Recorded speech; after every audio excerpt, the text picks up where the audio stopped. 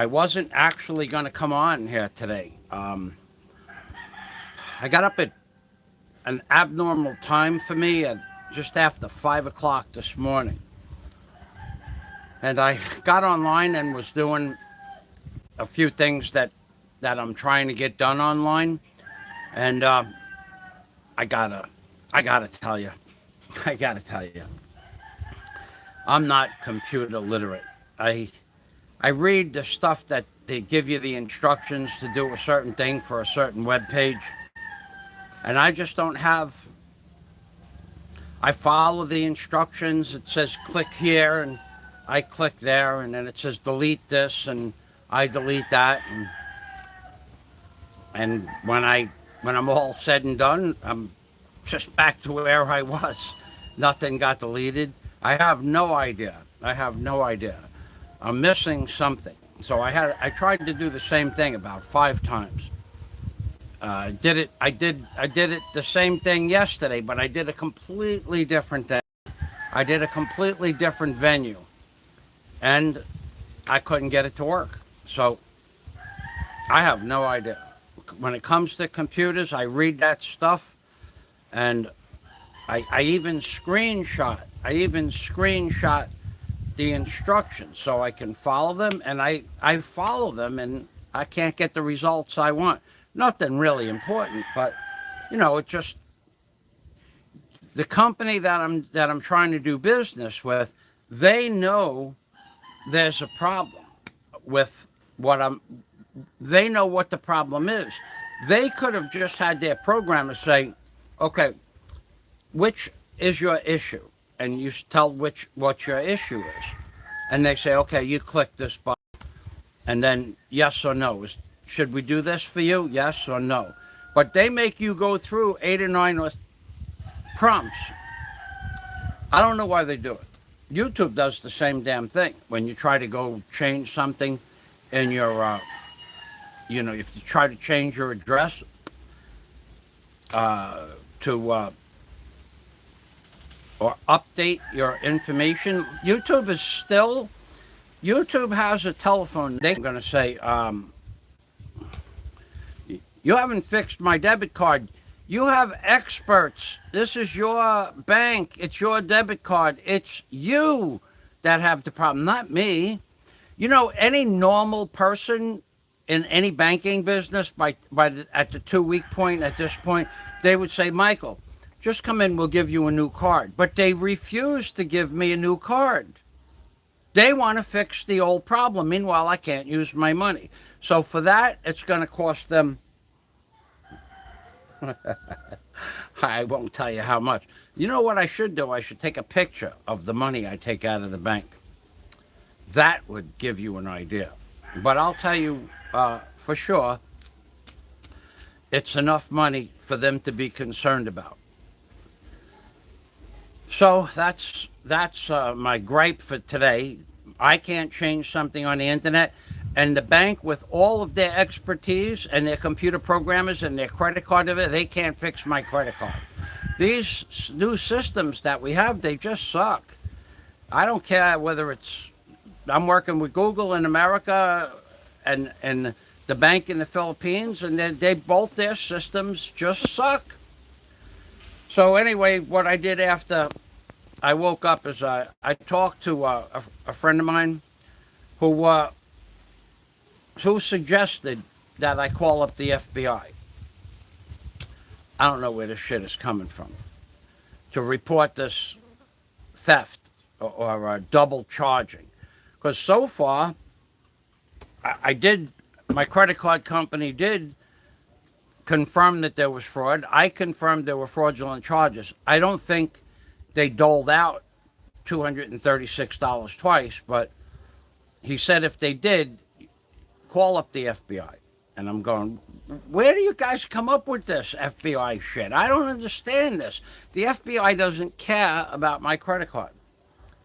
So eventually he said, well, I heard somebody tell you to call the FBI, so maybe that's a good thing to do. At which point I said, okay, I'll call up the FBI and I'll report this issue to them.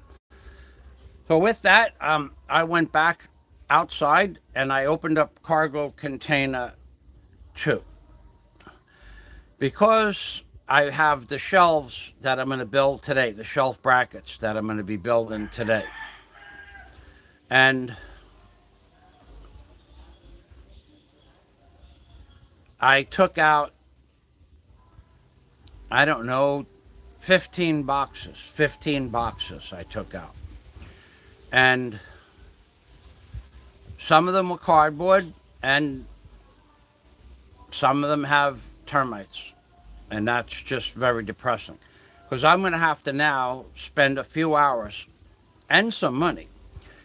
There's a gas that you put in a house, and they cover the house with a tarpaulin. And they open up a 4-foot cylinder bottle, like it looks like a welding tank. They open the bottle up, and the gas goes into the house, and they put fans in every room of the house so the gas circulates. And this gas goes into the walls, into the kitchen cabinets. You open up the cabinets, but it goes underneath the kitchen cabinets. It goes into the walls, in the beams. It goes everywhere. It kills everything. If there's an ant inside a wall, it'll kill that ant eventually. So the gas stays in the house for 24 hours. Kills cockroaches, mice, termites, flying insects, everything. I gotta find that. I gotta find that gas here in the Philippines because I have a lot of wooden stuff in there. Plus, I have wood to do trim work with for the hotel. I brought special trim lumber that I have. Well, I have a pile of special trim lumber in there. If the termites get to my trim lumber, then I'm gonna varnish it, and it's going to be called Swiss cheese trim lumber. But if they get to my antiques, I'm going to be upset. So I got to dig a hole. I dug a hole out for the front of the container. I took 15 boxes out. I got rid of 5 of those 15 boxes and condensed those 5 boxes down into 2 boxes because they had rags and wrappings around the boxes. I took all my shirts from America, my Zolacraft shirts and Rockskate shirts. I took all my shirts from America, my clothes that was left last time, and I used my clothes to wrap up different different glass things from my hutch, my dining room hutch. So with that, I also moved I moved 2,000 plus pounds of stuff back and forth, up and down, up, down, over, sideways, over there, on the top, off the top, back into the container. I moved about 2,000 plus pounds of stuff around. So I was really tired, but I sat down for about 10 minutes before I started this video, and I'm okay now. But my first project is going to be to finish the 6 frames that I made for inside the cargo container, because all the wood is on the bench behind the camera, which I'll show it to you, and I have enough lumber to make 6 frames that will hold up 200 or 300 pounds when I put the plywood on top of it. So I have the 45-degree brackets in there, I have the horizontals and the vertical stanchions over there. That's my first project, and I'm going to get ready right now to get the compressed air of the cargo container 1 and the nails, and I'll put oil in the nail gun, and I'll start putting these frames together. And then my next project in the afternoon is going to be this drill press. Now, this drill press was in cargo container 2, and it's been in there for about, 2.5 years. So, and before it was in cargo container 2, it was in a damp basement. So it does have some rust on it. So I'm going to be taking not a lot of rust. I'm going to be taking a wire brush and wire brushing this dust rust off of here. And I will be wire brushing this pulley system. And then I'll probably wire brush this as well and hand brush it. And the same thing down on the bottom here. I'll brush all the rust off of it, blow the rust off the table, and then I'll start putting a hydraulic fluid on there as a lubricant so I can run this, move this the way you adjust the height of this. You could adjust this bench down here, which is cast iron. This is cast iron. This is cast iron. And you can adjust this by bringing it up to the top. So I have it lowered all the way down to the bottom because that was the easy way to store it and move it. And I have a rope on it for handles. This weighs about 100, it weighs over 150 pounds, this little drill press. So that's going to be my second project for today. So right now, I'm going to go inside. I think now that I'm going to be doing carpentry down here on a nice level playing field, I think I'll just wet this shirt down here. It doesn't have too many holes in it. I think I'll just put on a normal shirt now that I have a normal shirt. Plus I have a whole box of these shirts, brand new. But I won't be wearing any of those brand new shirts. Not today. Not while there's still painting to do, baby. You know me. Every day I gotta paint something yellow, otherwise I worry about going to hello. You either paint something yellow every day, the color of God, God's color, or you have to worry about God sending you to hello. Huh. Huh. Huh. Huh. Oh yeah. Oh yeah, baby. I can't wait to put this nice full body shirt on. It only has about 3 big holes in it. Not 2 small ones, 3 big ones, but who would ever notice? But you guys last night that were trolling me on my channel that you're blocked now, you can't come on my channel. That's what you get for trolling me. I had trolls on my channel last night trolling me good, big time trolling me. And then when I would block them, they say, "Why are you blocking me? Real men don't block people." And I'm going to myself, well, real men have their real name on their channel, not some troll name. So I had about 8 or 9 trolls on my channel last night. And it was interesting to play with the trolls, but it was only because I had some extra time. But boy, I got to tell you, there are some stupid people on YouTube. They believe that because they're trolling me and I blocked them, because I blocked them when they're trolling me, they believe I'm the bad guy. I tell people don't leave comments on my channel when I'm working. Because if I want to call you up at your job site while you're working, can I do that? Of course not. So don't do it to me. Don't interrupt my job when I'm working. It's not complicated. It's really not complicated. It's not and if you want to talk to me, that's what I got the PayPal button for. PayPal me $20 and ask me a question. There you go. Here's $20 for your time, Michael Fazio, Mr. Fazio, whatever you want to say. Here's $20 for your time. I'd like to ask you a question. May I ask you a question? You people just come on my channel and just spurt out a question as if I'm here to answer your questions. I'm not here to answer your questions.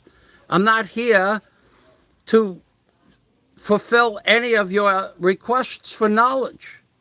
If you can glean something off my channel, well, then glean it. If you want to pay for some information, well, then you're welcome to pay for it. But other than that, falling short of that, just don't comment. Watch. If you don't want to watch a man do construction work or what I call the preparation to build a hotel, go someplace else. I know of a guy last night, and I don't know if he's telling the truth or not, but he said, now he wasn't trolling me, he said that he's the guy that hangs out with the slob. His name is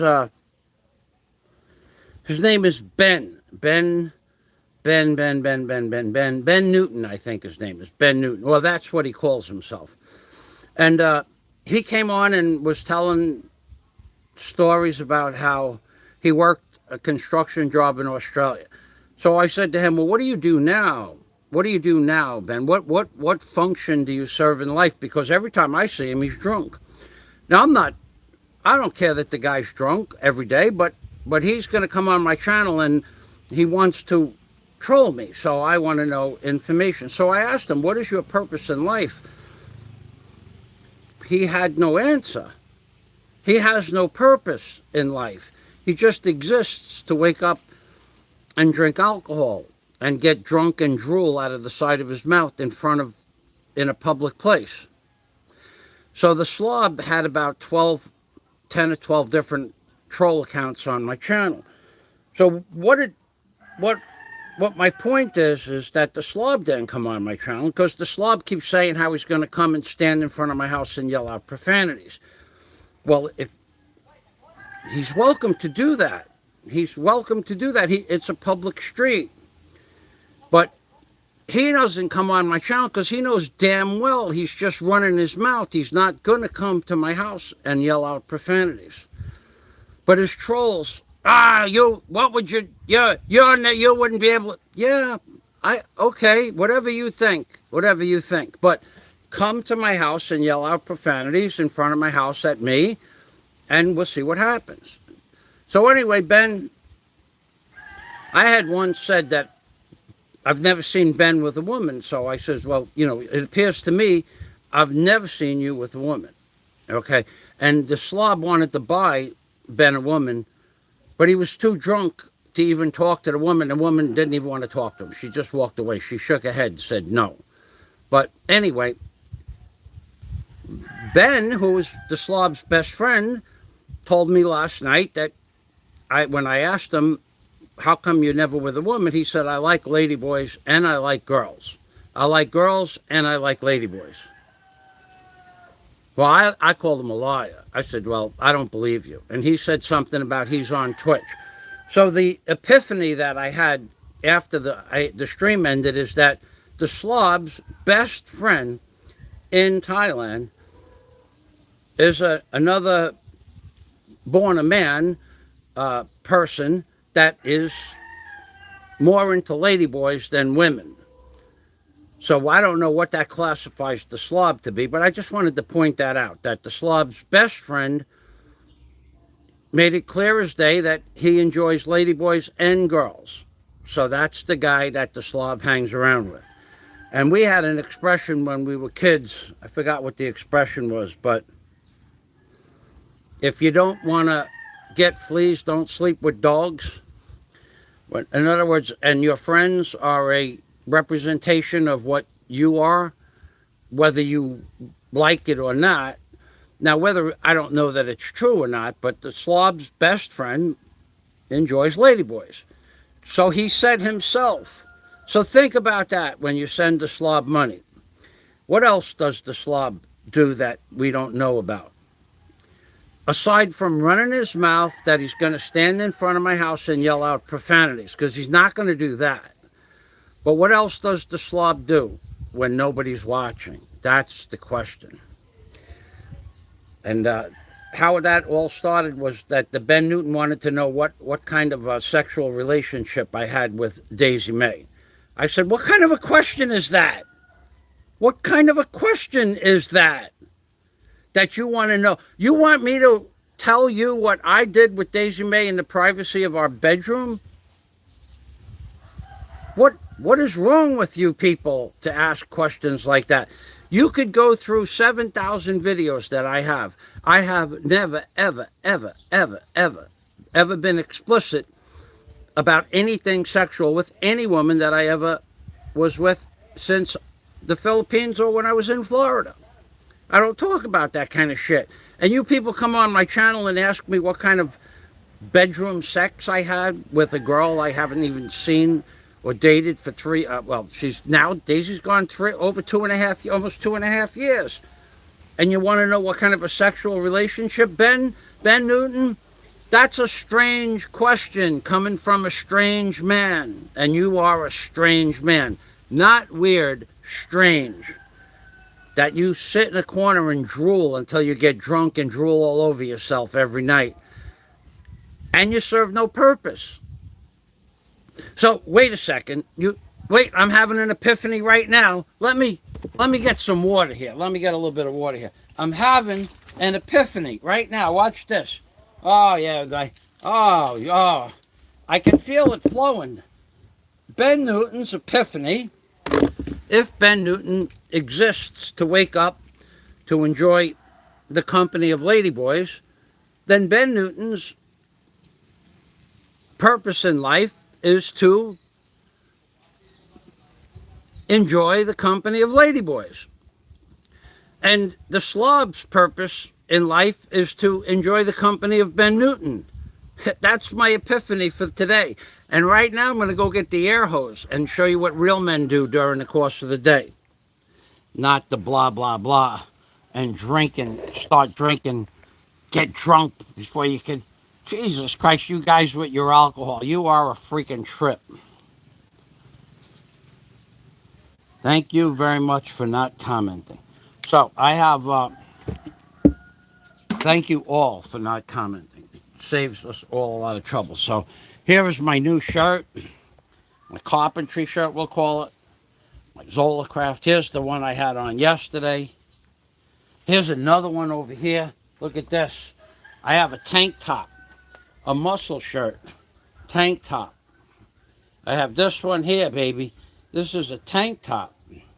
Yeah, I have that one, and I found one more.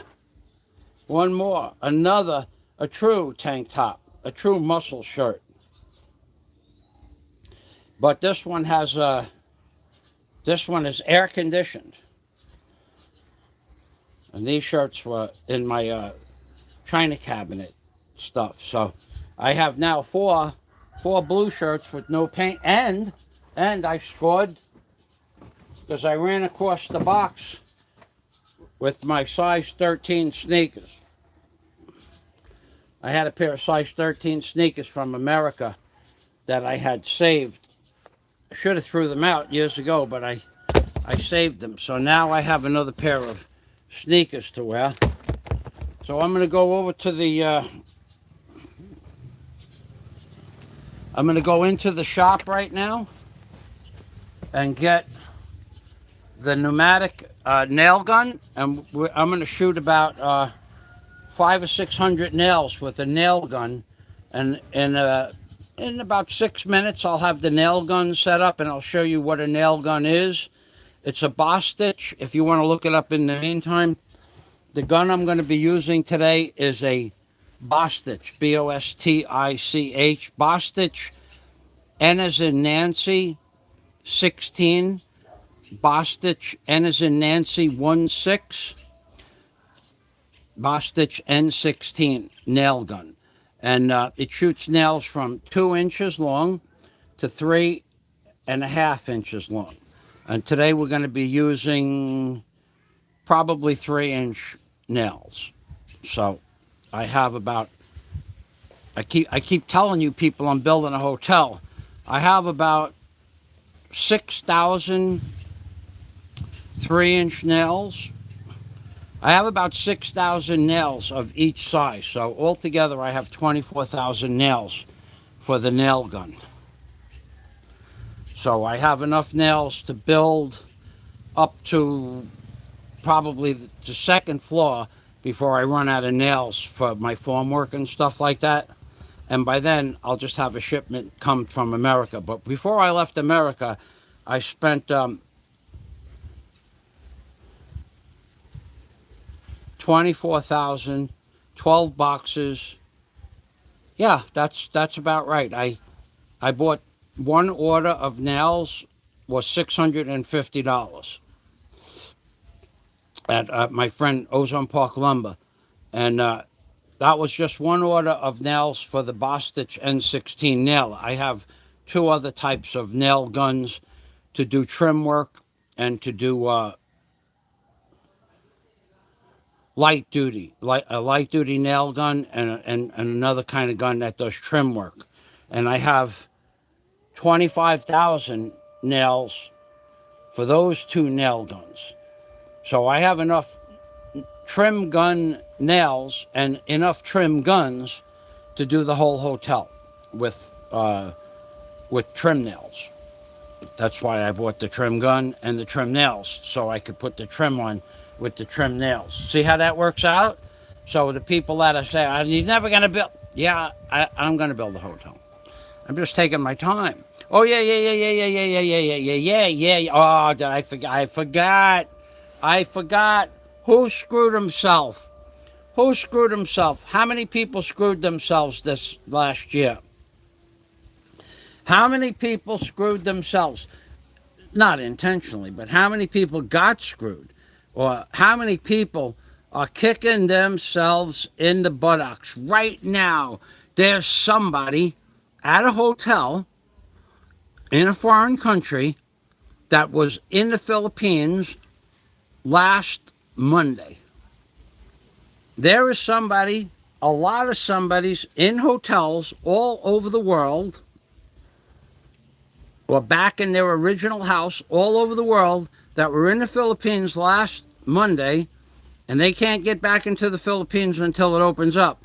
And then on Thursday, Mr. Duterte nullified the mandatory exit visas. Mr. Duterte, there was no hint about that whatsoever, and there was even a blogger that made a whole entire hour he spent talking about how I was going to have to leave and who was going to take care of my tools, who would guard my tools when I left. Well, actually, they have agencies that you pay, and they come to your property and they sleep in your house, and they stay here 24/7, and it's really not that expensive. So I already had lined that up, if you were paying attention to one of my last live streams. And I already had that all fixed. So that would have been who would be watching my tools. But where was I going? Just try to run your imagination to where I was going to go. In the deepest part of your imagination, wait a second. In the deepest part of your imagination, if I had to leave the Philippines, take a guess where I was going to go first. Now, I won't confirm it or deny it.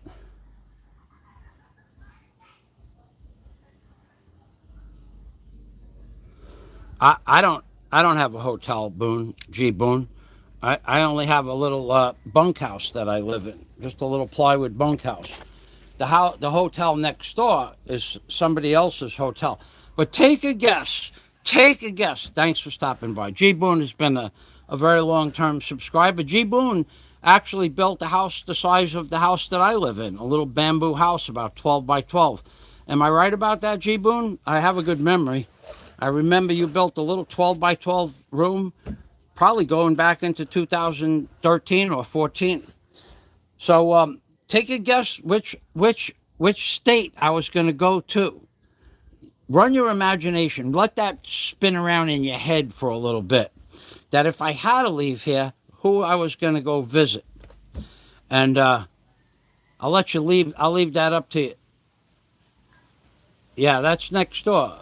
That's the Stanley House Hotel. You could look it up online.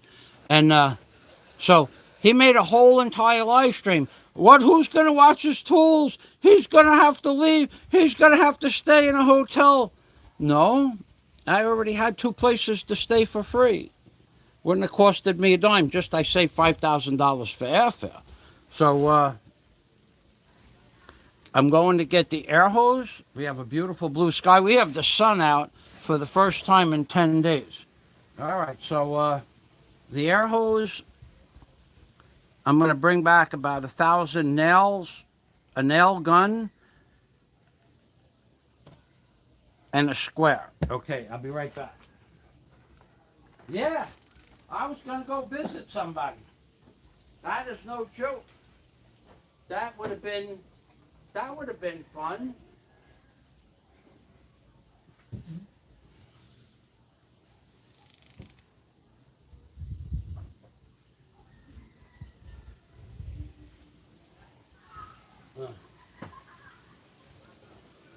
I was gonna go visiting my friends, my friends. I was gonna surprise somebody big time, surprise somebody big time. He would have been surprised for sure when he opened up the door.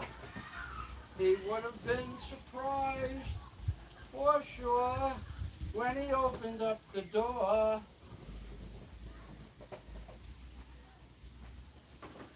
Yeah, I have a lot of people that have been inviting me to go see them.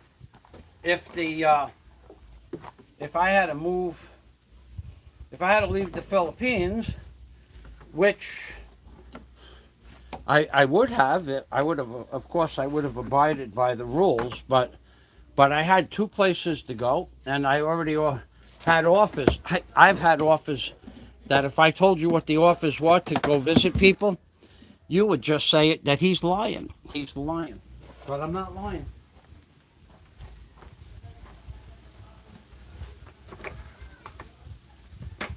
I'm not lying.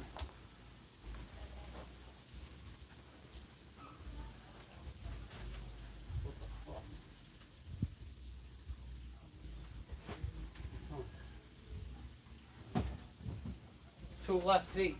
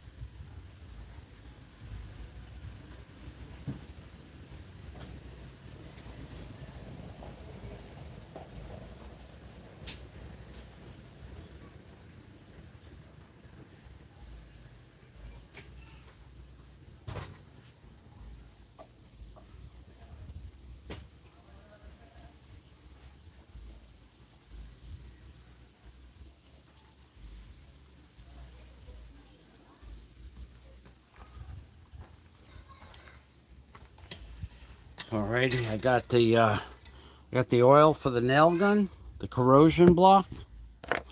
I have, this is the nail gun itself.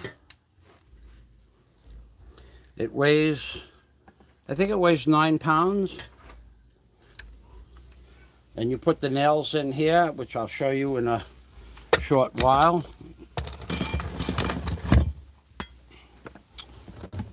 I have the square, a T-square, a 4-foot T-square. I think I have another one of those. I'm not sure.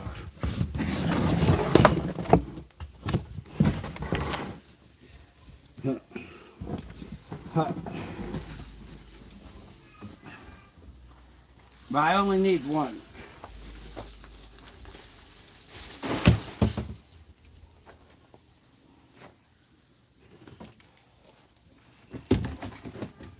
All right. What I really should do is bust all this apart. I'm going to bust this lumber apart and start letting it dry up a little bit.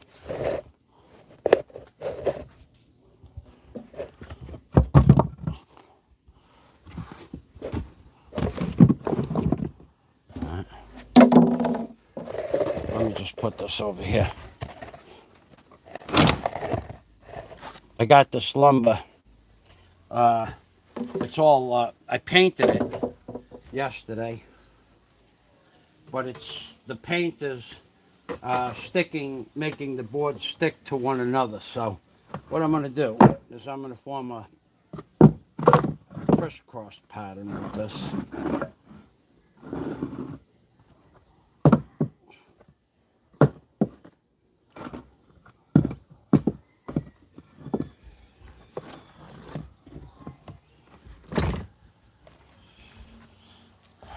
Should have did this early this morning, but I didn't think about it. So I'll just put these pieces over here.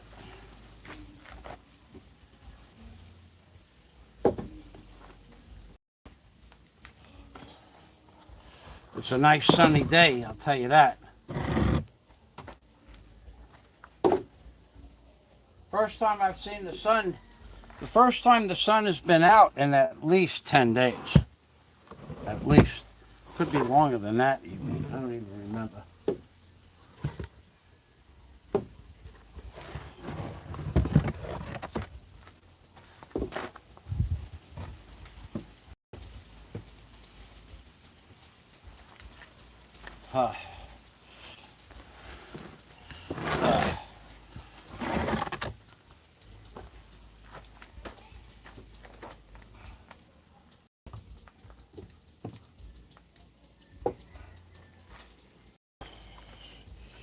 Ha ha ha.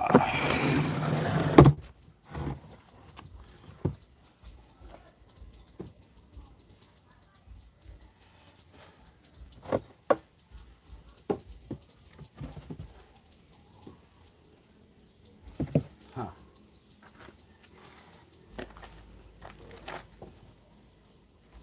Oh boy, I should have. No, I'm good. All right, I did it right. Okay. Now, I'm going to dump these onto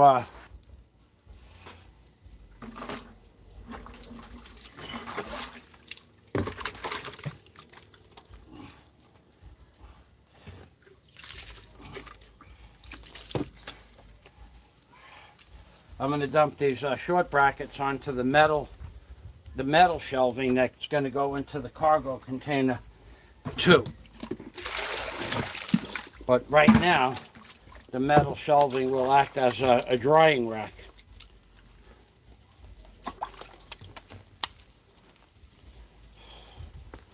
So let's turn this around. Show you. Metal shelving is right there, right? Yeah, okay. That's the metal shelving. We'll put these on the metal shelving, all 36 of them. At one time, we'll just make a dump.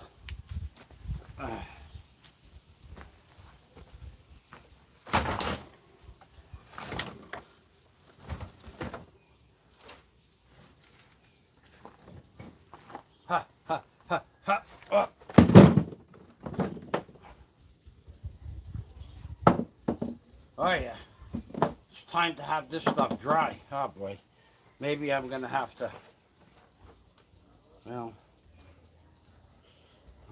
whatever.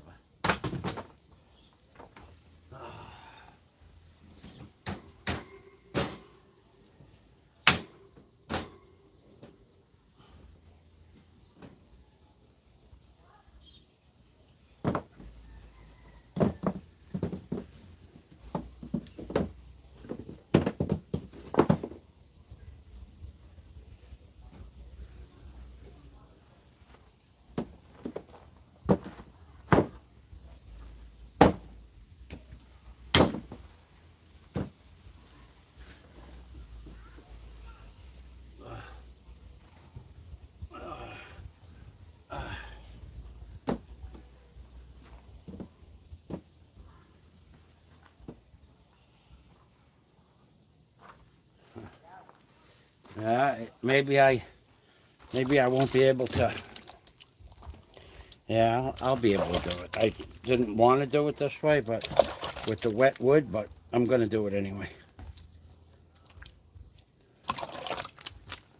Okay, so I'm going to go get the I'm going to go get the nails now.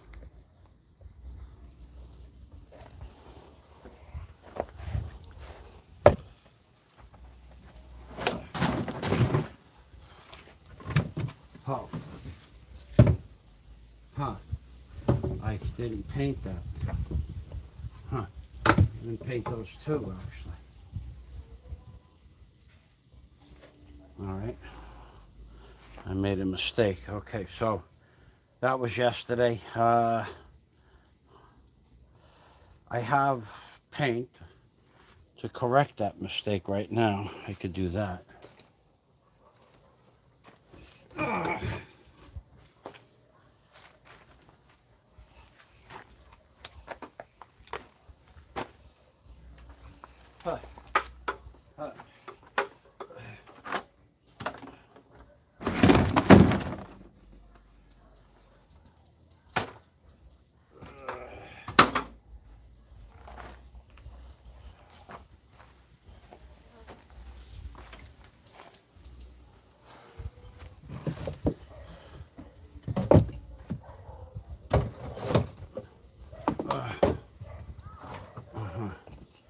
All right.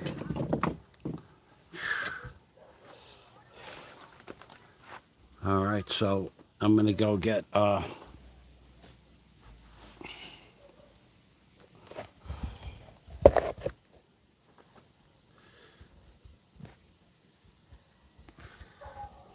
gonna go get the nails.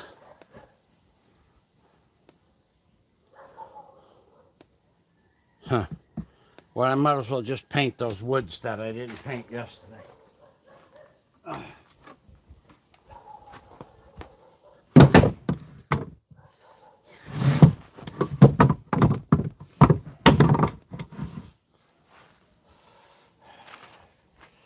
Right. Right.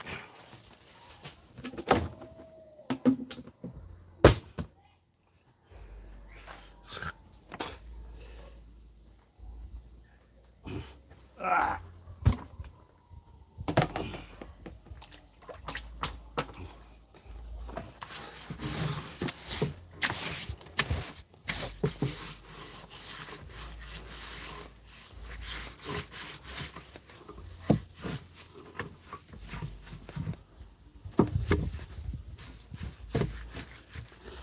Yeah.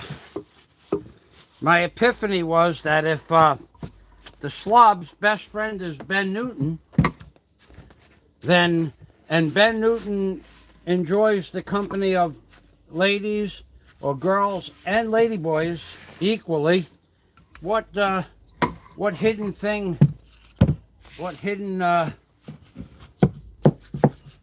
possible hidden things is the slob involved with? I mean, you know, he likes to go around talking shit about people. I'm not talking shit about him. I mean, if he likes ladyboy lovers or even if he likes ladyboys, I would be, I'm okay with that as long as his mother and father are okay with that and his children. I mean, what's the big deal? But, yeah, if the slob is, his best friend is a ladyboy lover, well, birds of a feather, as they say, birds of a feather. I think that was the expression I was looking for before. Birds of a feather, they flock together. You know that. Everybody knows that. If you hang out with thieves, chances are you're going to end up at least trying to be a thief, right? It's just the way things are. If you hang out with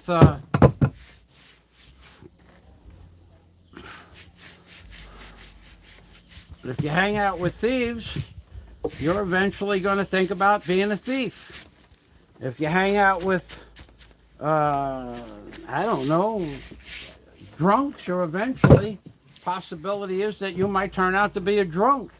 And if you devote your entire existence, a friendship existence, to hanging out with ladyboys, well, you know, who knows? Who knows what goes on inside the slob's room when no one is watching. I've seen him kiss a ladyboy. I saw that happen. I saw him kiss a ladyboy who served him a beer. And the ladyboy wanted him to give him a kiss, and he gave him a kiss.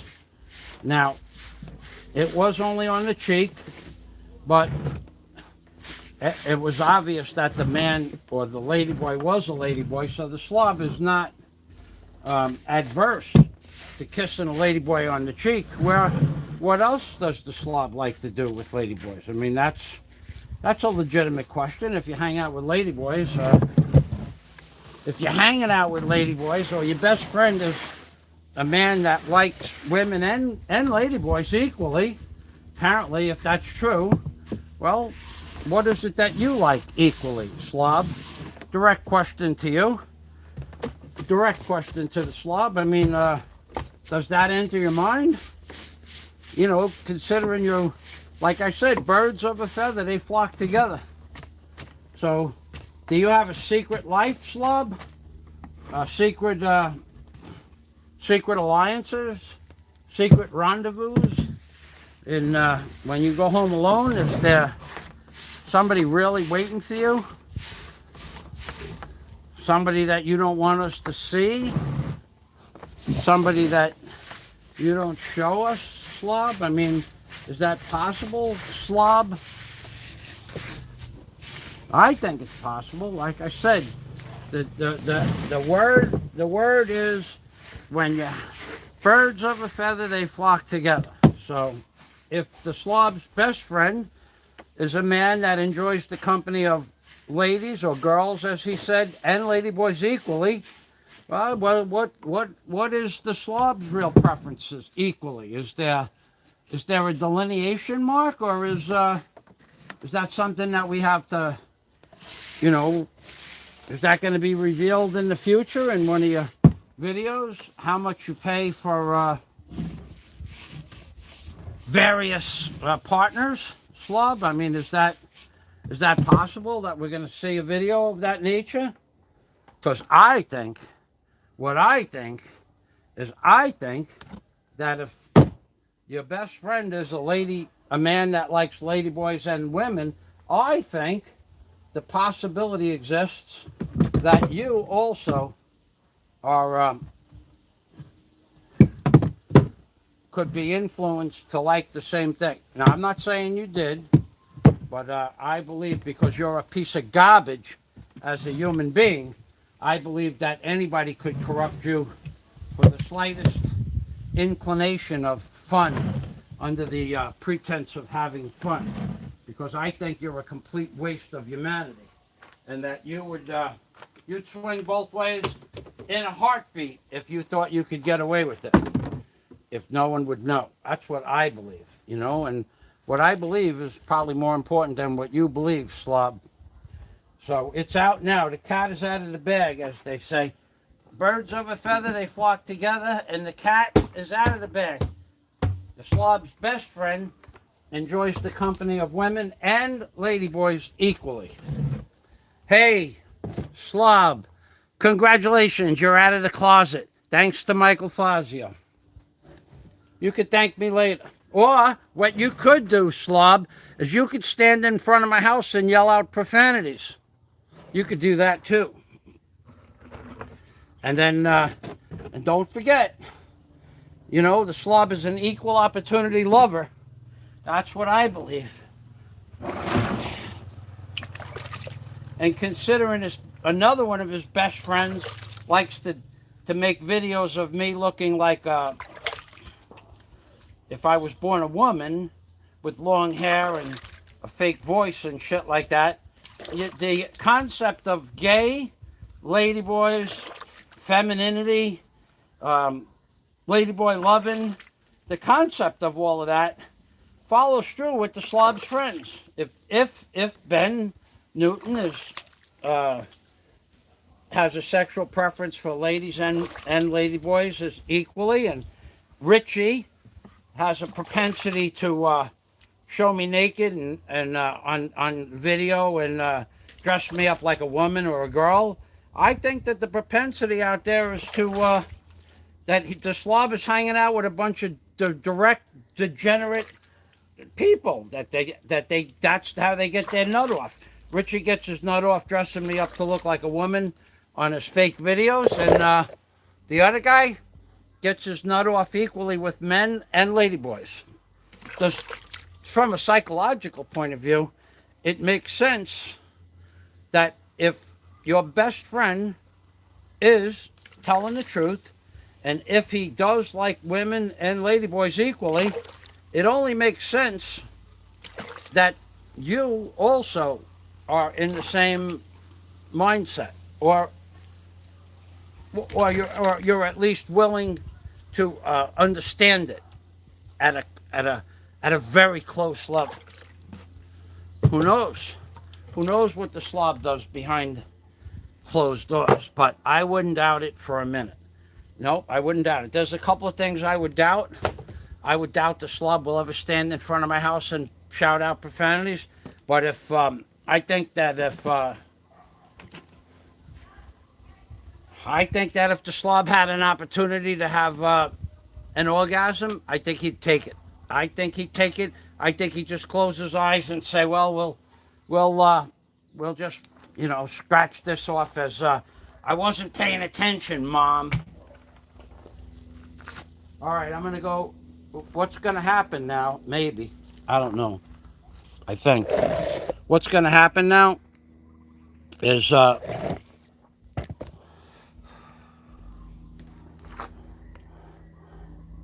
where the heck is that thing? What's gonna happen now is you're gonna watch the sky, and I'm going to turn on the compressor. Now, when I turn on the compressor, sometimes the live stream shuts off because there's some sort of interference. Now, where the camera is right now, it didn't happen yesterday, but it might shut off. If it does shut off, I'll be back live again in 3 minutes. So I'm going to go get the nails and turn on the compressor and get my my headgear.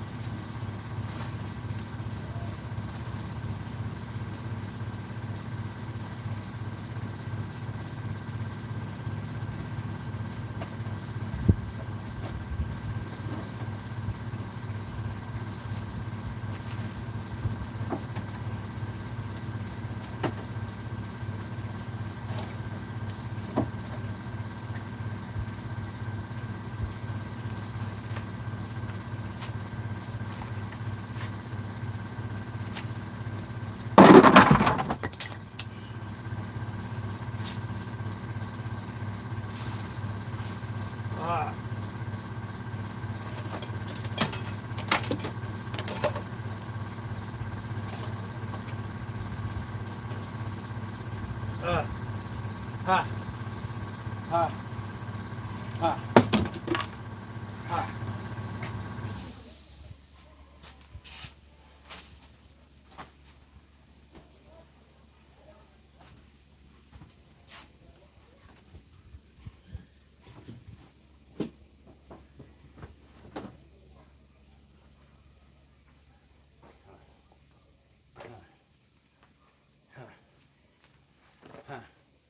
All right. It didn't shut off. We got lucky, yeah? Yeah, we did.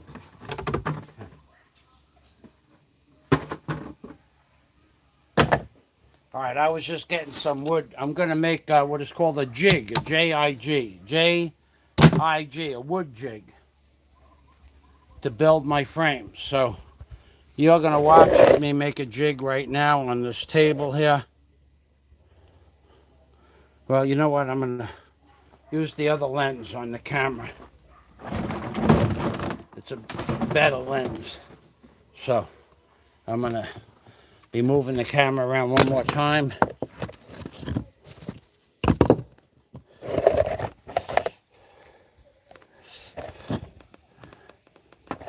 Okay, so on this table is, you see a piece of plywood there.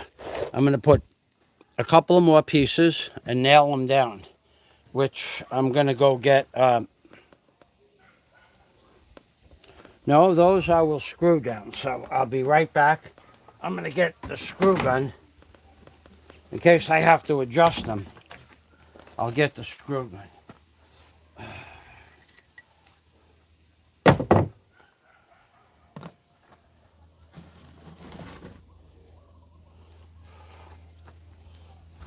I'll be another minute.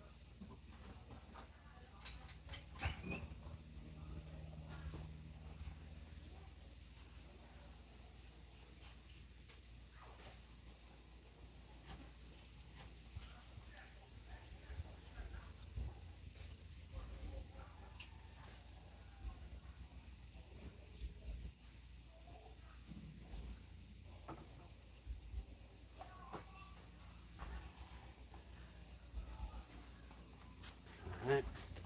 I'm back with everything I have, everything I need.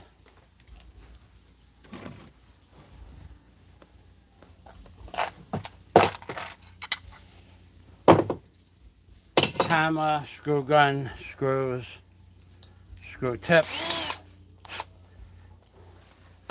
All right, so I need 2 long ones and 2 short ones, right? Those 2 are the same size. And these 2 are the same size and they're longer. Okay, so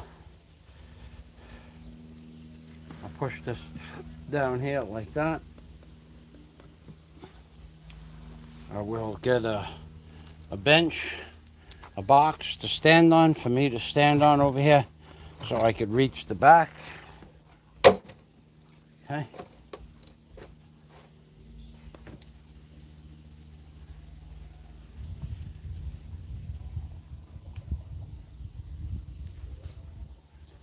Yeah, I wonder what does the slob do on those days he doesn't bring a woman home. Does he fetch Ben? And,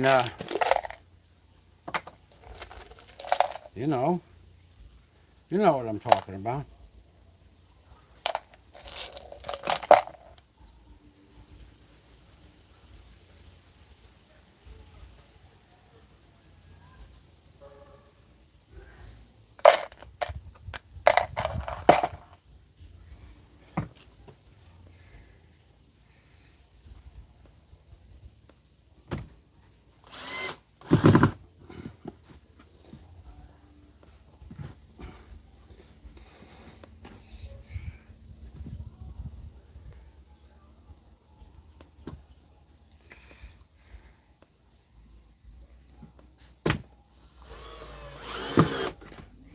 All right.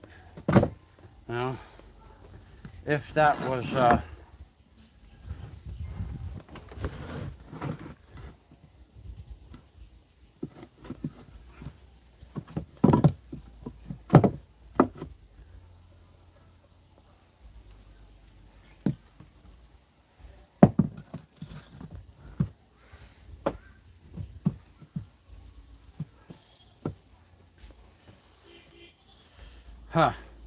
son of a gun.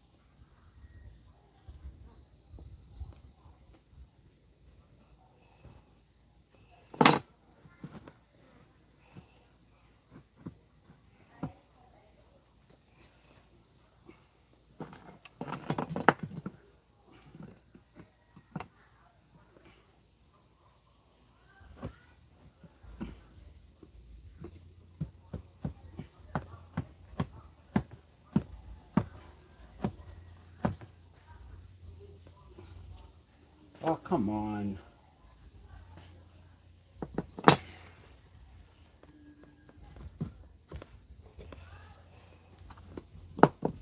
Everything is wet. The paint, everything is wet and slipping around.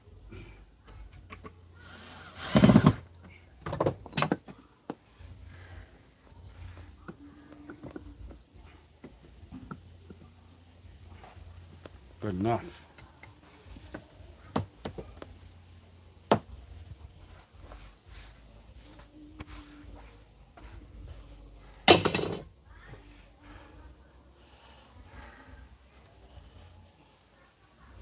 All right, I only needed 2 of those. Oh, yeah. Okay. I need 2 more.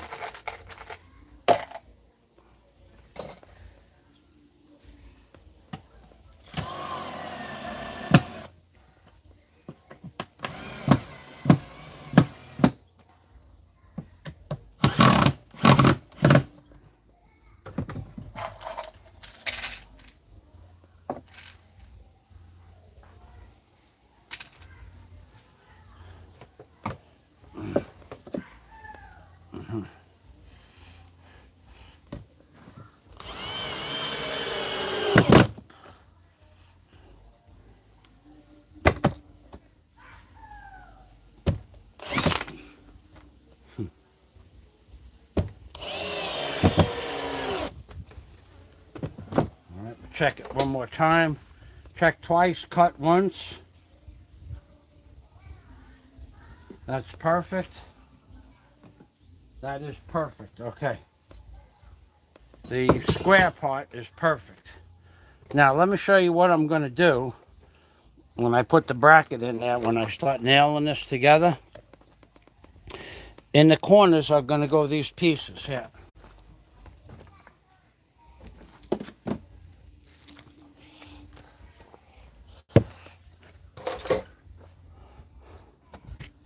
like this. One, and one in this corner here, and then one in the front corners as well. But in the front, well, I have two choices. I could put the two pieces on in the back and then spin the frame around, or I could do all of it at once by putting two more boards in the front here. So it's easier to put two more boards in the front here, like this.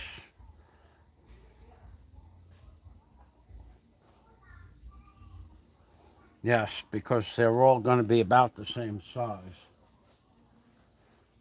So it's easier to put another piece in the front on each side.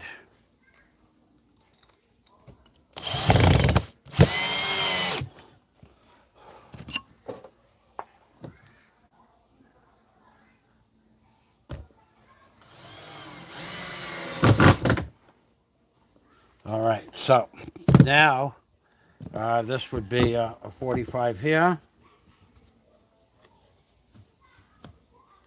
And I don't even care that these pieces don't fit exact. I don't care if the frame is, I don't even care if the frame's not exactly square. Because once I put 200 or 300 pounds of wood lumber on top of these frames, they'll straighten out to where they want to live. That's something that is not important at this time. I'm going to put my headgear on. Oh, wait. What do I got to do first? Jack, my friend Jack Thompson.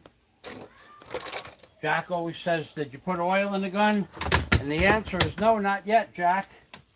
But I am putting it in now. Thanks for reminding me. So, I don't know what nail I have in the gun right now. I'm not sure. I think I have the freeze. No, I have the baby nails. Okay.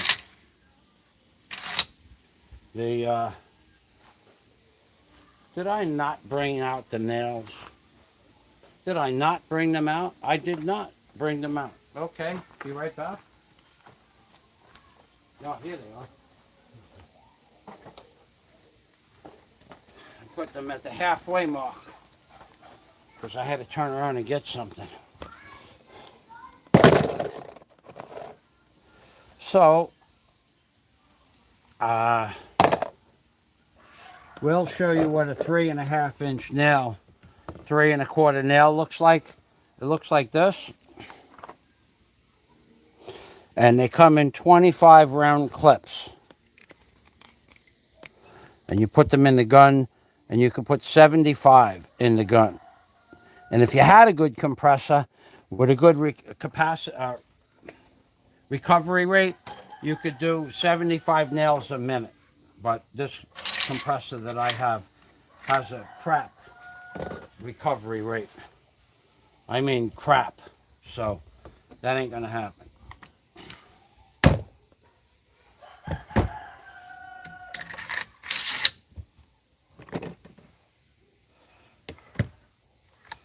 Okay, now you don't have to use headphones, headgear, but this makes quite the pop, quite the noise.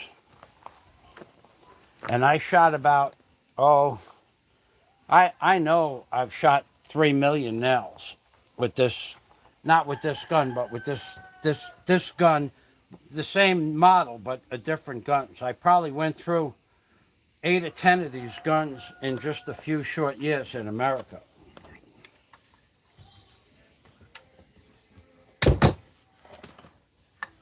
I used to buy the guns 2 or 3 at a time. They don't last forever.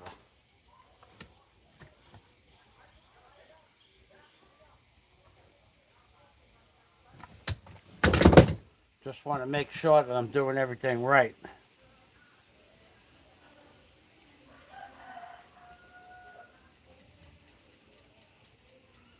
I got 2 short ones, right? 2 short ones. 1, 2, okay. And this is the long one, right? Yeah. Okay. All right.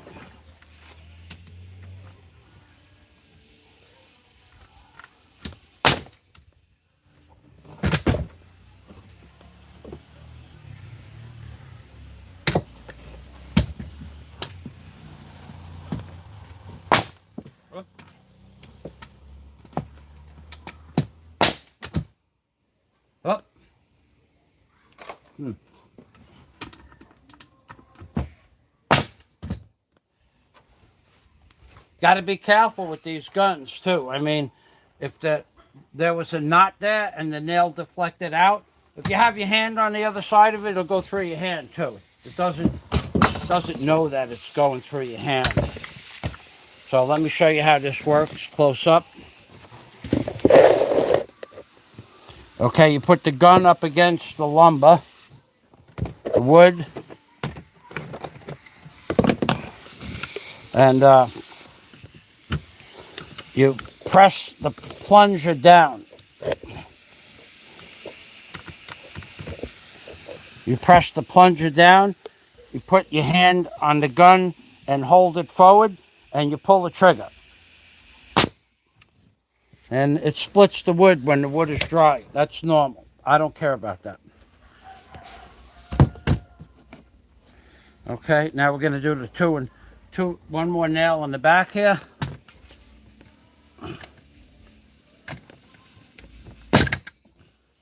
Okay, now we're going to take these nails out, the big ones, and we're going to put the 2.5-inch nails in there. I need 4, 8, 12, 16. Okay, one clip is enough. All right, so I'm going to give you a close-up of this right now.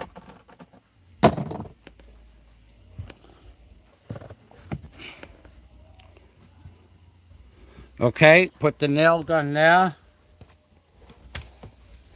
And 1, 2.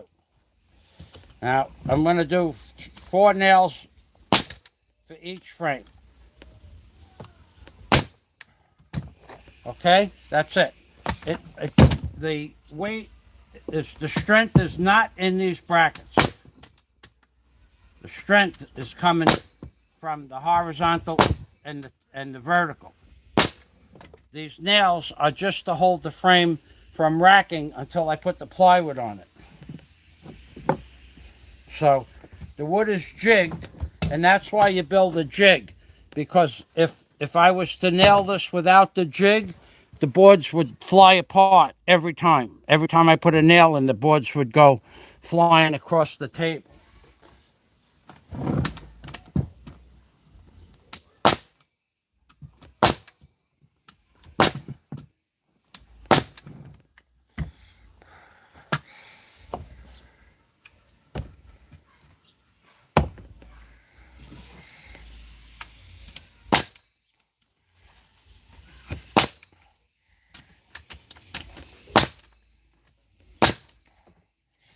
Okay, and now I'm going to pick this up with 2 fingers.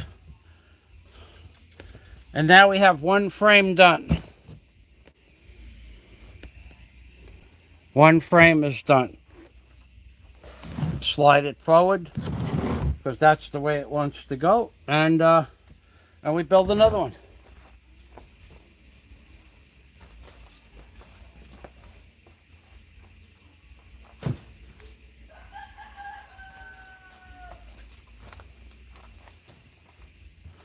Of course, if one of you geniuses out there want to tell me how to make it happen better or faster, you know, you're welcome to try it.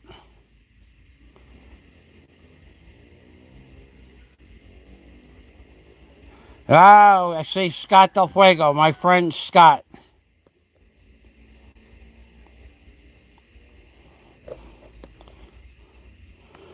Let's see. Thanks for stopping by, Scott. Mr. Fazia needs to obtain some nails. He will not be going to a hardware store. To do so, he has shipped and stored all the necessary equipment. Oh, that's right, baby. I could, I have 24,000 nails of this variety. And 25,000 nails for the trim and door frames, because I lived in the Philippines before I went to America, remember? And you can't even buy these nails. Well, Well, when I bought the nails in America, I don't think I don't think they shipped at that time. I don't think they shipped Bostitch nails to the Philippines. They might do it now. I wouldn't know. I haven't looked. I don't need to look because I don't need nails. But where's my long pieces of lumber? Huh.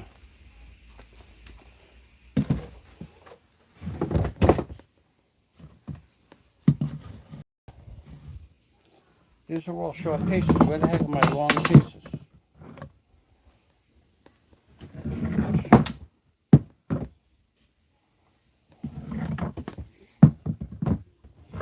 All right, that's short, and that's short. Okay, so short and short. And this short one goes in the back. The short one goes in the front. Now I need two long pieces. Where did I put those?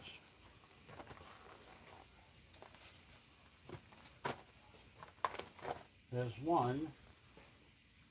There's two. Okay.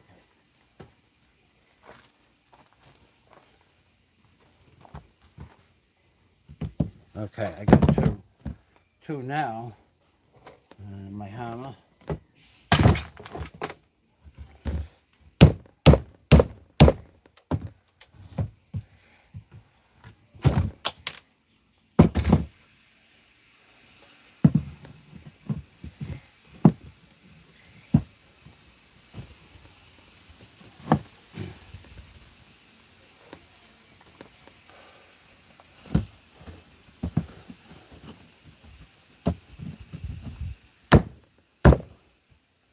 Now the jig is going to be either tight or loose.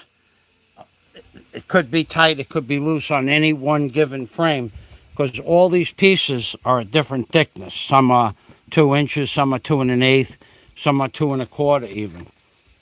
So I only care about getting one nail pinned on the corners with the long nails. That's all I care about.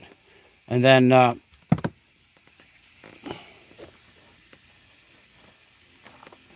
ho, ho.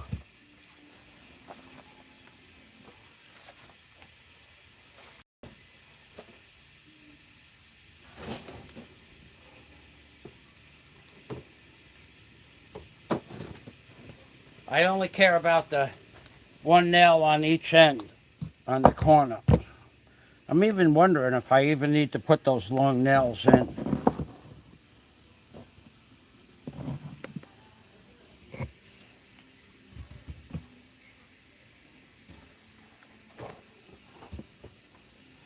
Let me finish with the small nails. Let me empty the gun of the small nails, and then I'll decide whether or not I want to put the long nails in, see how the frames work.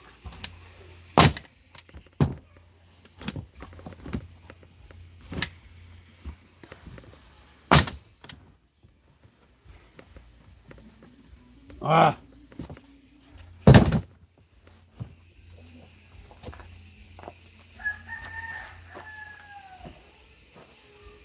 Ah.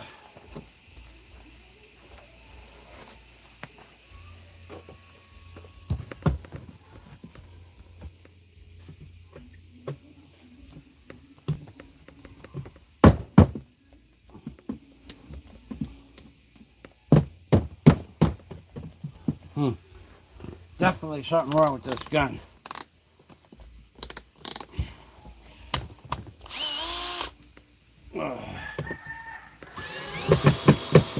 Pretty sure I know what the problem is. Pretty sure the problem in the gun is a dirty trigger.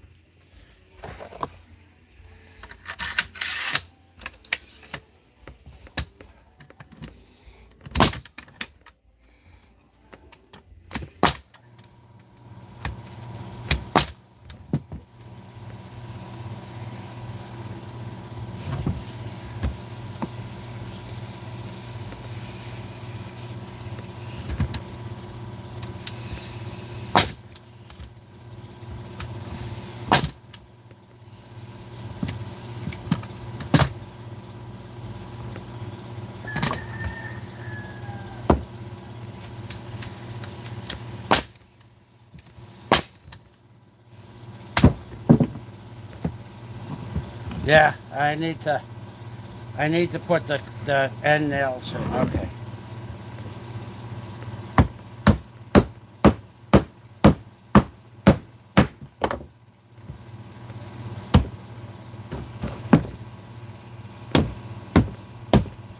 Uh-oh.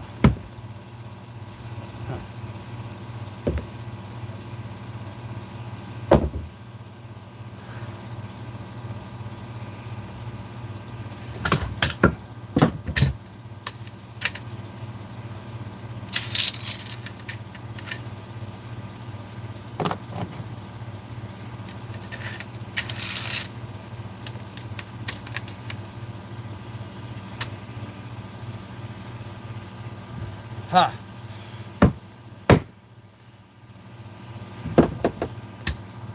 Uh,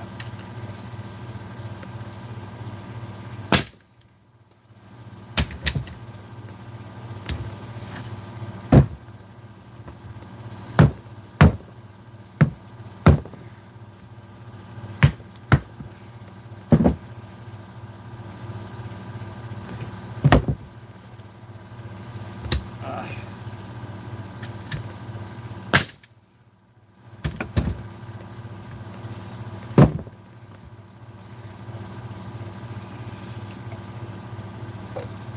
yeah, and so now if you think about what I'm about to tell you, now you understand why it's faster for me to work alone than to hire a Filipino with a hammer and the nails. A lot faster for me to work alone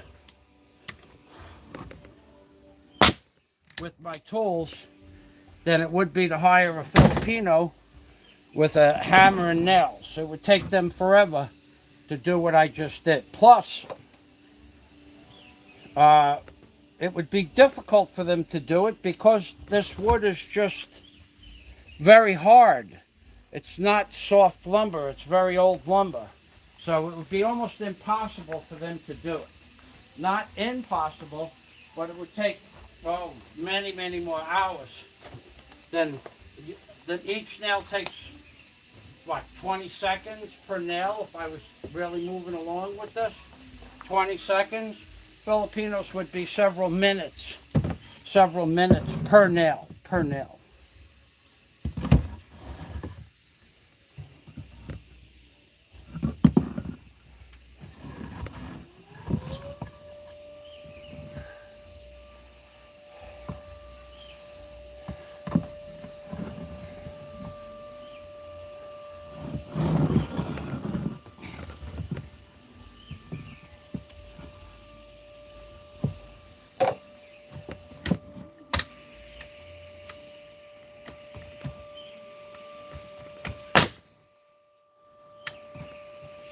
So a Filipino would have to, and they wouldn't build a frame like this. Most of them, even if they knew how to build a jig, they probably would not. Because if you don't use a jig, it takes a lot longer. And that's the objective. Let's see how long we could make this job last, because job security actually is a very important thing in the Philippines. There's not a lot of work, and the longer that they can make a job last, the better for them. But for me, I have no wish, want, or desire. If I was doing this by hand nails, I would spend hours doing it. Instead of, if I wasn't talking to you people, 45 minutes, I'd be done with this. If the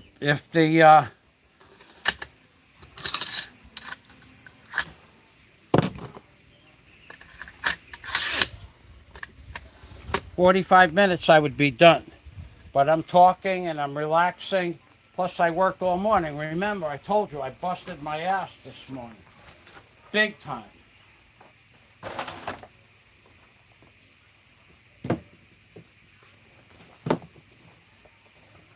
Before I even got to talking to you for the live stream, I moved at least 2,500 pounds of material around, back and forth, up and down, side to side.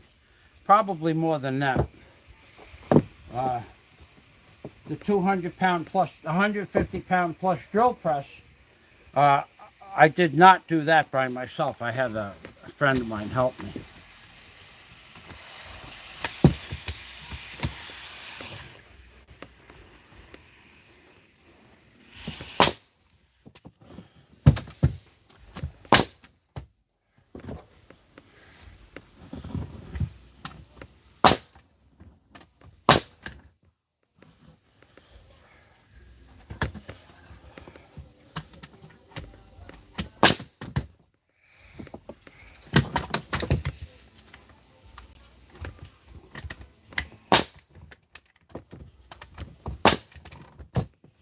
One thing I will tell you about the nail gun, and I'm not kidding about that. I have literally shot millions of these nails from this nail gun. It's designed pretty well, but I'm going to tell you right now up front, it's better to wear goggles when you're using this gun because it shoots the nail out like a bullet. And if the nail hits a knot that's very hard, it'll blow the knot up and it'll shoot it up into the atmosphere, and it could go into your eye. That's one thing. And also, the gun shoots out a blast of air from here. And if you have the air down by the sand and the dirt, it blows the dirt up right into your face. So goggles are a good idea. The headphones, you gotta wear the headgear. You can't not wear the headgear because that gun made me deaf. Sitting in a crane made me deaf. Sitting in a backhoe made me deaf. Power tools in general made me go deaf. But that's a hazard of the trade. And I always wore headgear. So this isn't something new. I always wore headgear. Always. Well, I mean, I probably shot a million nails without the headgear, but most of the time I would try to have the headgear on.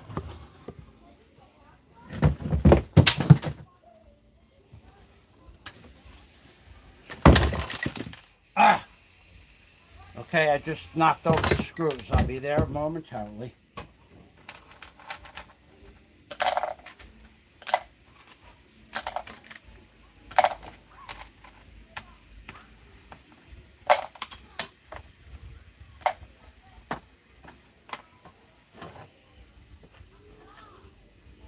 Like I said, I don't care even if this wood is wrapped. These don't have to be square. This is not, we're not building a piano here. Like my old friend Ali Velope used to say. We're not building a piano, Fazio. Let's get the job done.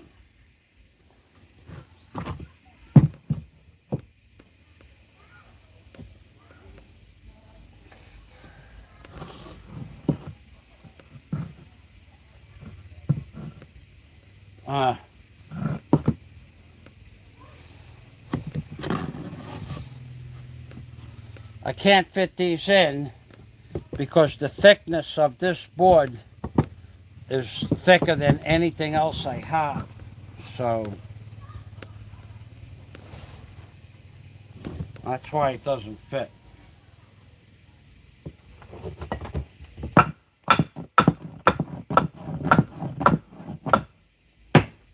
That's why it fits very tight.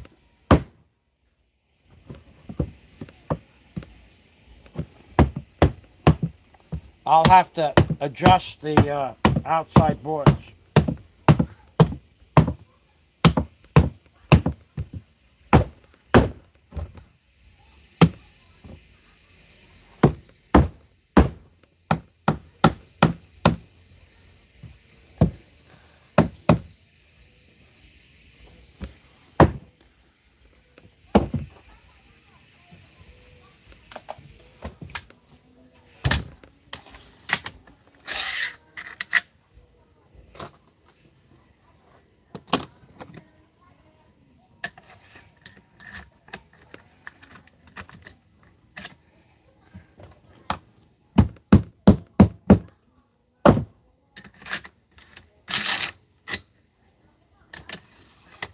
And as soon as I'm done with this frame, I'm going to go get a bottle of water because I need 4 gulps and 7 bubbles. I am very, very much thirsty.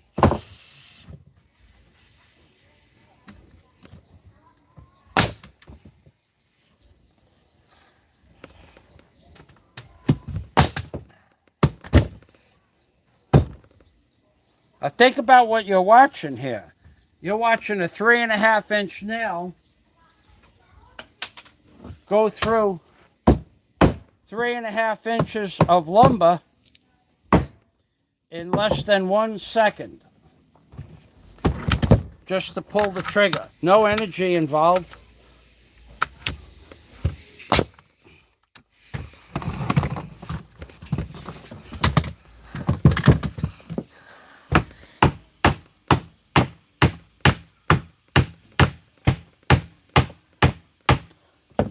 That piece of wood is very hard.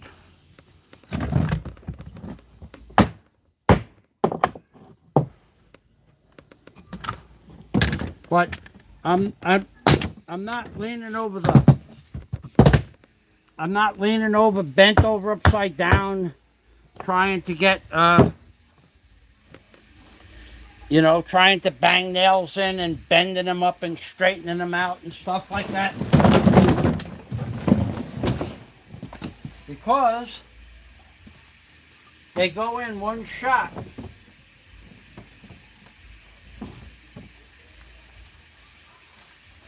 Now the last one did not go in for a very specific reason. I told you the recycle rate on that damn compressor is garbage. And that's why it didn't go in. Because the air is...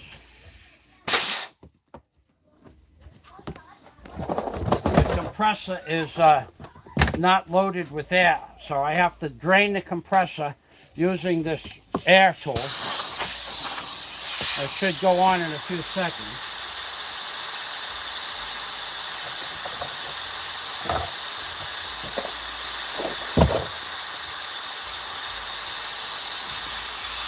Unless we have a blackout.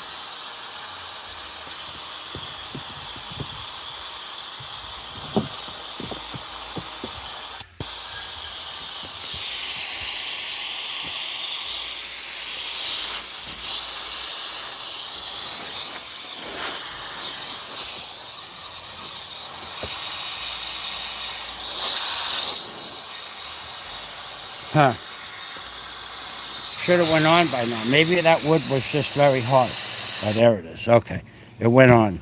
So if the compressor that I have inside that shed is absolute shit. Another thing I bought here in the Philippines. I had a compressor from the 1970s. An Ingersoll Rand compressor with a chemical-proof vinyl-coated interior tank that was 40 years old. 40 years old, and it would, the condensation would build up in the unit for a month or 2 months at a time, and the chemical coated tank was built specifically to spray cars. The compressor was about a $1,400 compressor, 220 volts, single phase, but it was specifically designed to spray cars. So that's why the inside of the tank had a chemical coating, a vinyl chemical coating. And it didn't, so no matter how much water built up inside the compressor, it never rusted. I bought it in '95 from a guy that had it since the 70s. And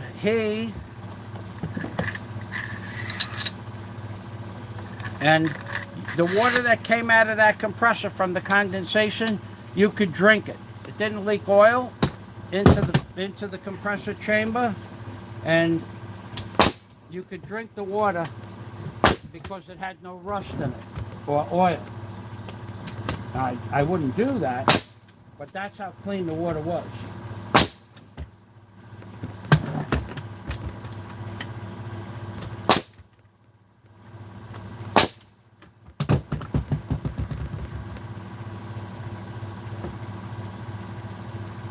Oh, this is a piece of shit, this one.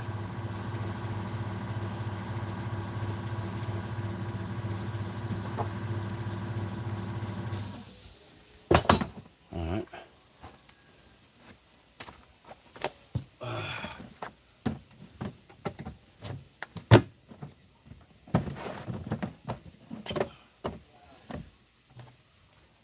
So that the low air and the hardwood made that other nail stand out. That's the problem with this garbage compressor.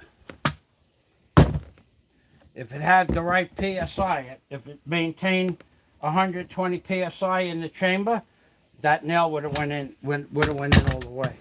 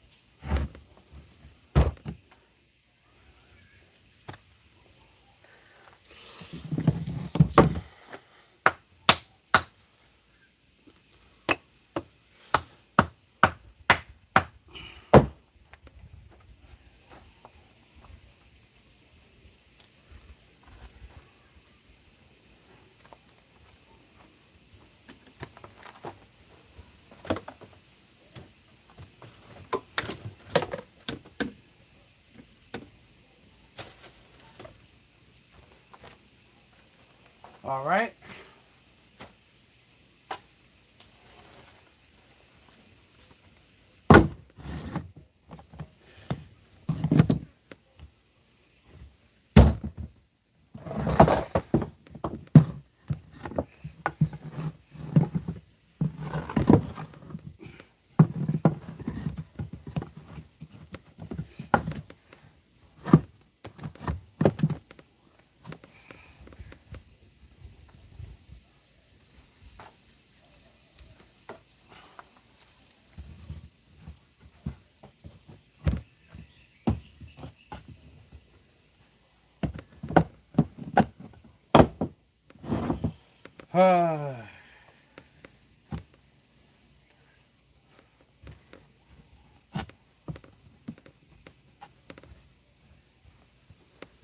I think I'll just leave those frames the way they are. I don't care. Like I said, I don't care if this is racked a little bit. Don't matter to me.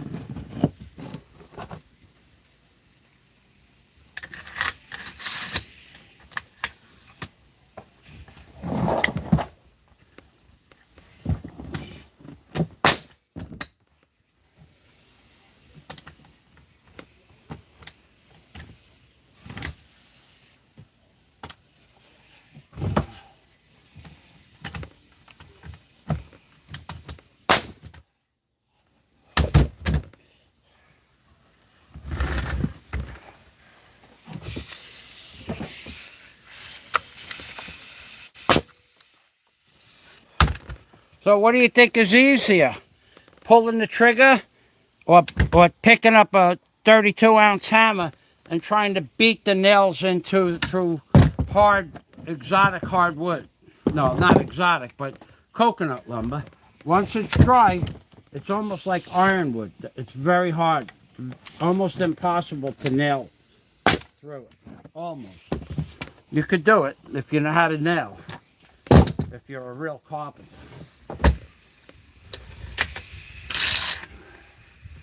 But sometimes to get a nail through 2 pieces of coconut lumber, you might do it 3 or 4 times. You might put one in, take it out, bend, put it in again, bend another one, put it in again, bend another one. This coconut lumber gets quite hard.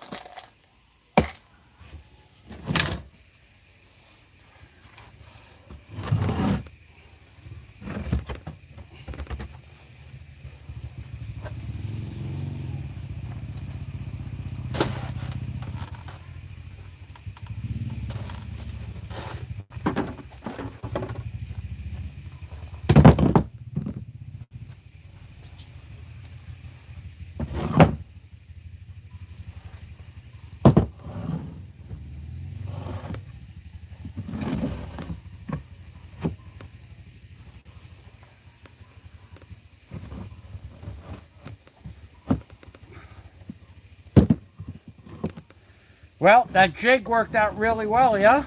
Oh, you know what I did not do? I did not get water. I'm gonna sit down and take a break for a minute.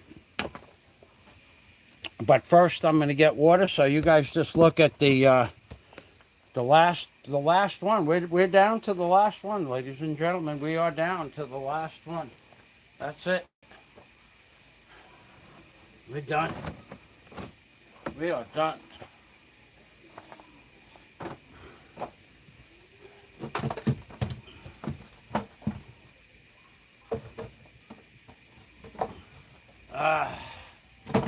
These all dried out, so I'm gonna put them in the box now. They're all dry. And maybe tomorrow I'll move another 1,000 pounds of stuff out of the cargo container. Want to? Maybe I'll be able to get one shelf system in there. Not the wood shelf system yet, but one metal frame shelf system. I'm gonna go get a bottle of water. And then we're gonna have a break.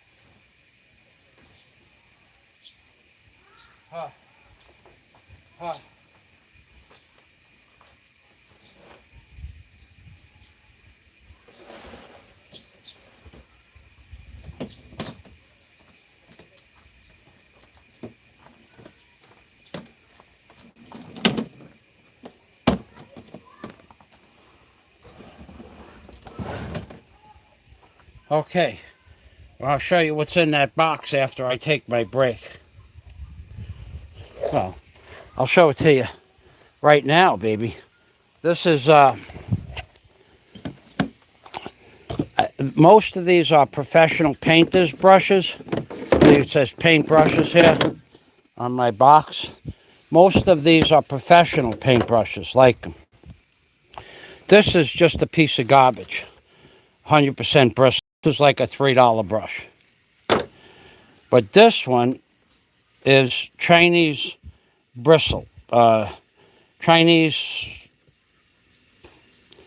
a Chinese bristle. This brush is about $25, or it was. It's from the 70s.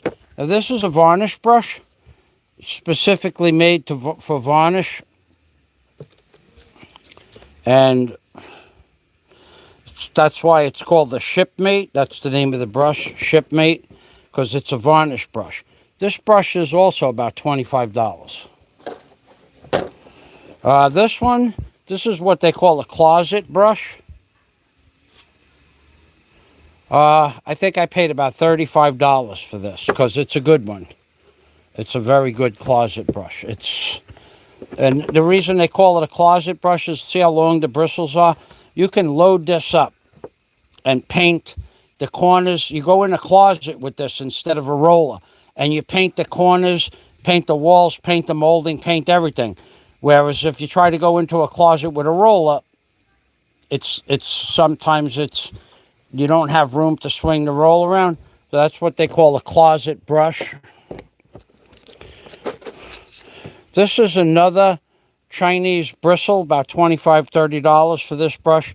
It's for varnish.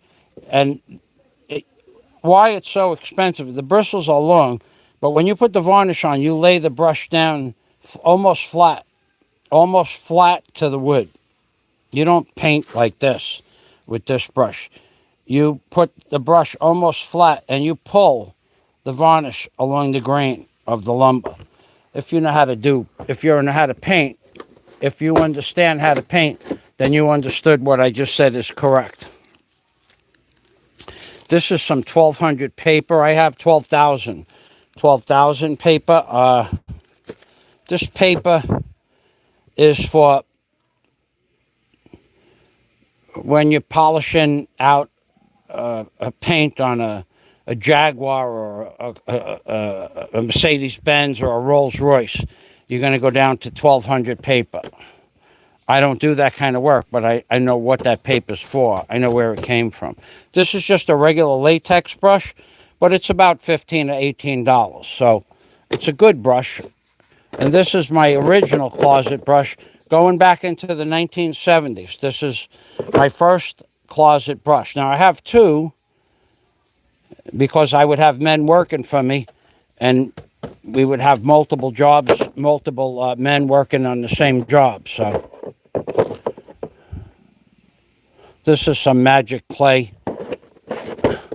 This is just another latex brush, but a heavy duty and industrial grade. This has extra hair in it. See the big bow here? Extra hair. It holds extra paint. It's a commercial brush for doing commercial jobs. And this is a cutting brush, a window cutting brush. It's cut on a 15 to 18 degree angle. And it's to cut in corners and around window frames.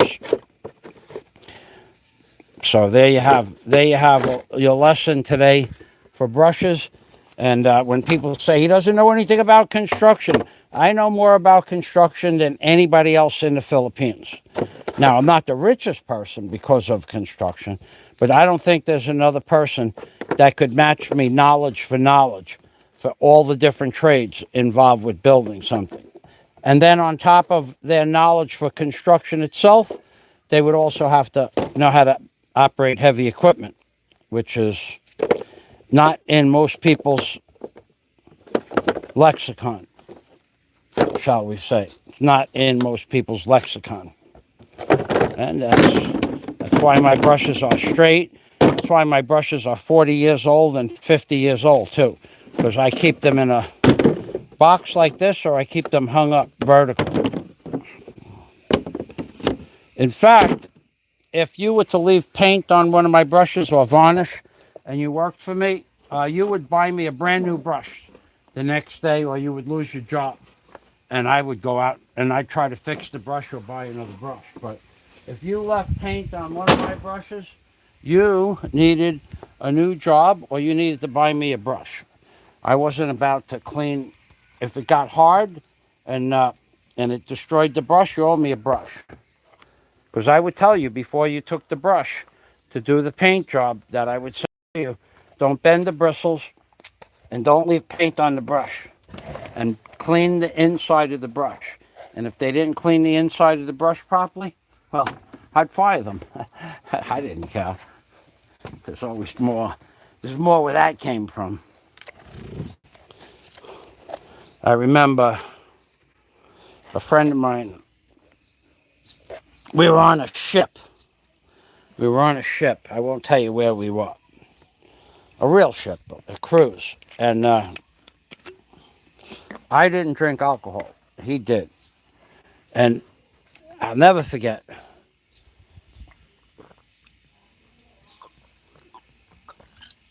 He just bought 17 karat emeralds. The green ones, 17 karat emeralds. He just bought like a, I don't know, bag of them. It was a lot of money involved. And we were celebrating. And he ordered a bottle of Dom Perignon. It was like $200 for the bottle.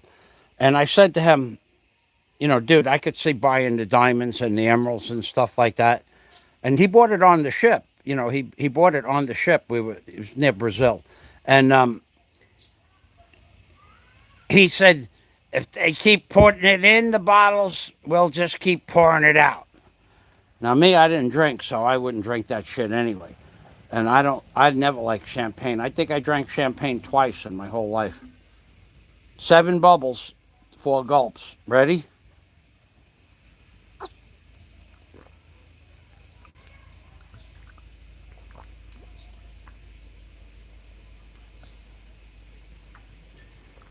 That's how real men drink water. 4 gulps and 7 bubbles. Anyway, I wonder if he's still alive. He was a freaking nutcase, that guy. I am I am I am normal compared to that guy. He would he was a he was a weapons expert in the Navy, and he could build from an automatic, like the AR-15.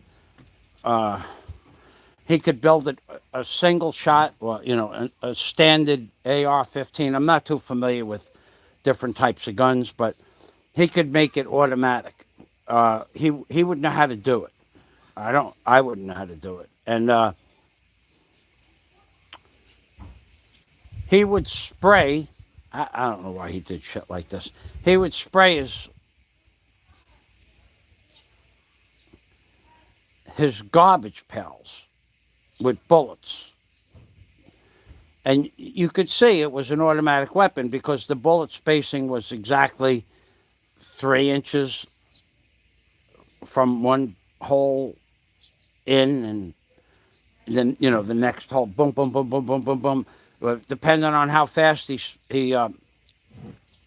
moved the gun, and he would spray his garbage pails. And I would say to him, "Why do you do that?" I mean, we'd get a brand new garbage pail, and he'd spray it with an automatic weapon, and he would say, "Because the people that might want to come and rob me, if they see the garbage pails, they'll know at least I have an automatic weapon, and they might change their mind." And I said, "Dude, the only person that's ever going to come for you is the police. That's the only person that's ever going to come for you. And it'll probably happen right around 6/6/87." And this was in April of 1987. And he said to me, "Why would you say that?" I said, "I got a feeling that on 6/6/87 you're going to get arrested." And he goes, and I wrote him like a little note, a little poem. I don't remember what the poem said, but the bottom line was on 6/6/87 you're going to go to jail. Now, me, on 6/6/87, well, I would have been with him, but not because of what he was doing, but I mean, I just was I was putting an extension on his house. But I left probably May 25th to go to Bonaire. And I was staying at the Divvy Divvy Hotel. That's the name of the hotel I stayed at, the Divvy Divvy. And I was going to be there. I left on like May 25th. So that would have been 5 plus 6 would have been 11 days. Yeah, it was a 10-day vacation. So when I got off the plane was the morning of 6/5/87. 6/5/87. Maybe I left on May 24th. It was a 10-day vacation. It was 7 days of diving, 1 day to get there, 1 day to get back, and 1 day to detox from the nitrogen poisoning, because you can't get on a plane the next day after you do deep dives. And all our dives were deep, 100 feet, 130 feet. Anyway, so my brother picked me up at the airport, and my brother wanted to do some work in his house. So I had my tools at my buddy's house. So I said, and the van was the van that we used to do work from. It was a work van, and it was my brother's van, but I had my tools in there. I had a couple of toolboxes in there. It was a van I would use for work. And we roll up on this guy's house, and it was funny as all get out because from the corner, as soon as we turned the corner, there was cars everywhere. You know, the cops how they have to park on a 45-degree angle, and they park in the middle of the street, and they got to block traffic. And they did that. They do that so that the neighbors know that somebody's getting arrested. That's pretty much why they do that. Anyway, I roll up in front of his house. His mother, who was 84 years old, she's handcuffed to the railing at the bottom of the staircase of the house. It was a metal railing. His wife was handcuffed next to the mother on the opposite side of the staircase. And the police, it wasn't the police, it was the DEA. The DEA handcuffed him to the outside, the street side of their car, one of their police cars. It was when door handles, just to go back, it was 6/6/87, they still had police cars with door handles that had like a grab, where you grabbed it, but they had the handcuff through the grab. So my tools were in the house, and I know they're not going to let me in the house because I know why they were in the house, and I didn't want to be anywhere near the house. So we passed him, and I looked at him, and I was laughing, and he was like, he was cursing at me. He was literally cursing at me. My brother was driving the van, but I was on the passenger side. So I said to my brother, wait, stop, go around the corner again, go around the corner. And he's going, what are you going to do? I says, I'm gonna get a hacksaw out of the toolbox in the back of the truck, and in the back of the van. I just went behind the seat. I'm gonna get a hacksaw, and I'm gonna hold up a shitload of cash, because I had a shitload of cash when I came back from Bonaire, a whole pocket full. And I'm gonna hold up a shitload of cash and the hacksaw, and I'm gonna ask him if he wants to buy the hacksaw, just to break his balls. Now, there was a policeman there, a DEA agent with him in the street, and making sure he didn't, I don't know why the guy was there, making sure he didn't try to break loose. I mean, they had the house surrounded. There was probably 17 or 18 agents going through the house. So we stopped the van, and I get, and I says, anybody want to buy a hacksaw? Fucking the DEA agent, the guy that was standing next to my buddy, they started laughing. They really thought it was funny. They did not get upset about that at all, because they saw the van go around the corner the second time. I'm sure they even wanted to know why. But when I got out of the van, and I think they even knew who I was, but I says, anybody want to buy a hacksaw? And I started flashing the cash and the hacksaw around. Cheap hacksaws. And the guy, he waved his hand to me, get back in the van and go away.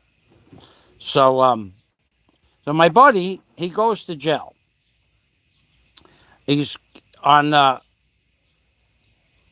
won't tell you how much the bail was, but it was a lot of money. It was a lot of money. And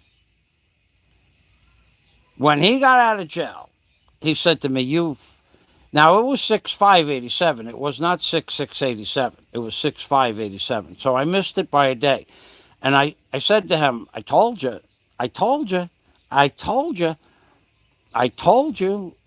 for a reason. I told you to stop. You getting out of control. He just was out of control. He had no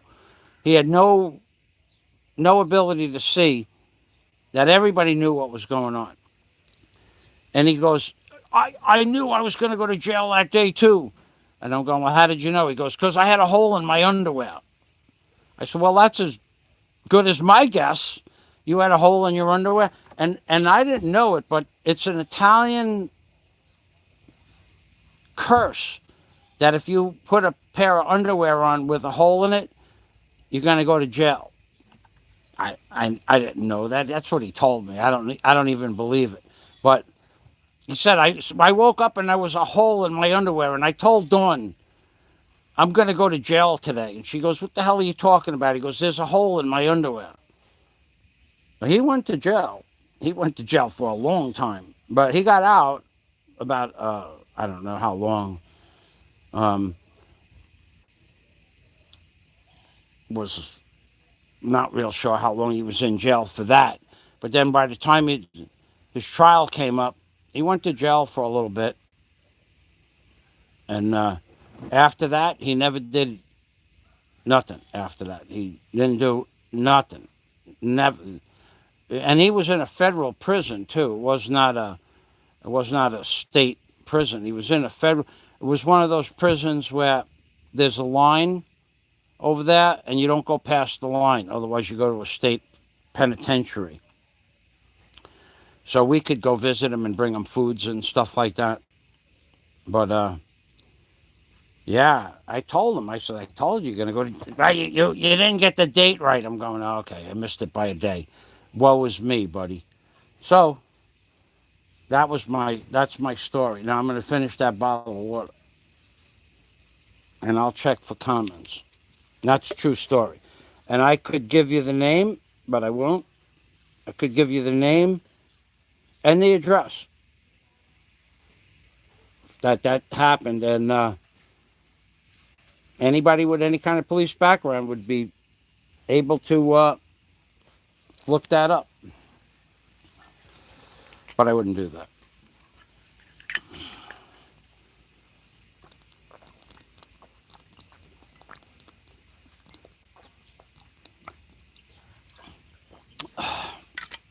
But take my word for it. Now, there's some guy yesterday on some troll from the Slob's channel. See, when the Slob sends his trolls over to your channel, he don't go with them. He would never come to my channel, because then he would have to answer me directly, what day are you going to stand in front of my house and yell out profanities? And he ain't never going to give you an answer for that. If you want to make a surefire bet big money he'll never stand in front of my house and yell profanities out at me. But anyway, one of the Slob's trolls said, you never went, because I said something about going diving. You've never been diving. You're the biggest con artist on YouTube. So he got blocked. But before I blocked him, I gave him a link to a 5-part series called Wreck Diving in the Philippines. It's on my Hoodwink channel. And the 5-part series is 5 12-minute videos of the descent, the penetration into one of the Japanese war wrecks off of Palawan in 100 feet of water. And you see the Japanese guns, that the anti-aircraft guns and the bullets are still there on the deck of the ship. You see the cannons on the top of the ship. It's a Japanese. There's five Japanese naval vessels that were sunk in the general vicinity of Palawan, and I've dove all of those several times actually. And guy goes, you. So I showed him the video and then I blocked him. So if I say something is true, and you want to wager me money that I can't prove that a certain friend of mine that lived 2 blocks away from me went to jail on 6587. It's public information. It's public record. I could prove it. I want you to give me money to prove it. That's what I want from you. Okay, so what do we have? We had one more frame, right? And then I think I'm going to be done for the day. Because I started out here at just after 8 o'clock, so I'm already into my work day for at least 6 hours. Okay, so we need the long nails first.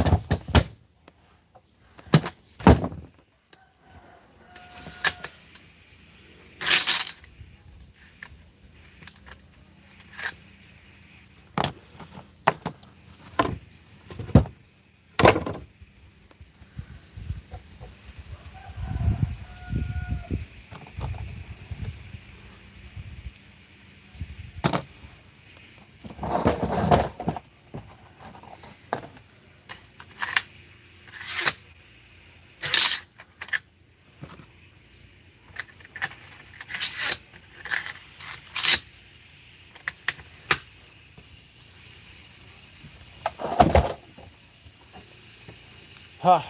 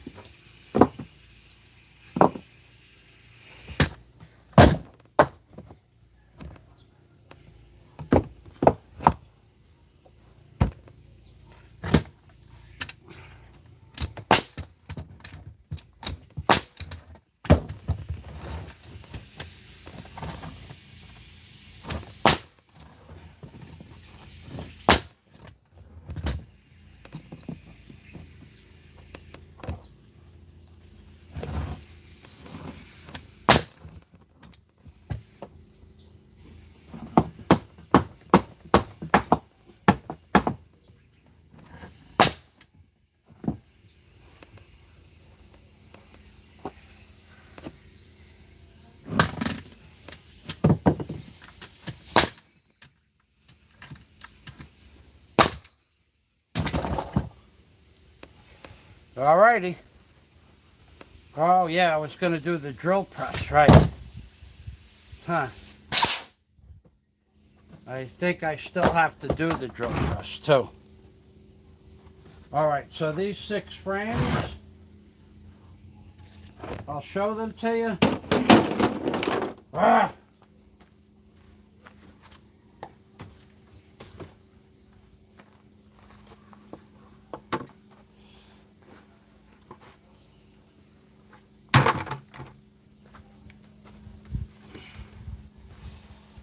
Oh, my paintbrushes, they dropped.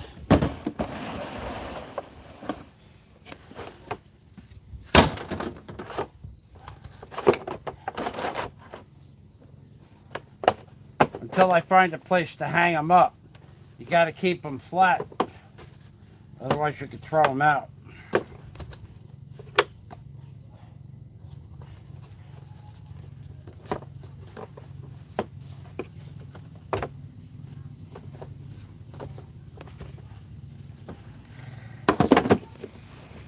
All right. I'll show you the frames.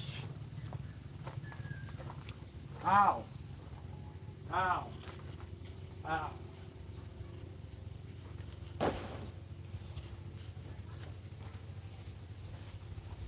And then I'm going to slide the drill press over.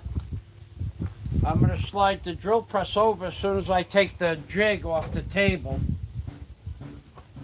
All right, so here's a tool tray. I put the different size nails in.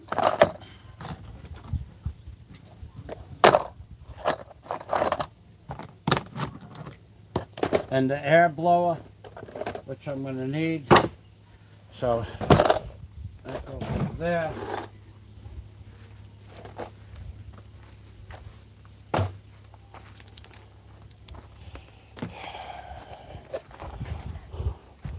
Okay, there's the frames. And they're done. And then now I'm not going to do it today, but what I am going to do, I'll tell you what I'm going to do is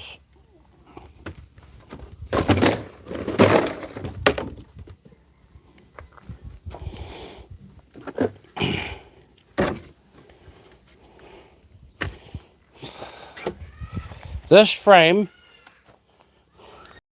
is going to go over here somewhere. And this shelf on the bracket there is going to go up to the same height as the frame. So there's going to be a piece of plywood from this shelf that after I raise it up over to the frame. And the reason for that is because right now, this milk crate here, you could fit 1 milk crate, but you can't fit 2. So in order to fit 2 milk crates, I have to raise up that metal shelf, well, at least 5 inches, but I'm going to go 6.5 so I could have something sticking out of the top of the milk crate if I want it. So this shelf is going to come up to here, and then plywood across over here to here, and then I'll be able to fit 2 milk crates underneath each shelf. So that's why those shelves, that's what determined the height of those shelves. Well, my next job is to take the jig. This is what's left of the jig for the that I used to make the frames. I'm going to take the jig apart, and I'm going to put the other 45s in the bucket where they belong, the box.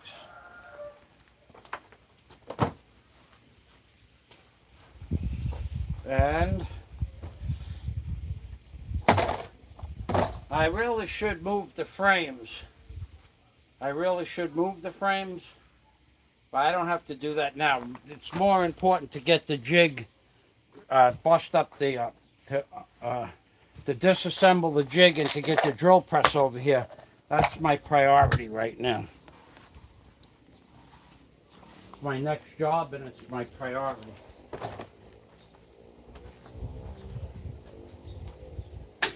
Because it's nice and shady back here. And I think I can get a good portion of that drill press cleaned up, polished, get the rust off it. So that's what I want to do. So I don't need these tools for that. I do need this, but I don't need that. And I will need this, okay? And I'm definitely going to need the hammer. I'll put the other 45 back into the box. Back it is in the box. This goes over here. This is grease, right? Yeah, okay. This is grease. Might use that. Yeah, we probably will use grease. Okay. And I won't need the pencil or the square. Or either square. I won't use either square. So I'm going to put the screws back into my used screw container.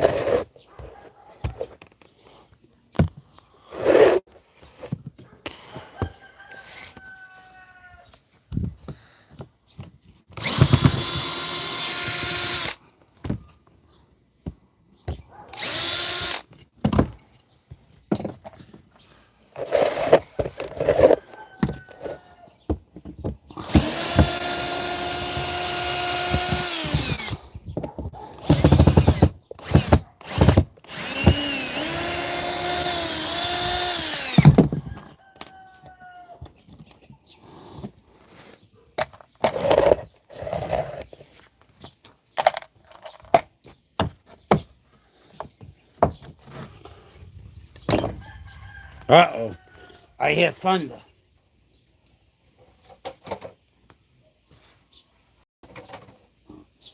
I hear thunder. It's going to rain again. Somewhere it's raining.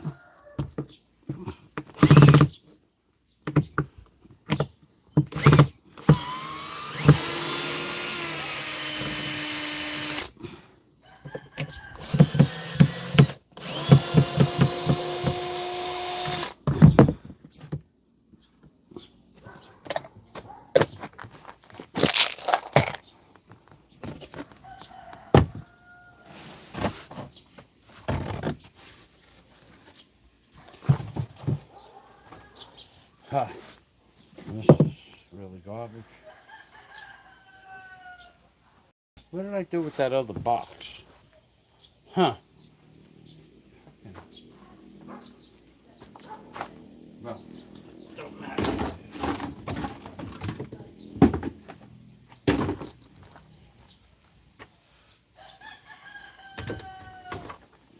I'll use that bucket. I'll use that bucket. All right, that's the way. All right, we'll move the camera over to someplace where you'll have a good view.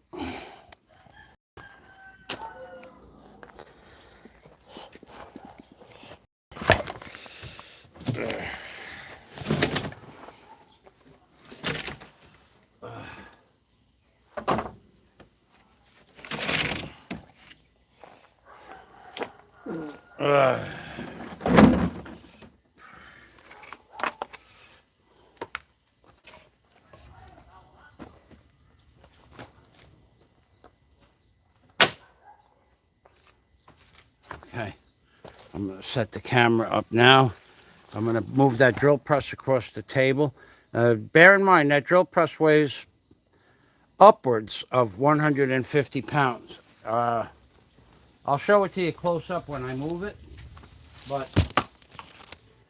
it took me and another man bigger than myself, stronger than myself also.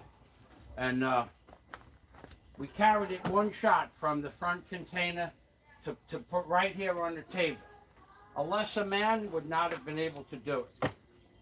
That thing is heavy.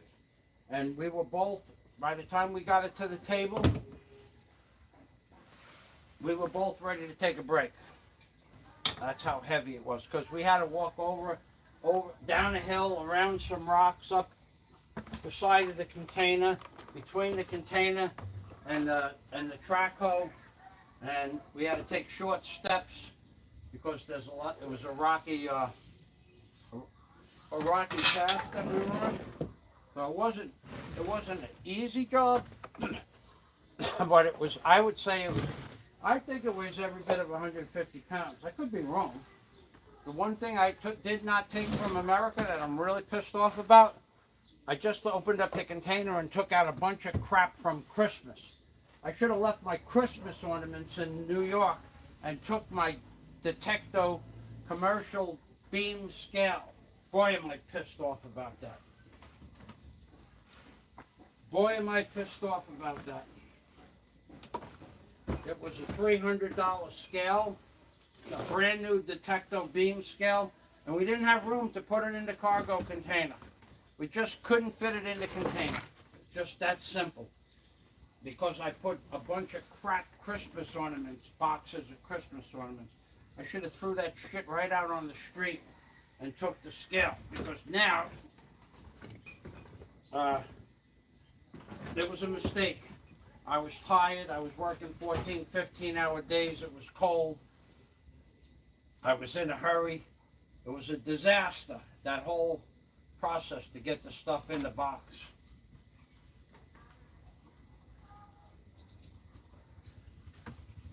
Okay, this is hemp rope. I'm gonna go get a I'm gonna go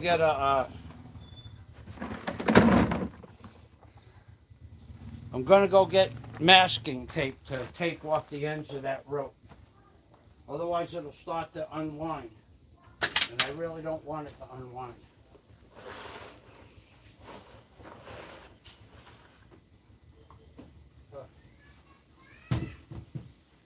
Hut. Hut. Hut.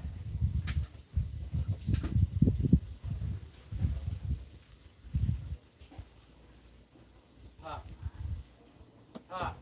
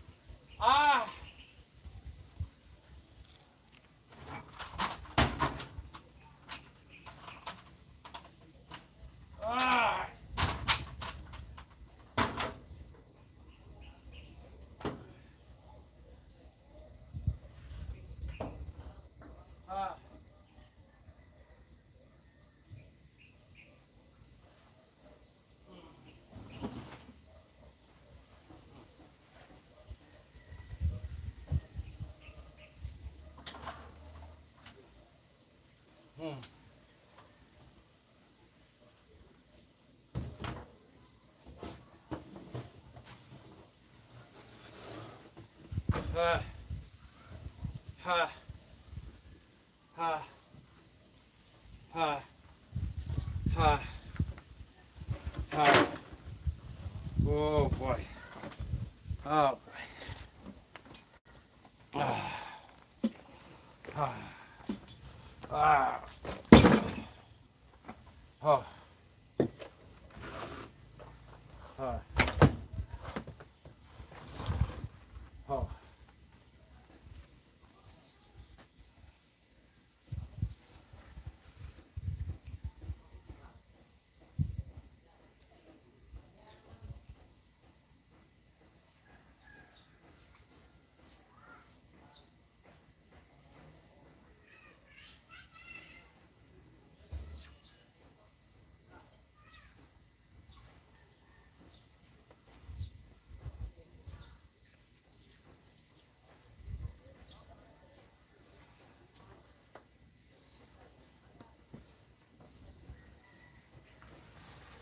I don't know what you could see. I want to just check to see what it is that you can see.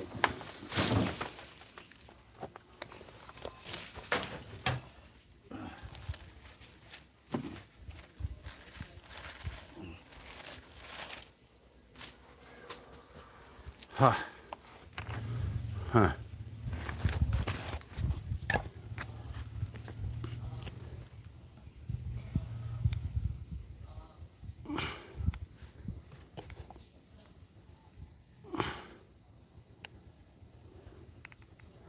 Okay. I think you got a pretty good view from there.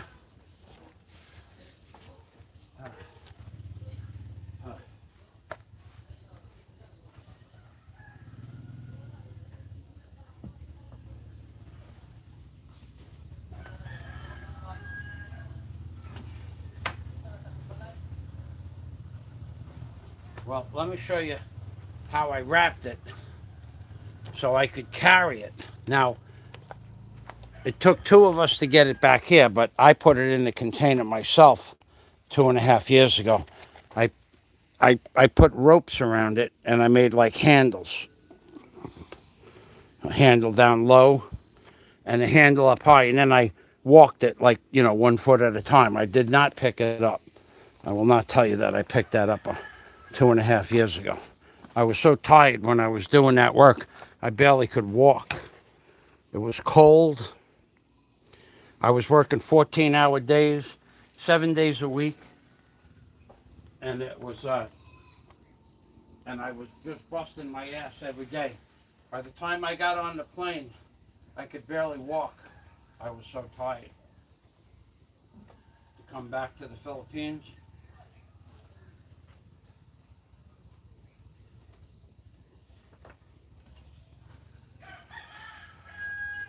I'm really pissed off too that this got so rusty. It had chrome plated, everything was chrome plated. The bar that turns the spindle down, everything was chrome plated. This was chrome plated, this was chrome plated, this was chrome plated, this one was chrome plated, and now it's just rust. So I don't even know that the motor will work because it was by the doors of the container, and the doors, the rubber seal. This is what I said, that son of a bitch that sold me the container in Cebu.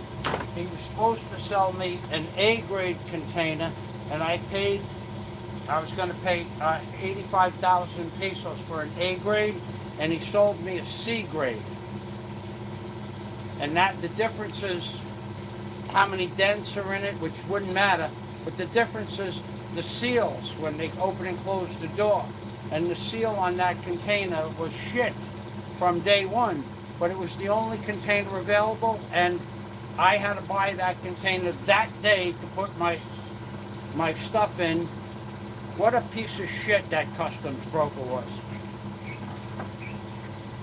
He sold me a grade A container, told me to bring 85,000 pesos for a grade A container. I brought it, And when we got there, this was the only container available, and it was a C grade. And the prick that owned the container wouldn't take $1 less.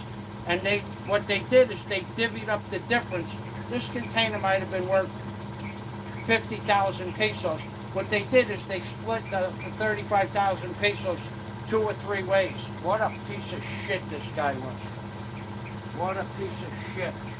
Promised me an A grade, gave me a C grade, and wouldn't take $1 off the price, knowing that I had to buy it that day. There was no other option. There was no other option. That was the day I needed it. I had to buy it. There was no other option.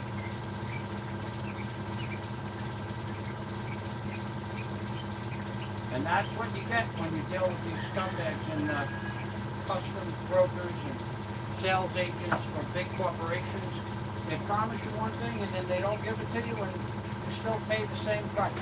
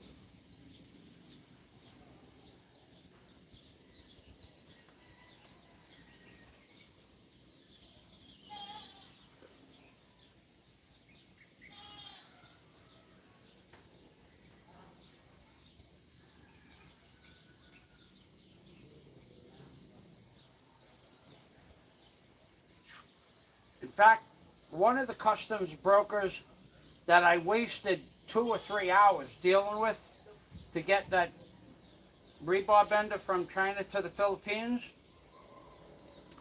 after several emails, several phone calls, several sending him the PDF file from China, what was in the equipment, how much it weighed, and all of that stuff, and then him, having to review it and then talk to his boss. And after several phone calls, he said to me, you need to send me 100,000 pesos as a deposit. And I said, no, I'll not do that. Everybody else is willing to wait until the deal is done. And I said, besides that, I need to see your paperwork that says you're a real customs broker. And he tells me, I'll call you back. And when he called me back, he told me, well, we are a real customs broker, Mr. Fazio, all of a sudden. We're a real customs broker, but we have a problem.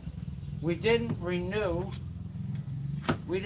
our customs broker business license, and it expired yesterday.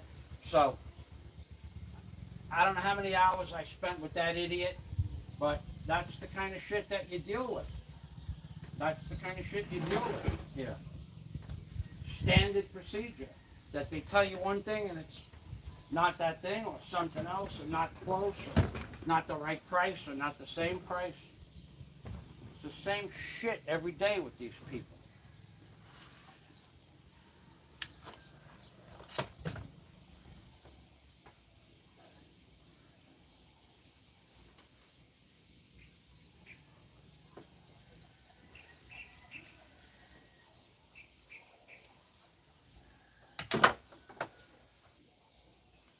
Okay, now we got to start beating shit up to get it loose after I get the plug off. Now this drill press is about, I don't know how old it is, 65, 70 years old. But it worked just fine. This was the one I had in my commercial shop on my bench, and then I had another one, a 6-footer floor bench, floor drill press that I sold to one lonely farmer.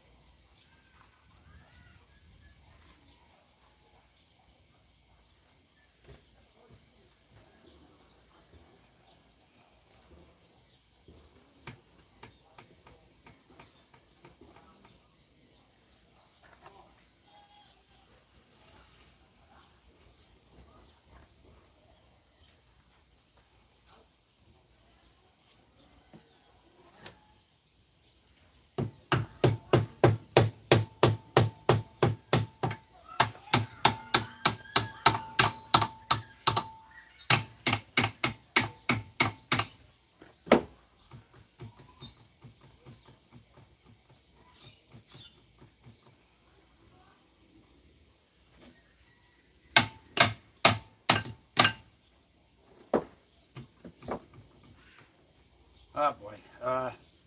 I know what the problem is. It's not a real big problem, but I know why it won't go.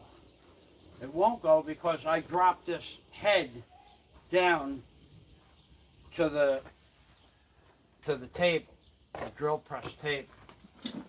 In order for me to make it go, I'm going to have to bring the head back up higher up here somewhere. And before that could happen, I got to take the rust off the pipe.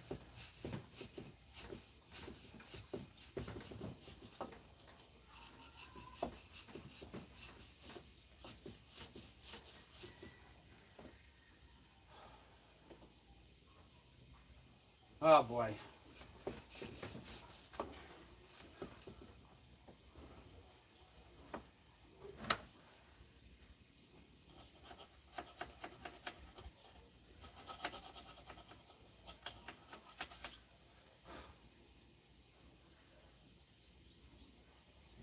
What I really need is, I really need a piece of emery cloth, a long piece of emery cloth. Unfortunately, I have 50 feet of emery cloth, 15 feet of emery cloth.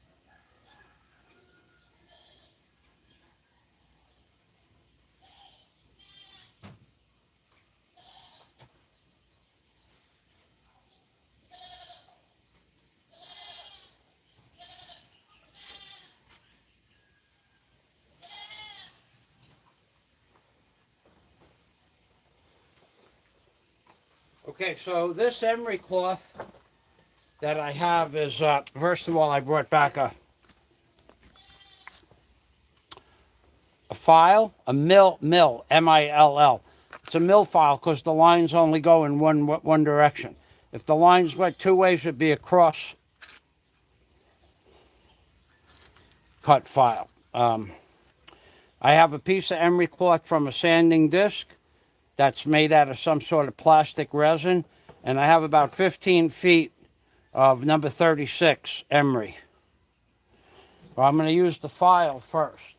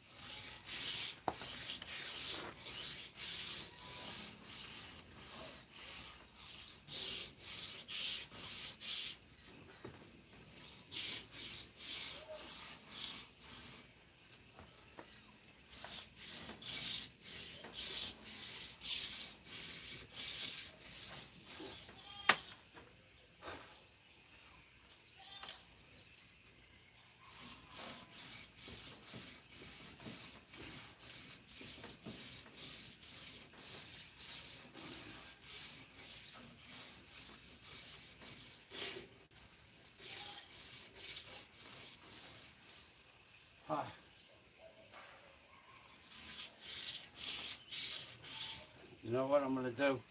I'm not getting, I'm getting it. I'm getting it. Well, I'm not getting the power that I want behind the emery cloth, the polishing power. I'm going to lay this down.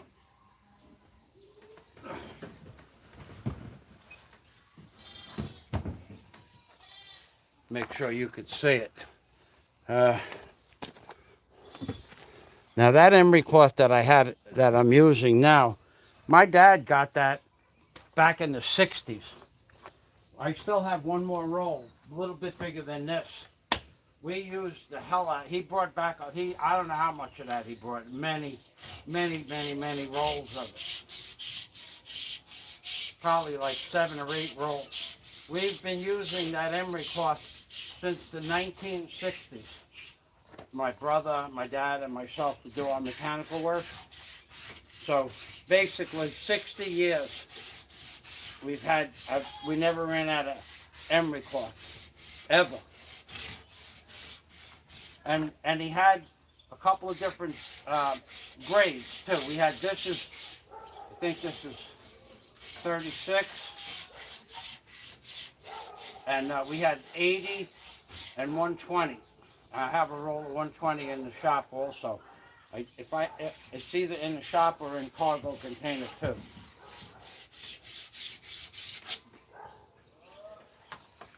Are you clowns out there that are trolling my channel right now, that you're lurking?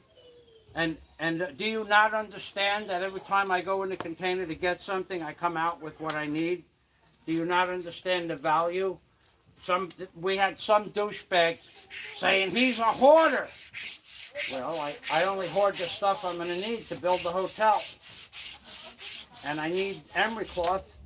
I'm going to need emery cloth to do certain parts of the plumbing, or fix certain tools, or build certain things. So if I needed to go buy this, I would be gone for 2 hours to go get it and come back with it, and 2 hours would go by and I wouldn't have got any work done. But now, because I'm a hoarder, well, we're getting the job done now, aren't we? So is it a hoarder of junk, or is it a hoarder of good stuff, baby? You peasants, you fucking trolls. What a bunch of shit-heelers you are. And Ben Newton, the last thing Ben Newton said to me last night, when I told him I captained my barge back from Traverse City, Michigan, Ben Newton says, I could captain a barge, anybody could captain a barge. So I could captain a barge around the world. That's what Ben Newton said. That piece of garbage that sits in his chair and gets so drunk he drools all over himself till he falls asleep sitting down. He's going to captain a barge. He doesn't even know what a barge captain does, let alone have the ability to do what a barge captain does. Ben Newton. He's going to captain. He's going to be a barge captain. What a piece of crap. Trolling me about what real men do for a job, when he's probably never worked a day in his life.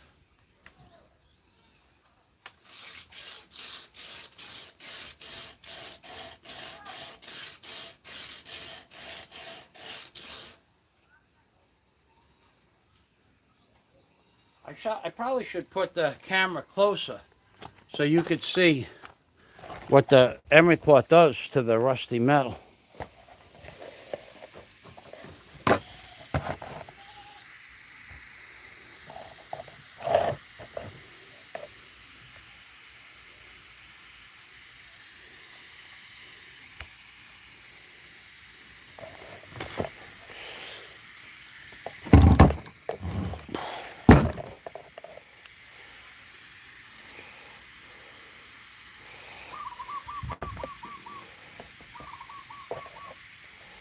All right, there you see how it shined up that piece of rusty metal? Now you see this side here is all rusty. Turn it a little bit. Turn it again a little bit. Turn it again a little bit, 1/8 of an inch.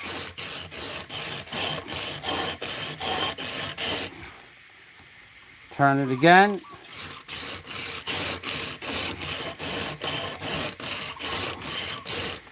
Turn it again.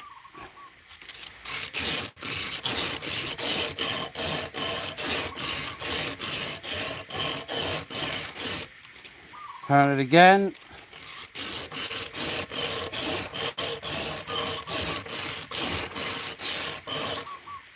And we turn it one more time.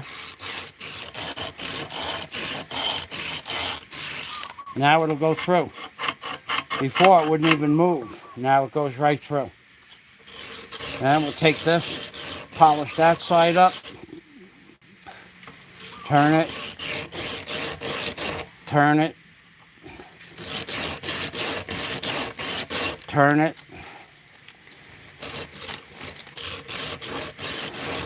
Oh yeah, Fazio's not a mechanic.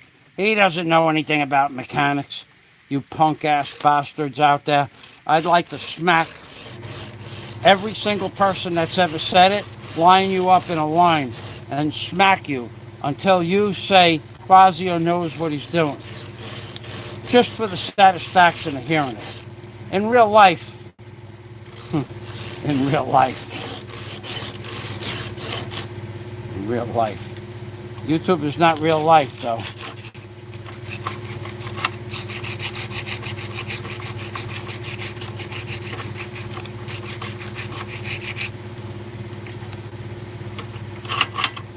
Okay, we're done messing around with that. What I'm going to go do now is I'm going to blow this off.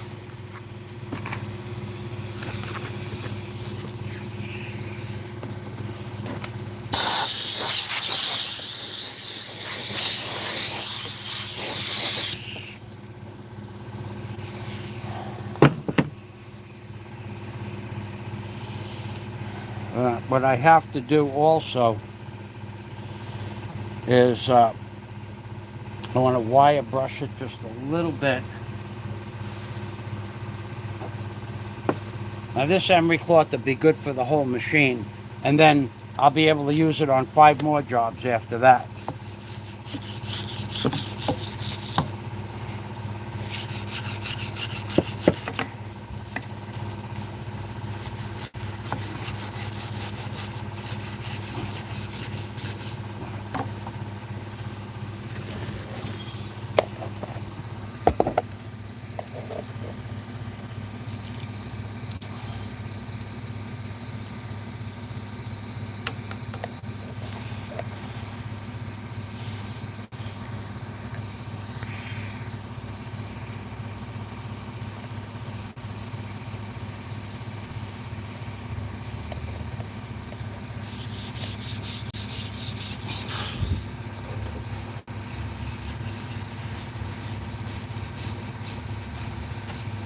I don't want to have, I want this unit to move the first time I try to move it. I don't feel like doing it twice.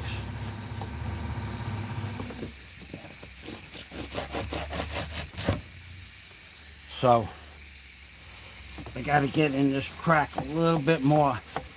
I'm going to put some lubricant there.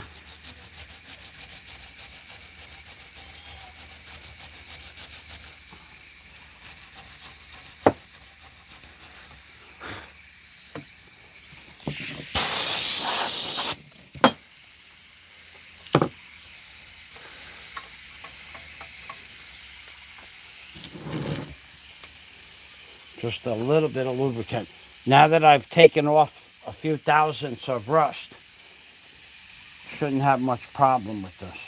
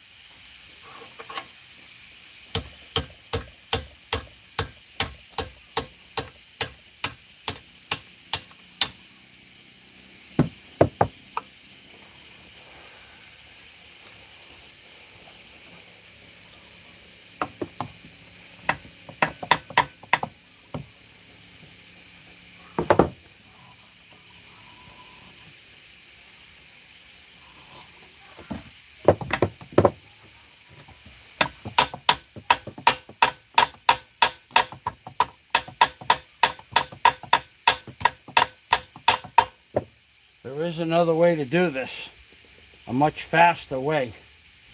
I'll turn it upside down and use the weight of the motor and the drill head assembly and gravity to force it down on its own weight, under its own weight.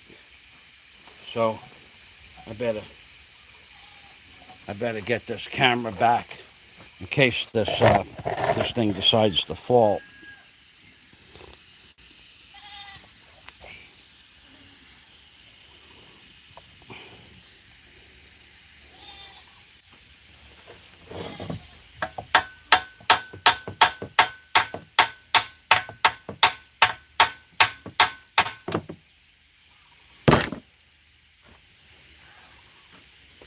And remember, I told you this thing weighs 150 pounds, so you got to be careful it doesn't fall on you if it decides to go at all, if it goes at all. Now, it could fall all the way down to the table. That'd be okay. Except for, I don't want to break the pulley. Okay. I don't want to break the pulley. Okay. I'll have to tip it to me a little bit. Like that. Okay.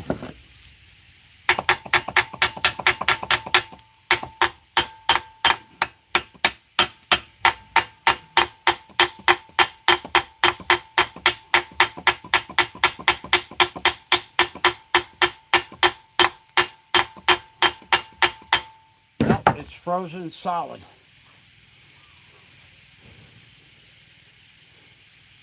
Well, maybe not. I think it moved a little bit.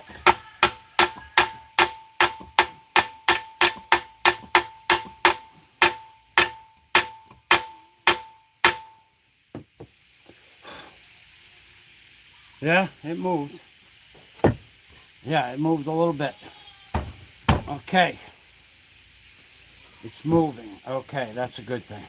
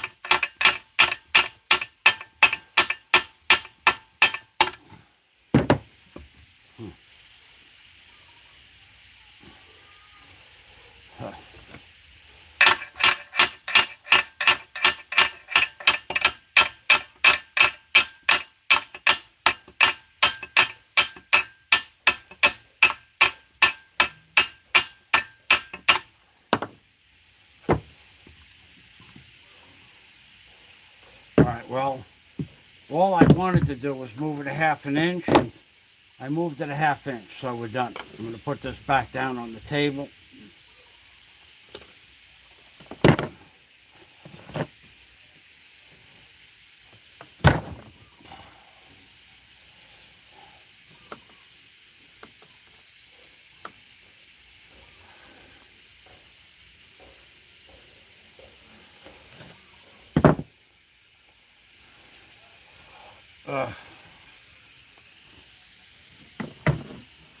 Oh boy.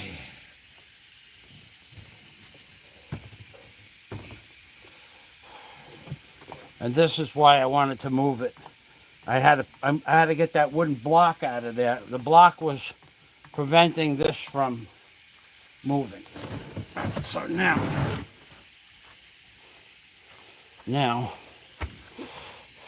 okay. Now let's get the rest of this monster moving.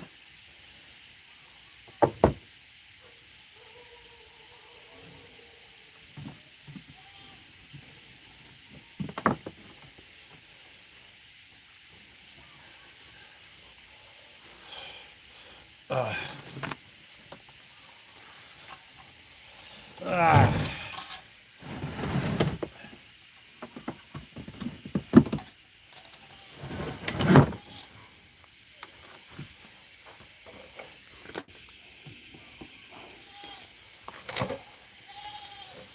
I can barely get this screw here. I have to pull it pretty hard, but after I polish it,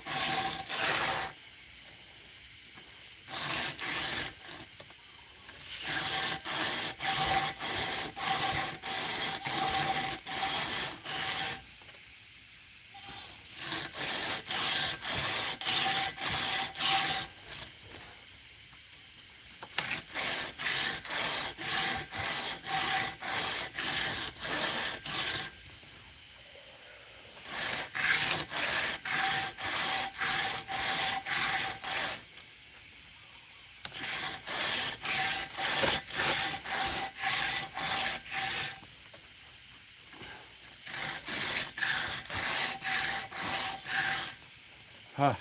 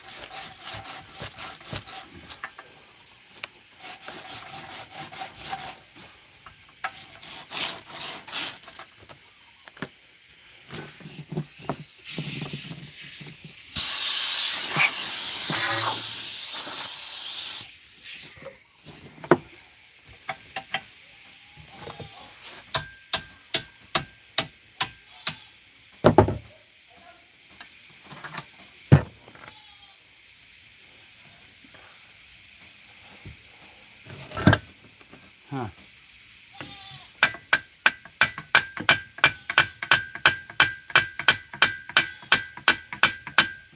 Well, I just found a problem that's probably been around for 50 years, and I've never seen it because I didn't break it,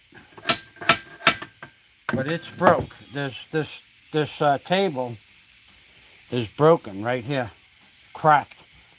Been like that probably since the day I had the machine.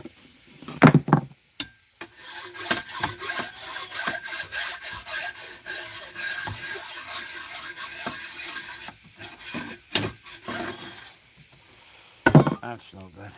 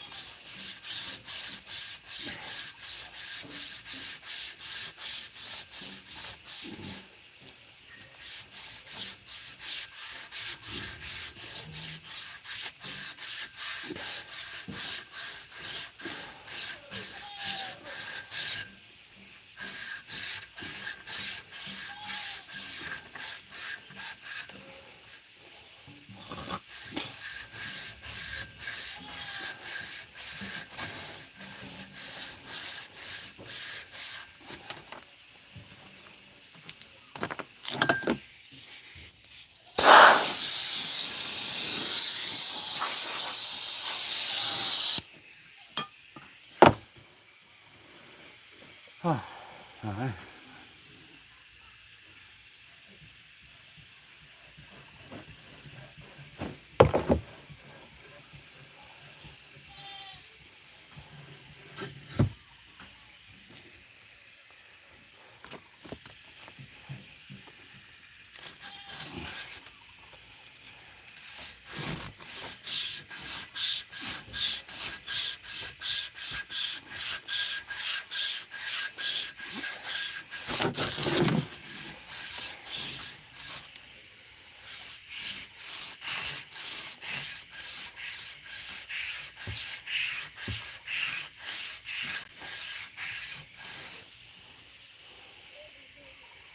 Whew.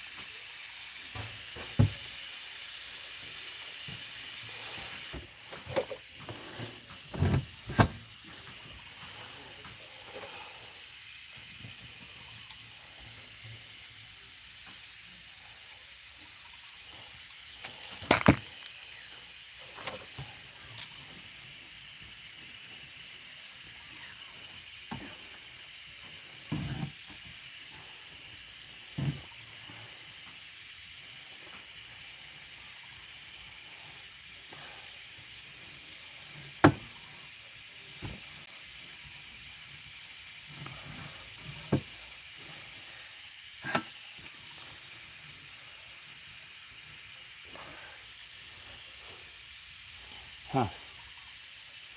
Huh.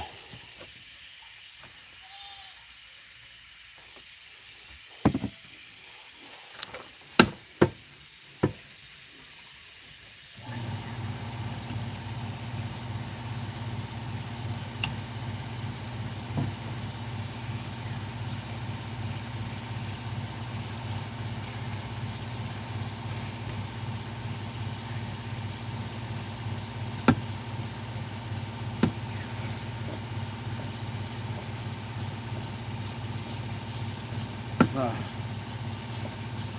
Huh. Huh. Rag. Need a rag.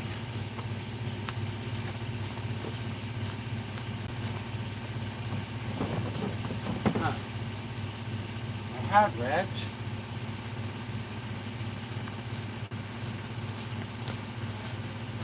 I had a lot of rags. Huh. They're gone.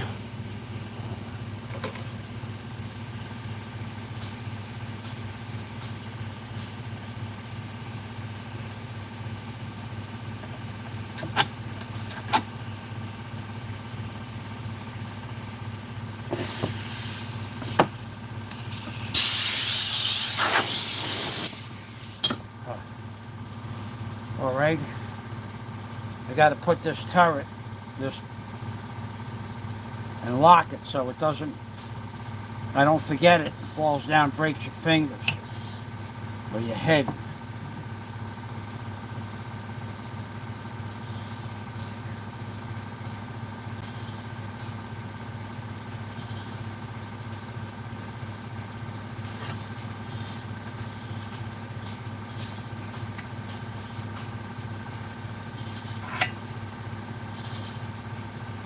Ah.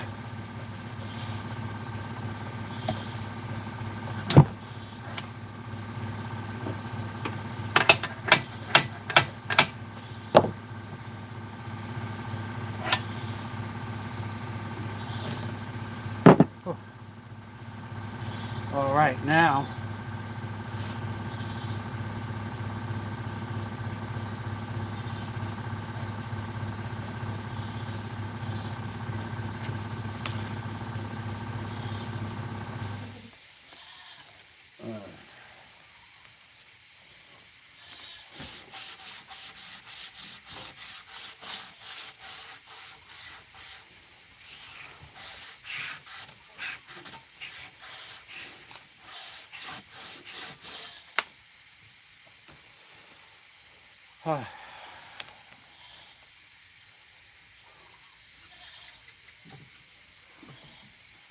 all right, I'm gonna flip it up.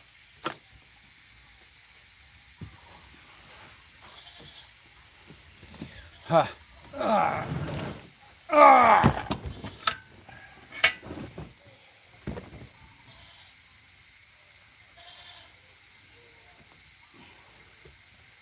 Okay. Now, I don't think I wanna, I think I wanna polish it up a little bit more up here.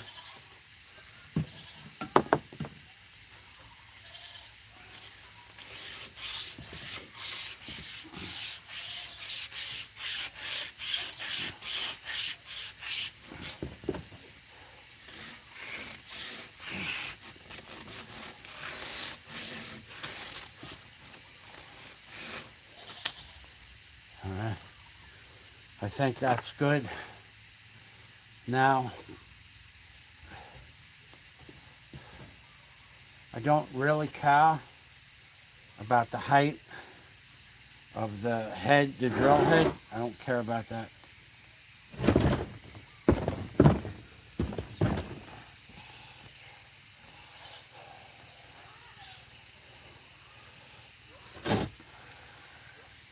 But, well, this thing wants to fall over, I'll tell you that. That's a fact.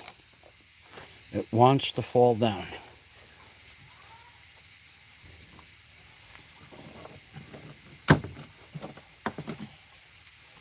All right, I'm going to walk it back.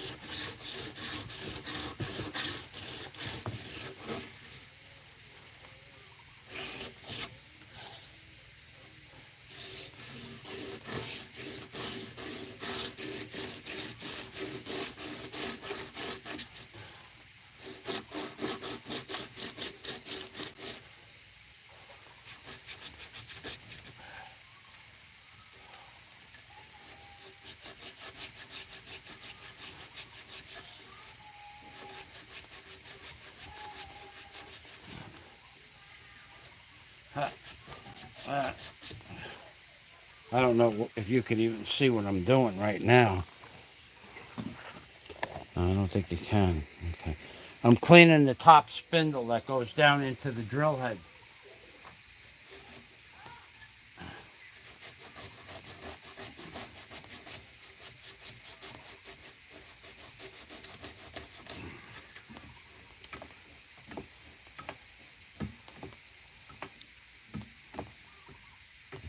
Ah, ah, ah, ah, ah.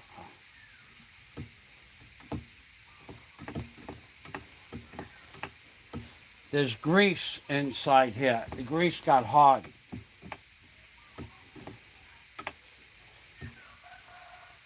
I'll just put the smallest amount of lubricant here.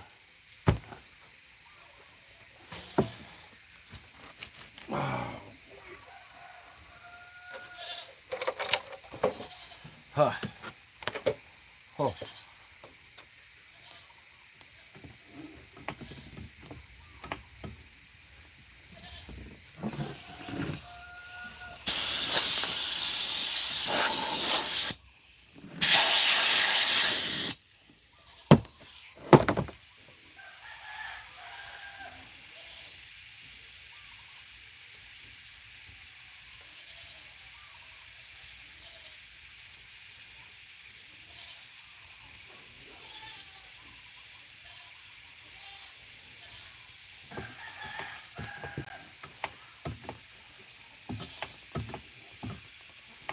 See, the spring is not pulling it back up yet automatically. There's a spring inside here. So I'm going to put a little lubricant in there.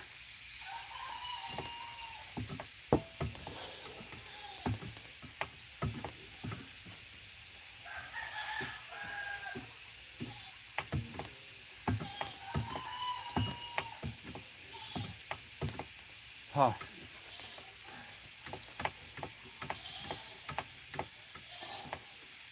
Huh.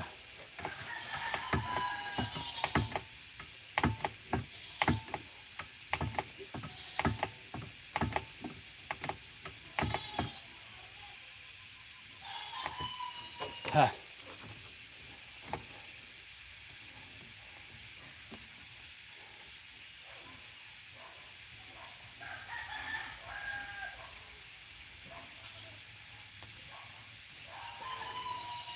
So the oil on this huge spindle that I'm polishing now got hard. Grease, oil, whatever you want to call it. The oil It was a light duty oil, but everything evaporated out of it. So now it's like a thick, pasty grease, thicker than even wheelbarrow grease.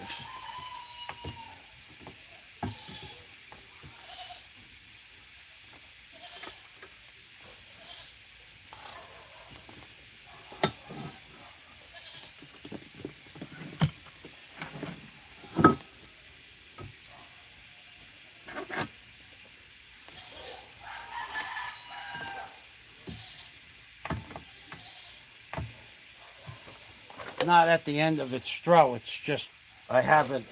The adjustment stops. It can still go up and down 2 more inches.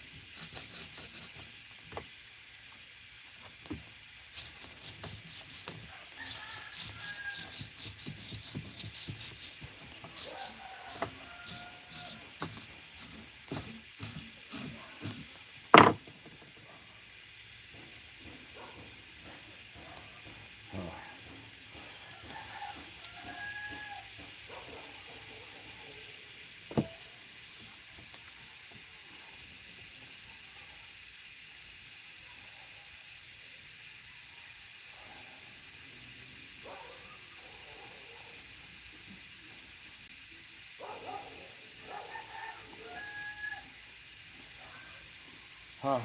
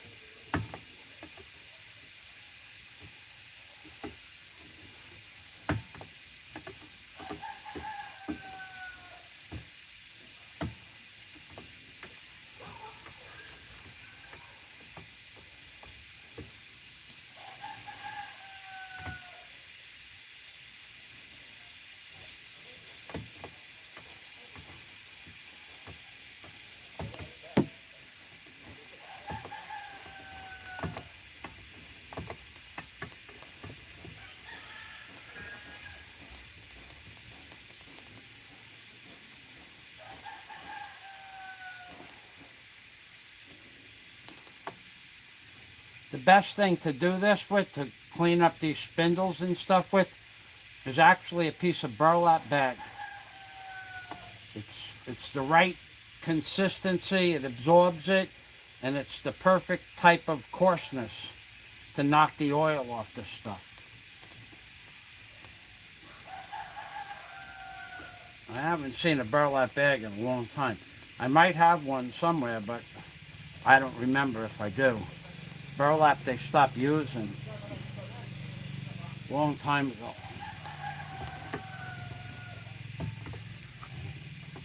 See how better it goes? Much better.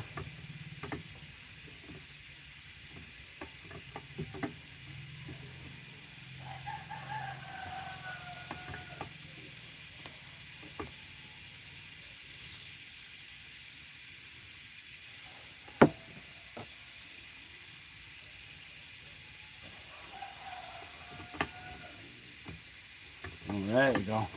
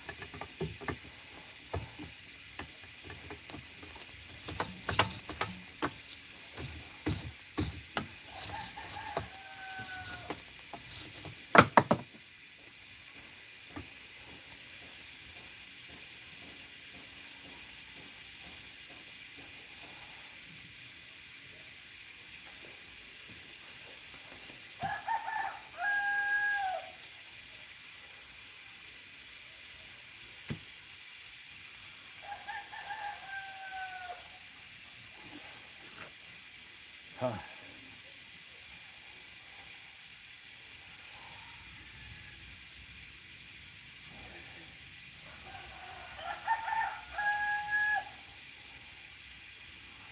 Huh. Huh. Ah. Ah. Ah. Ah. Ah.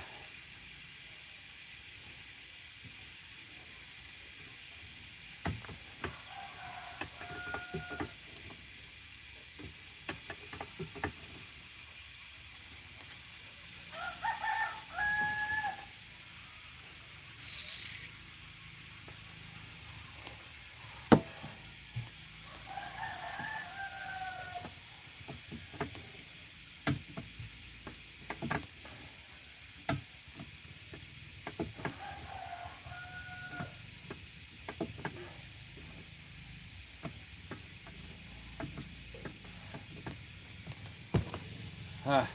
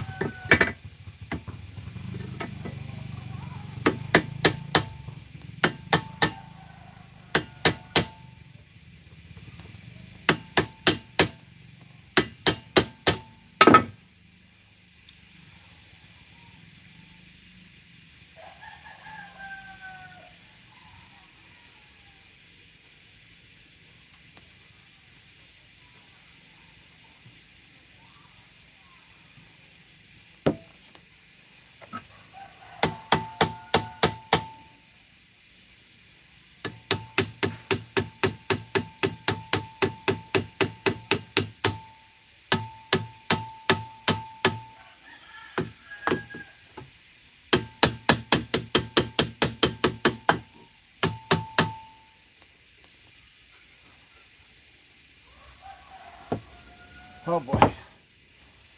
Ah. Ah. Ah.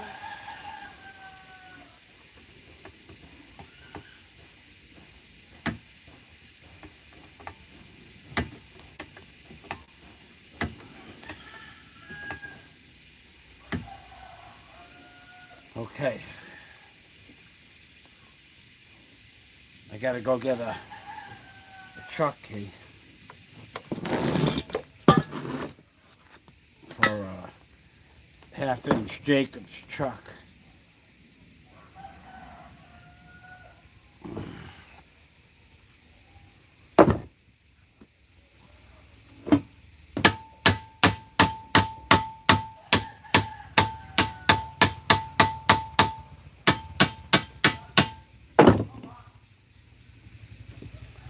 Oh boy.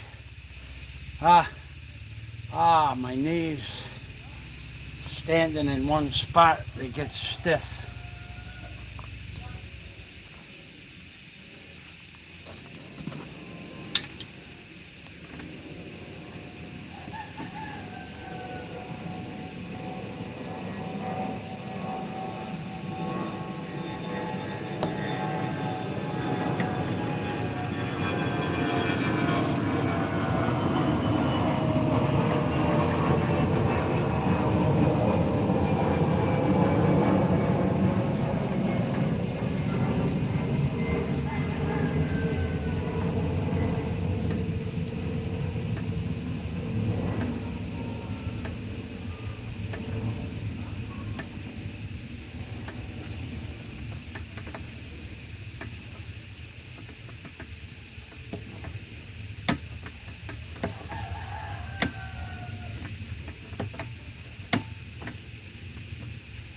Oh.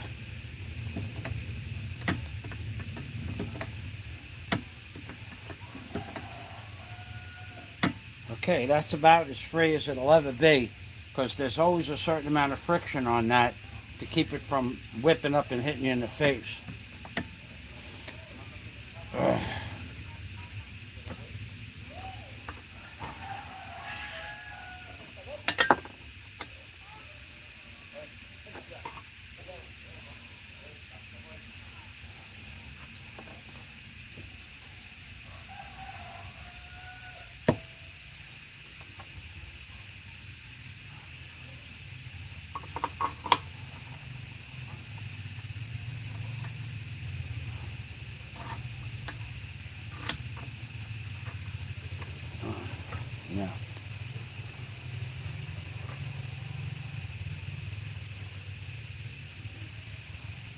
All right, so I could probably drop this down because I have the shaft polished. I have the turret out of the way, and I have oil on this over here. So I could probably drop it down, polish that up.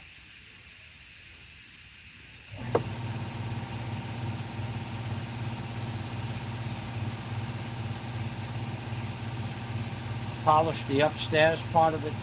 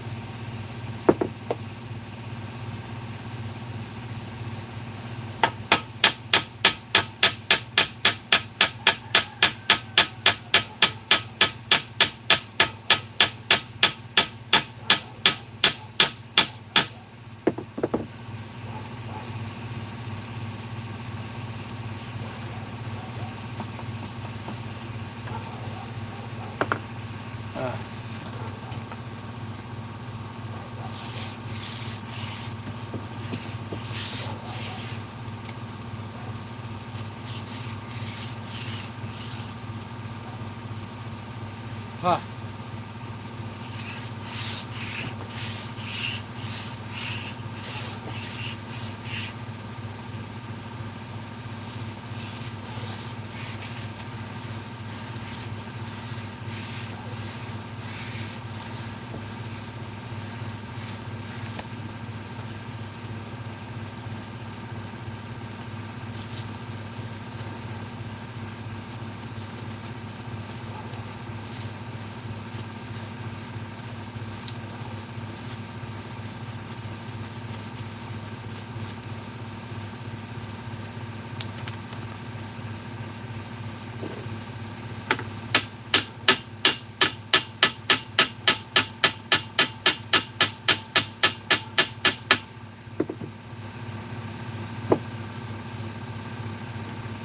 Should go now. There it goes. Told you it would go.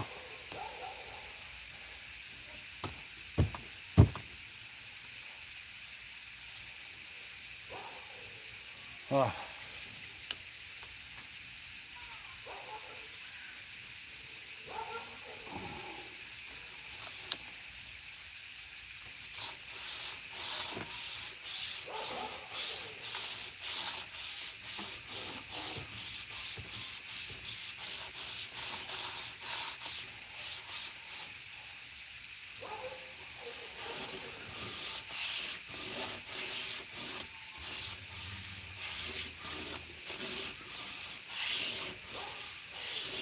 Oh. Oh. Oh. Oh.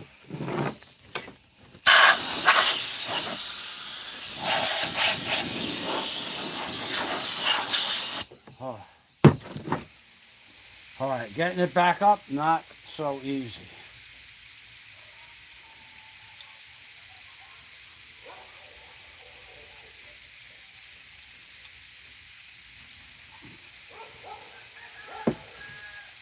Oh.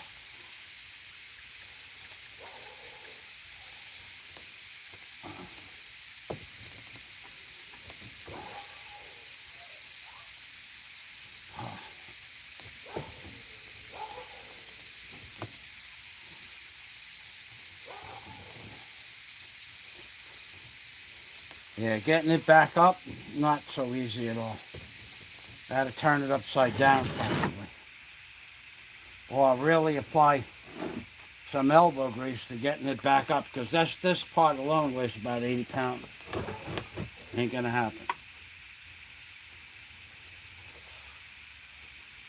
You know how I could make it go back up? I'll be right there. I have a 5-ton jack. Oh, what am I doing? I don't have any power to the machine. I have about 15 minutes of power left. I got to go plug in the, you know what? I got to see what time it is. I got to start packing it up. I'm really tired. I got up at a little after 5 o'clock and I've been working since a little time after that. Oh, oh, oh, oh, oh, oh,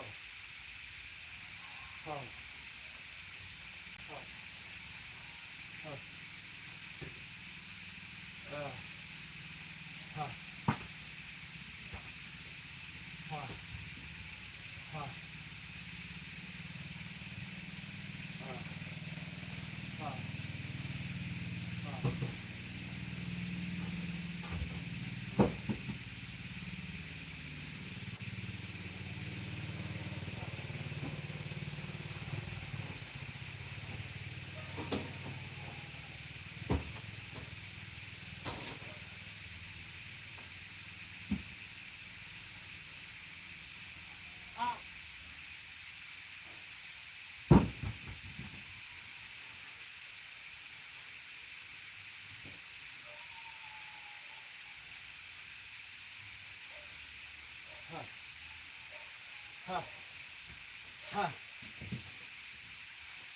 oh, oh, dummy. All right, I'll do this one more thing. Oh,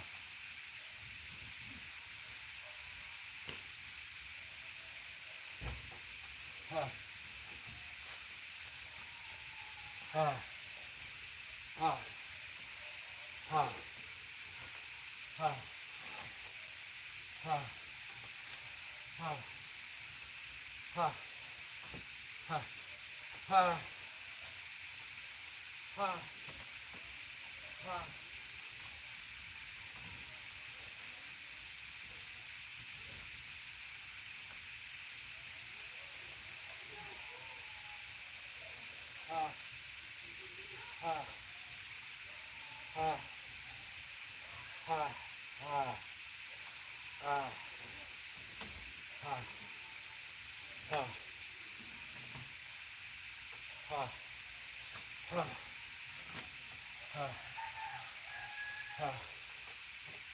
oh, oh, oh.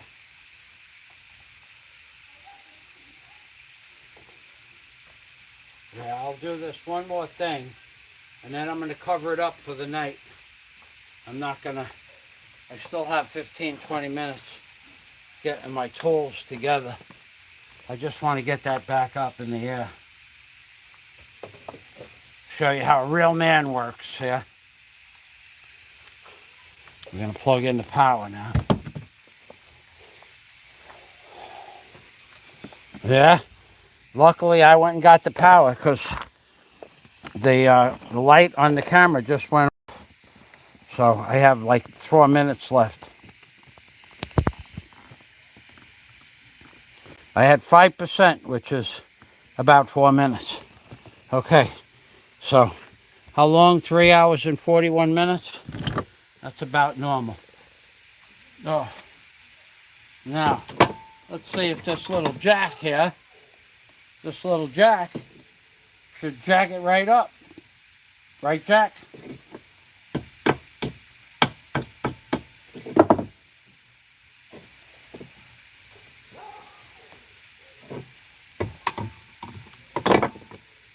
Oh, yeah. Oh, yeah, baby. Oh, yeah.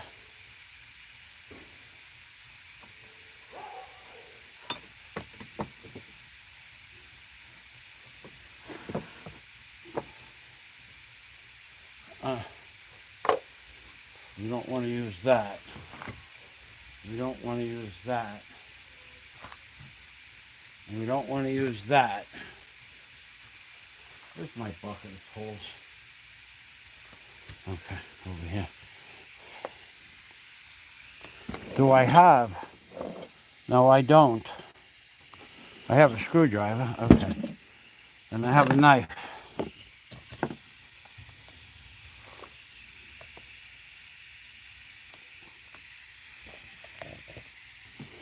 I'm going to jack it up with the jack. Jack.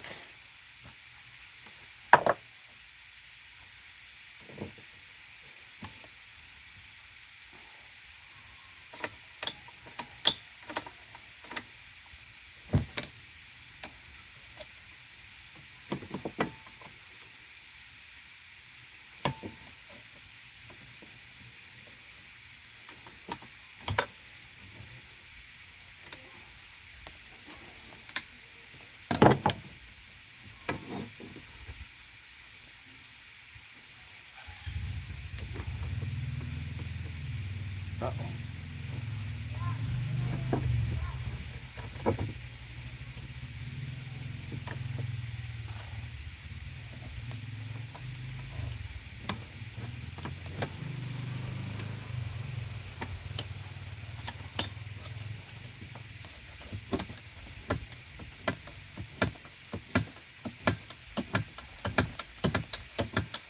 Ha! Yeah? Ingenuity? Intelligence? Which is it? Both? Luck? Or just high-grade mechanical skills, baby? You know which one it is. All three.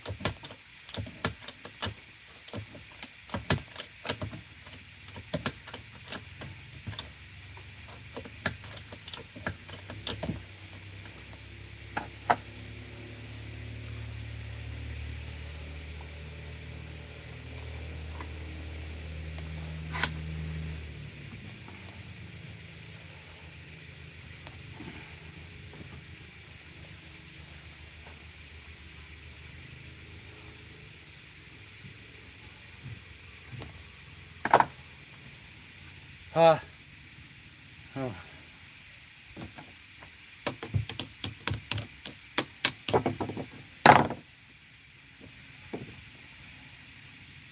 Oh, you dumb bastard, I forgot to get the drill, the chuck key. Tomorrow's another day.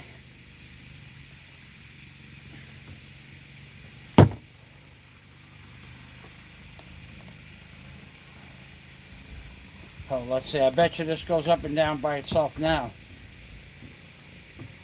Well, almost. Okay. Alright, so I'm going to take a 5-minute break and I'm going to pack it up. I'm going to cover this up with a tarpaulin for the night. I'm done working. I am literally done working. So I should get a pal with tools in it. Okay, so this jack, I used the jack today, so we'll put it in the bucket. I used the file and put it in the tool bucket. I used the knife, put it back in the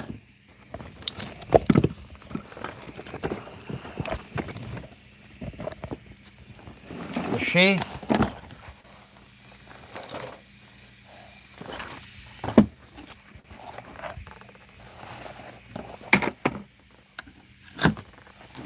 Put it back in the sheath, put it in the 5-gallon bucket with the jack.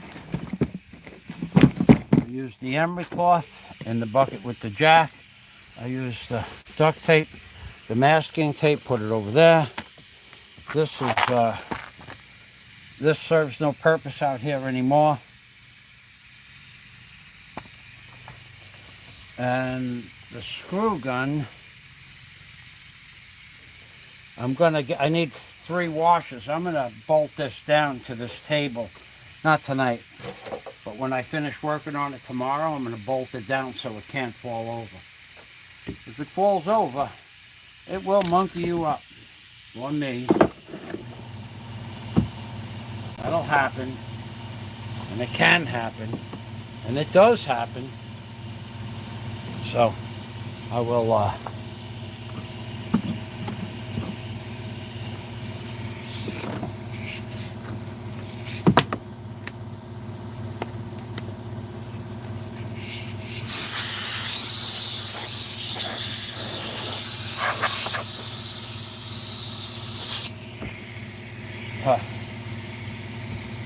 Oh boy, so in theory, I want to put this back in that hole there and this over there. Okay, that's done. The nails, I don't give a shit about the nails. The screws, I'm going to stay out here till tomorrow. The drill is going away until tomorrow. Headgear, tomorrow. Rope, in the shop. Rag, on the bottom. Oil, don't care. Oh, oh, oh, oh.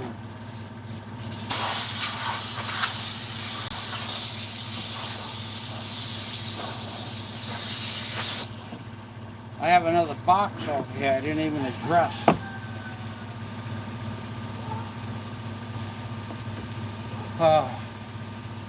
I'm going to leave the oil out here. I don't care about that. I have a box of banding wire, probably from World War II.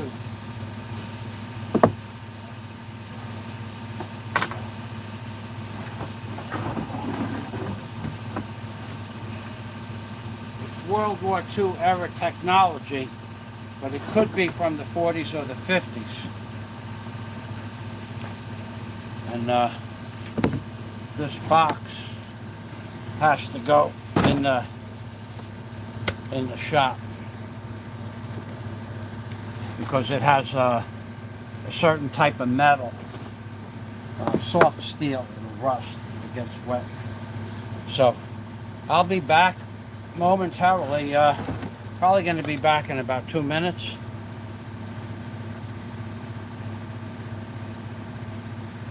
Yeah, 2 minutes sounds about right.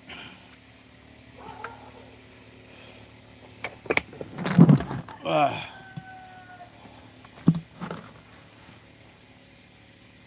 uh, uh,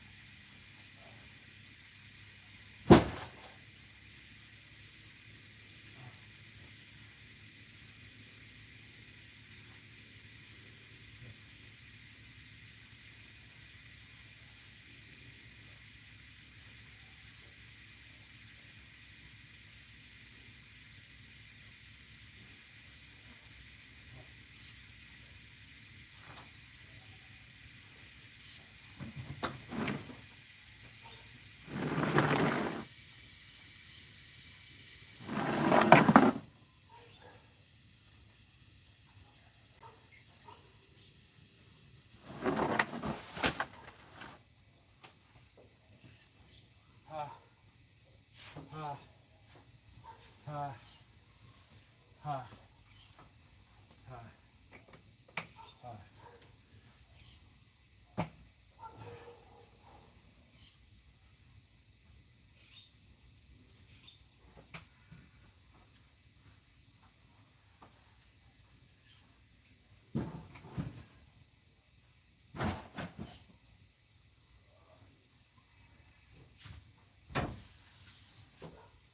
All right, alrighty. I have to get this air hose in. It's in my way of doing something else. And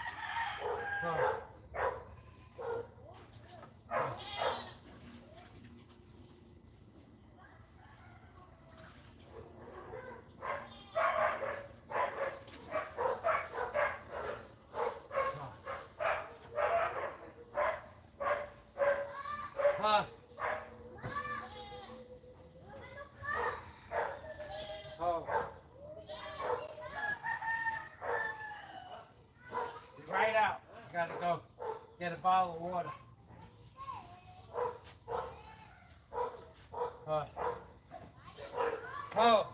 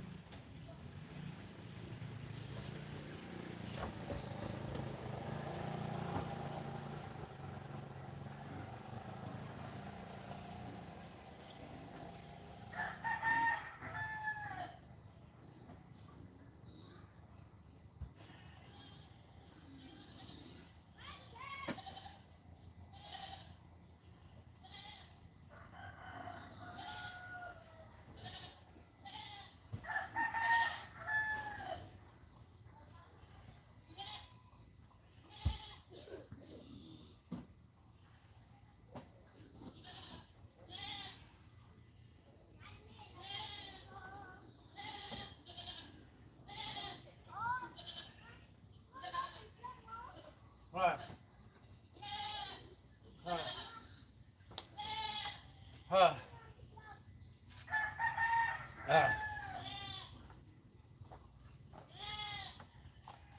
Huh. Okay. All right. I got a bottle of water. I got my toolbox right here.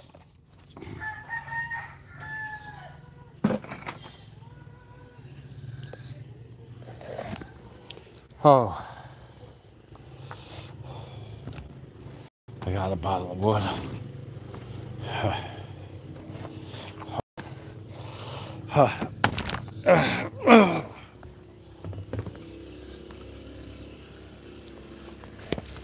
All righty. Oh, oh, oh, oh man. Oh, oh.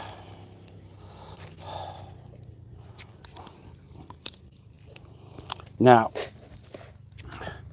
the fact that that got rusty. We went through this before.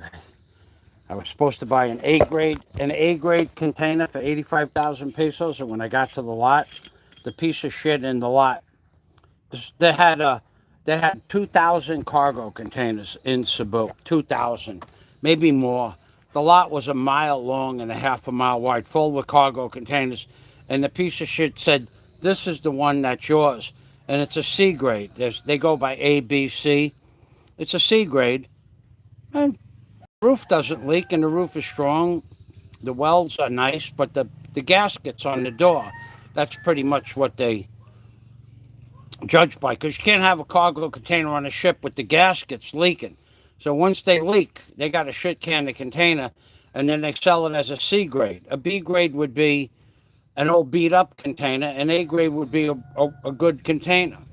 But the C grade has leaky gaskets.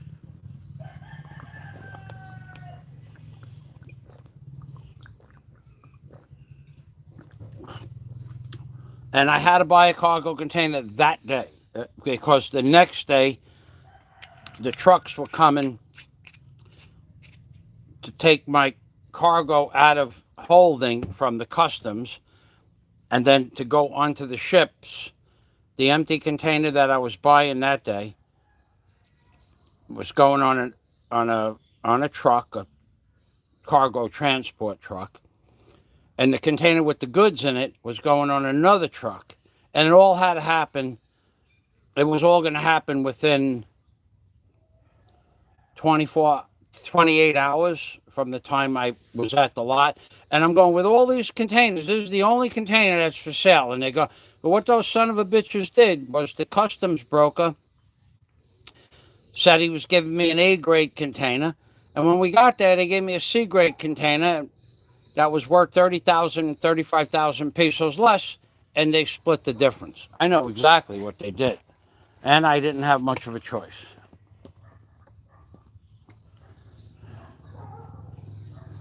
What a piece of shit that customs broker was. I mean, he got the job done, saved me a lot of time with not having to empty out the cargo in Cebu. 100%. Saved me days of labor. But he didn't save me anything. I really can't tell you how the shipping container went through customs without having to be opened up and emptied out. But there was money involved. We'll leave it at that. If you pay more for your services, chances are London walks, I'm gonna shit can you. You know better than to ask me questions while I'm talking. You interrupted me without even saying, may I ask you a question? You have no manners. And then you already know the answer to that question.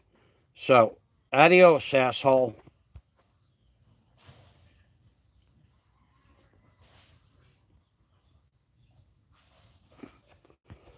Adios. Interrupted me while I was talking, too. Hey, Johnny, how are you? Now, I have a bench already. This bench I made 2 years ago. I'm getting that drill press working for my inside bench.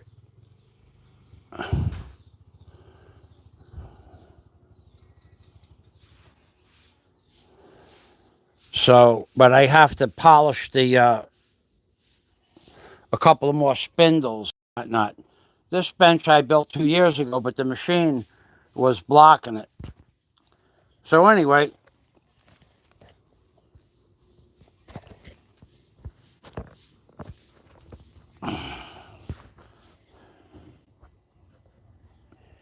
these people think they can come on here and just interrupt me. I don't know who you are.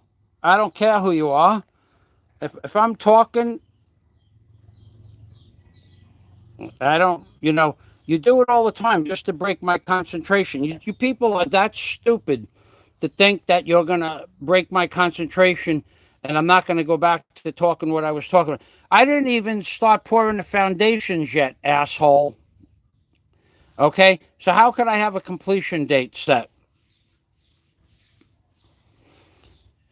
What a freaking another troll. Piece of shit trolls. Boy, I got to tell you, the shit on YouTube.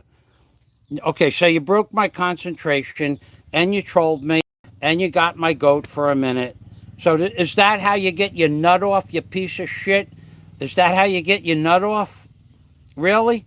To come to somebody's channel and to interrupt them just so that you could do it? Just for the hell of it? Don't you have anything better to do with your lousy little life? Probably not. I don't think it was a legitimate question. People have been asking me that question for 2.5 years since I started this project. Completion date. How about after you get halfway done with the hotel, then you ask if there's a completion date? You already know I'm building a hotel. You already know that question isn't a valid question. Not only that, if you want to ask a valid question, throw $20 in my PayPal account. Tell me what your real name is, and then I'll answer your question because I'll see it on your PayPal account. But if you just interrupt me and ask me a question, you're just going to get shit canned, just like everybody else that does that. If you were in college, could you just interrupt the college professor? If you were at work and your boss was telling people what to do, can you just yell shit out at your boss and ask him, hey, I want some... You can't do that, and you can't do it on my channel. And you people are going to learn the hard way. You're going to learn the hard way. You're going to interrupt me without saying, may I ask you a question? You say, please, may I ask you a question? You don't just come on and throw a question out at me. I'm not your personal servant.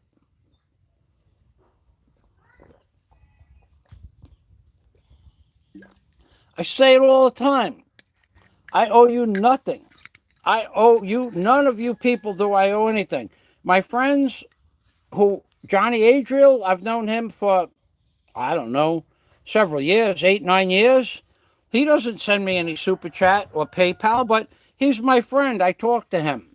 But you other people with these new troll names and who are you people that you have the balls to come on and interrupt me while I'm talking?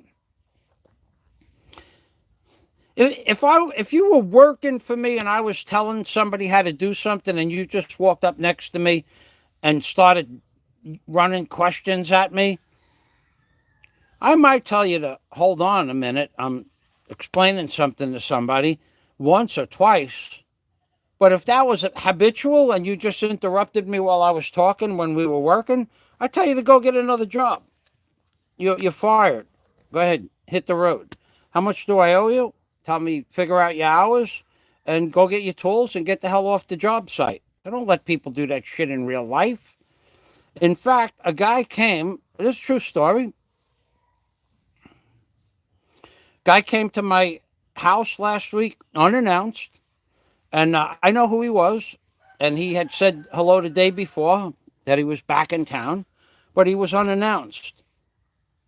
And I've known him for 5 years. And I said, "What's up?" He goes, "No, I just figured I'd stop by and hang out." I said, "Well, you can make an appointment. We'll do this next week. Let me know. Send me an email. And why can't you talk now?" I said, "Well, because I'm setting up for my live stream in the house. That can wait." I said, "Let me tell you something. You send me an email next week when you're free. And if I'm free, we'll get together. Otherwise, I'm going back in the house to finish my live stream." And I know this guy 5 years. I don't let people just interrupt me when I'm doing something. I'm not your damn servant. So I don't work for you. You don't pay me money to answer questions. You don't even say, "Please, may I ask you a question?" Who interrupts somebody while they're talking? Who the fuck does that?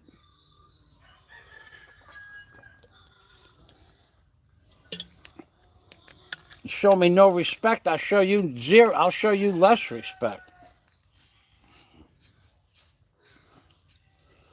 Besides, it's probably one of 5 or 6 people that do the same thing every day under a different name.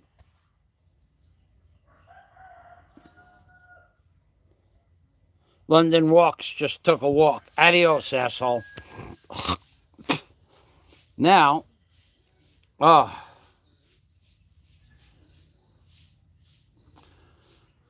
tomorrow, well, I really, you know, Johnny Adriel, I thought about what you said. Uh, am I building a bench?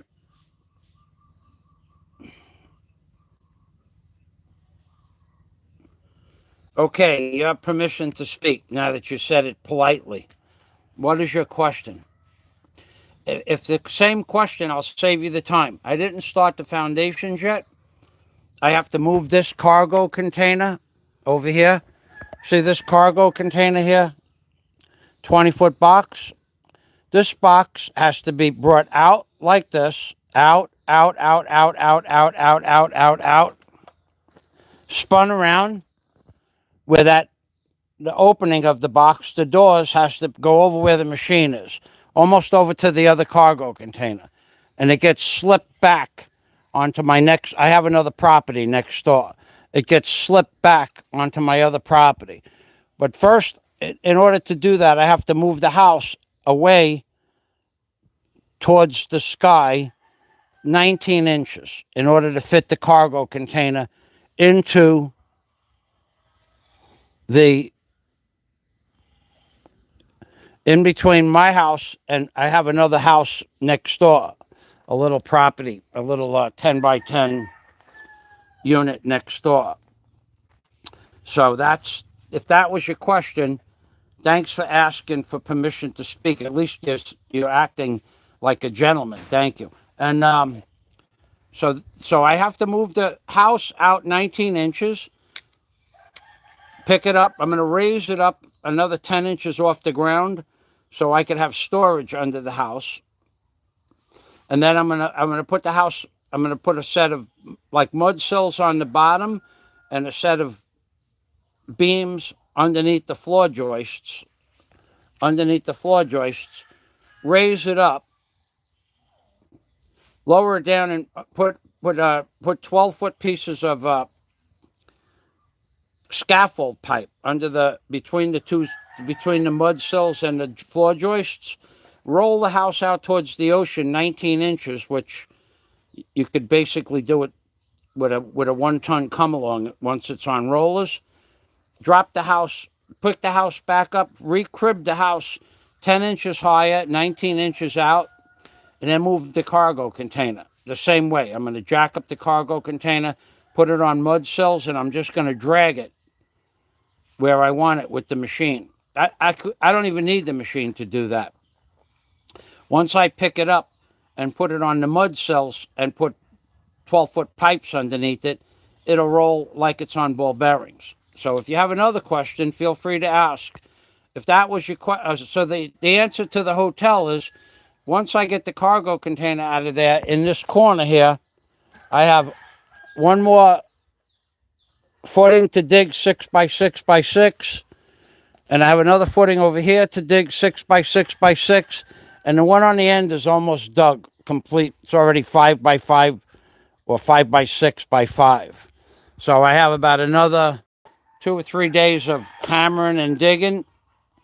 And then I start building foundation footing forms.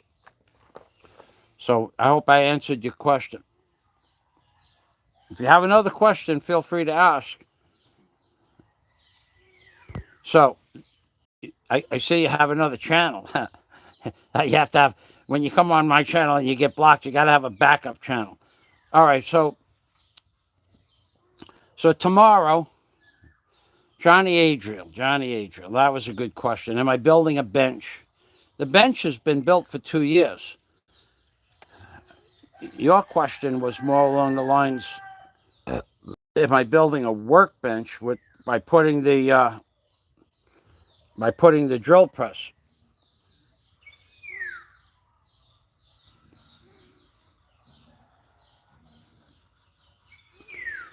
Okay,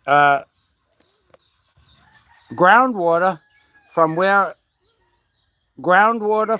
I'm sitting right now.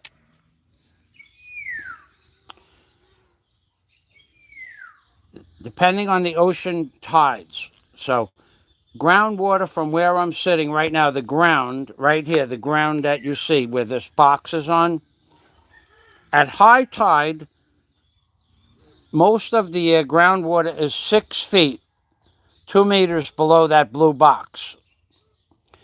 But in the fall, we have the fall equinox tides. The water table is only 1/2 feet below that box. However, I have special permission to not build the hotel on the ground level here. I have permission to start the first floor of the hotel up up to the workbench. So I have a minimum 36 inches to the ground, and another minimum 36 inches to the highest water table. So theoretically, I could build a storage basement in part of the hotel, because all I would have to do is just dig out between the foundation footings. But also understand, everything you see here, the dirt, 6 inches below this dirt is solid coral. There's no dirt on my property at all. It's just one giant block of solid coral. It runs back that way towards the next house. It runs back 2 more lots, 3 more lots back is just coral, 6 inches of topsoil or leaf debris, going back 2 or 3 lots, at least 2 or 3 lots, and then it's just solid coral. However, if you go this way, once you get past 100 feet outside my gate, that's all sand after that. So it's coral for about 65 feet from my gate out. It's solid coral. And then it's just pure beach sand after that. There's no more coral until you get out to the reef. So if I wanted to put a basement in, I could just start the hotel up. I could just start the hotel up another foot higher than the. When I got special permission to raise the hotel up higher, it was because we had a flood that year that came within, say, 2 feet of this ground level. So a lot of people got flooded out. And I just told the inspector I'd like to go up 3 feet higher than ground level. And he said, no problem. As long as you follow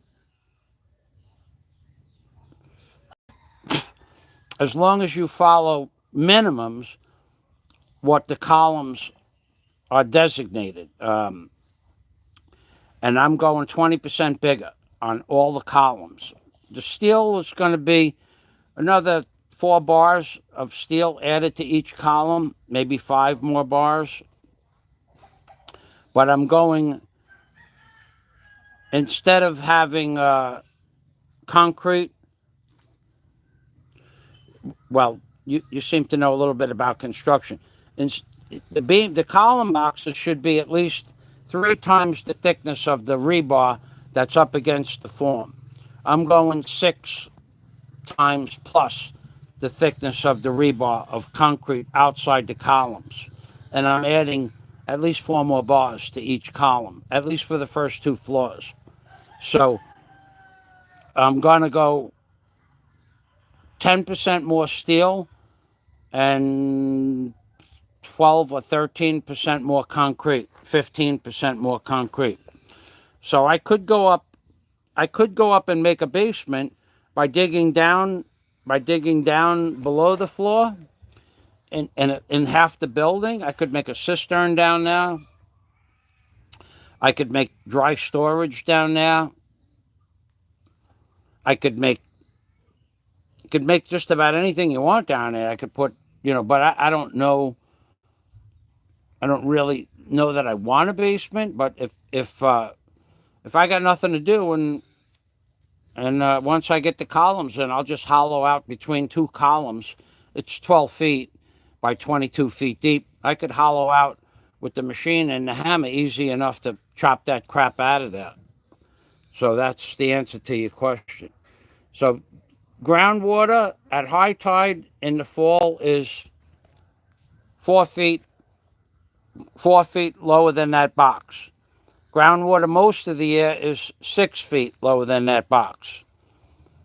Now, we've had typhoons where the groundwater would be 3 feet lower than the box. Even with the highest typhoon that we ever had, the water table only came up a foot. The high tide, we just don't get that kind of, we don't have like tides like in New York. The tide goes up and down 6 feet. Here the tide goes up and down 30 inches. And we haven't had an on-blowing sea and a hurricane and high tide and full moon at the same time ever since I've been here. But even if I did have a basement, it would be 8 inches of poured concrete. It wouldn't matter. Okay, so I hope I answered your question. Now, so Johnny Adriel, do I want to put that drill press out here on the bench? I might, Johnny. It would be a lot easier to use it out here.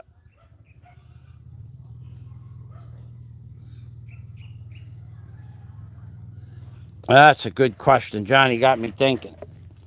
Johnny Adriel got me thinking. I don't know. I might. I could.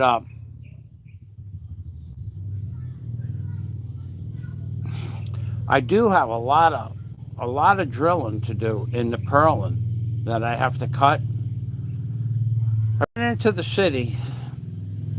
Remember, I cut some purlin last week.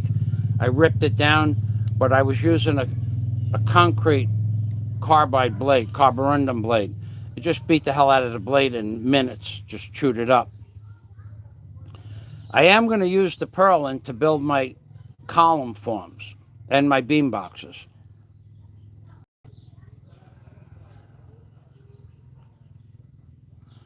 And the purlin does, I do have to drill a hole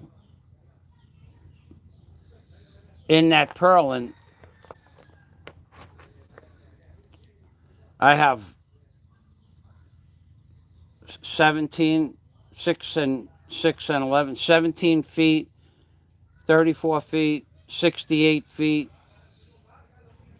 136 feet.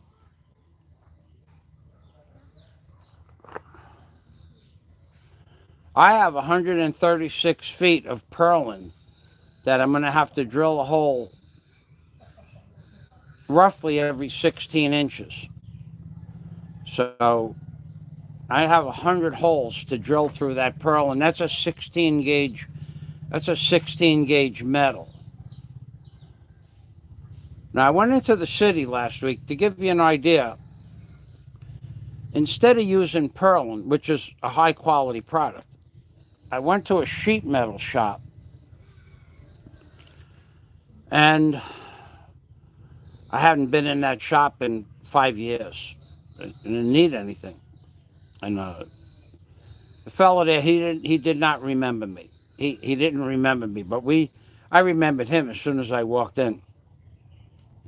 And I asked him if he had 16 gauge sheet metal, and he said no, but he told me where to go to get it. So there's a sheet metal shop near Tobacco Street, near Bahico Electric.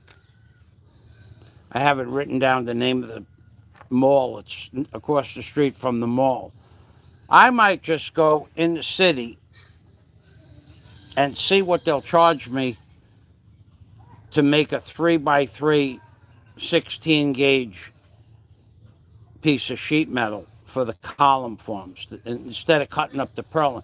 It would save me 5 or 6 hours of cutting, and if it's the same price as the purlin, well, I'll just buy 136 feet of it and not cut up the purlin and use the purlin for something else. So but no matter what, whether I use the purlin or I get the sheet metal, I still have a minimum of 120 holes to drill through the purlin, and then I have pipes that have to have the holes drilled through the pipes for the arms. They are going to hold the columns from tipping left or right or front or back. There's going to be bolts through the columns, through the purlin, through the plywood, sticking out like that far from the plywood. And then I'm going to drill holes in pipes and put the pipe on like a scaffold bracket. So the pipe will act as a scaffold bracket, but the bolts are going to be part of the form system. And so I have at least 1, 2, 3, 4, 5, 6, 7, 8, 16, at least 16 pipes have to have a 1/2 inch hole drilled through them. And to do that with a handheld drill, no, that ain't gonna happen. It could happen if I had to make it happen, but I have a drill press, and that's why I'm cleaning this drill press up. I have 100 holes through the purlin and 4, 8, 12, 16, 32 holes through the pipes minimum. And with the drill press and a bench clamp, I'll be able to drill the pipes out lickety split. By hand, I'm just going to bust my ass by hand to do that. I don't feel like doing that. That's why I brought a drill press with me. because I knew I would need a drill press. So, as for the water table, nah. I thought about often. I thought about whether I want to have a basement. I just don't know what I would store down there. I don't know that I need it for storage.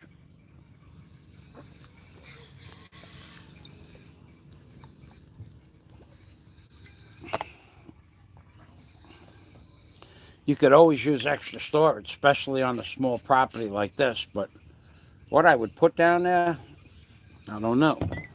I guess hotel supplies, masonry supplies, paint, stuff like that. It'd be a dry storage. Paint, some tools. I'll think about that. London walks. All right, so I'm done. I gotta put. Yeah, man. I gotta put that drill press, lay it down.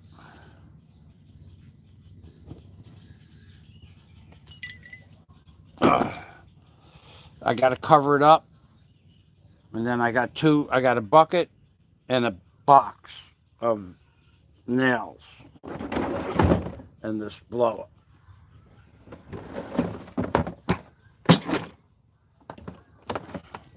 All right.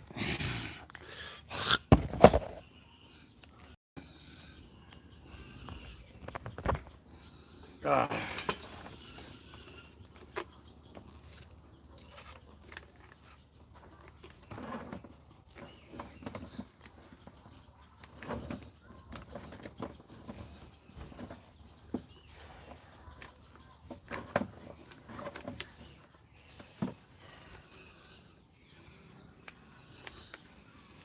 oh.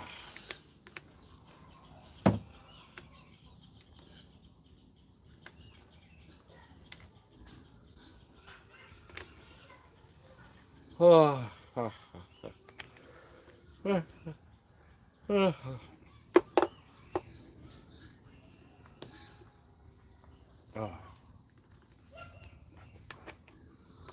Oh.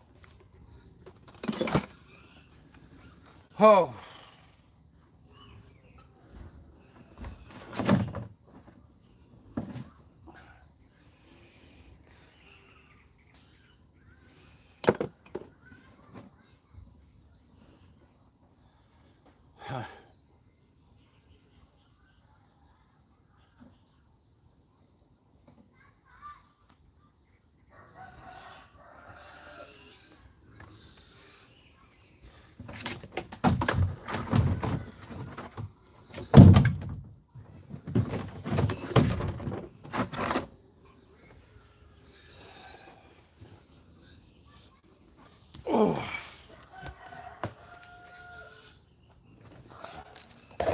All right, I'm going to lay down the drill press, and then I'm going to cover it with a 100 square foot top I have bundled up right next to me, behind me.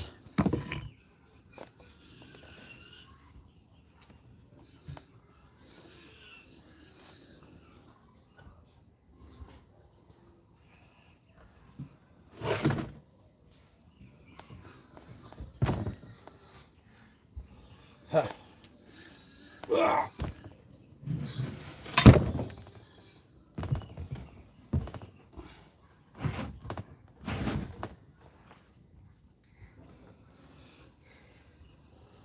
Huh. Huh. Huh.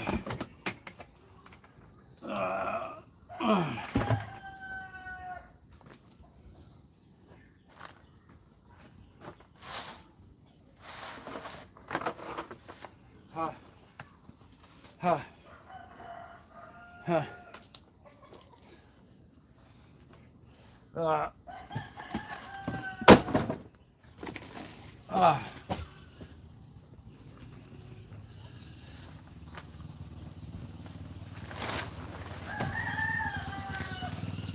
Huh.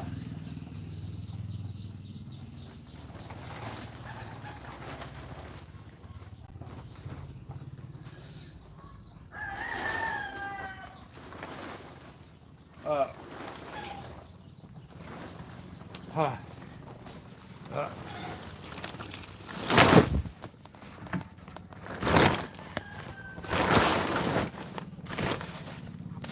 huh, huh, huh, huh, huh,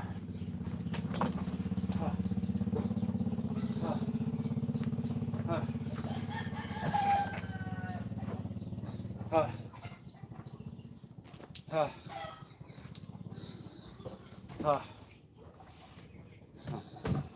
huh, huh,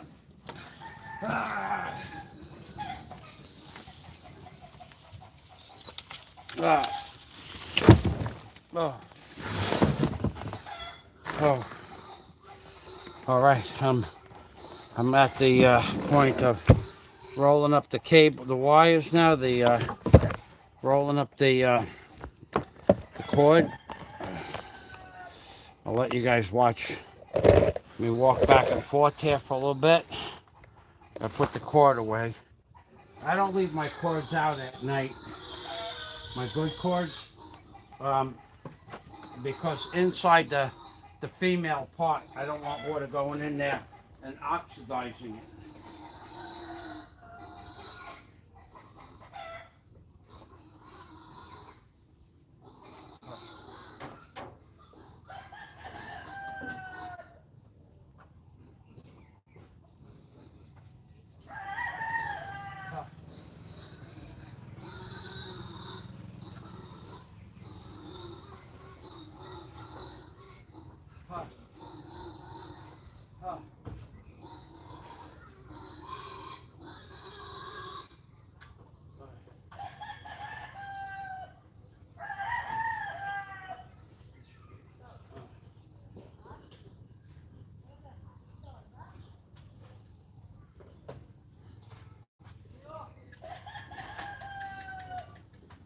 Ah.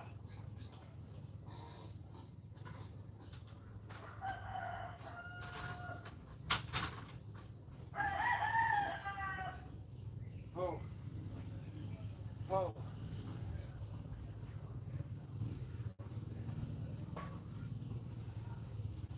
Oh.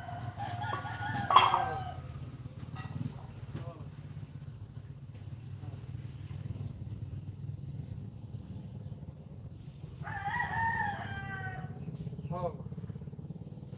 Oh. Ah.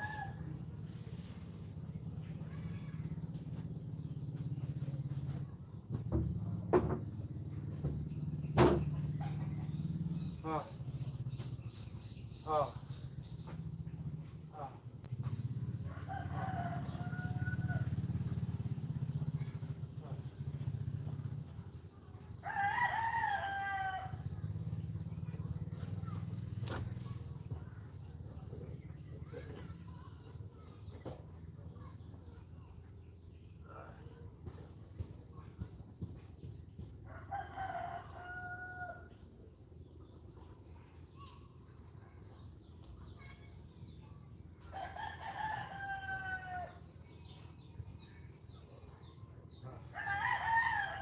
Oh. I'll be out. I'll be out in a minute. I gotta get. I gotta take a pill. Uh,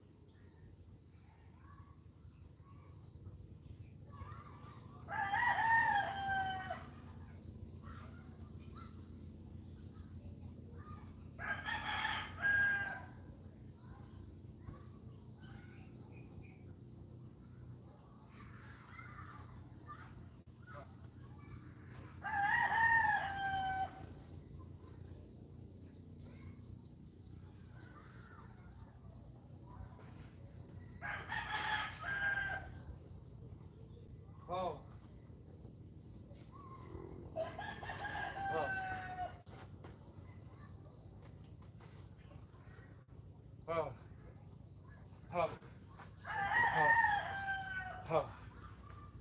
I'm gonna just put my good toolbox bucket away. It looks like it could rain any minute. It might not rain, but I don't want my tool bucket getting wet again. It got wet last week and it took 2 hours to clean it up. Uh, uh, uh, uh, uh, uh, uh,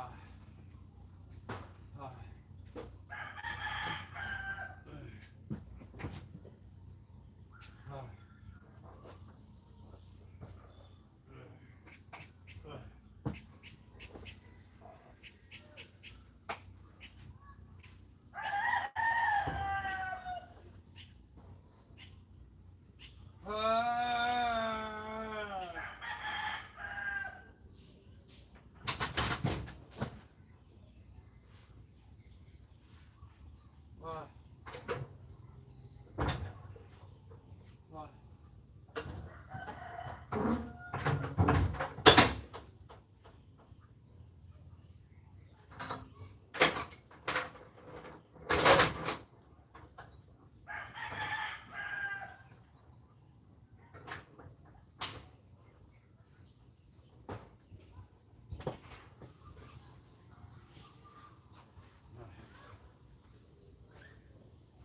All right, I'm done for the day.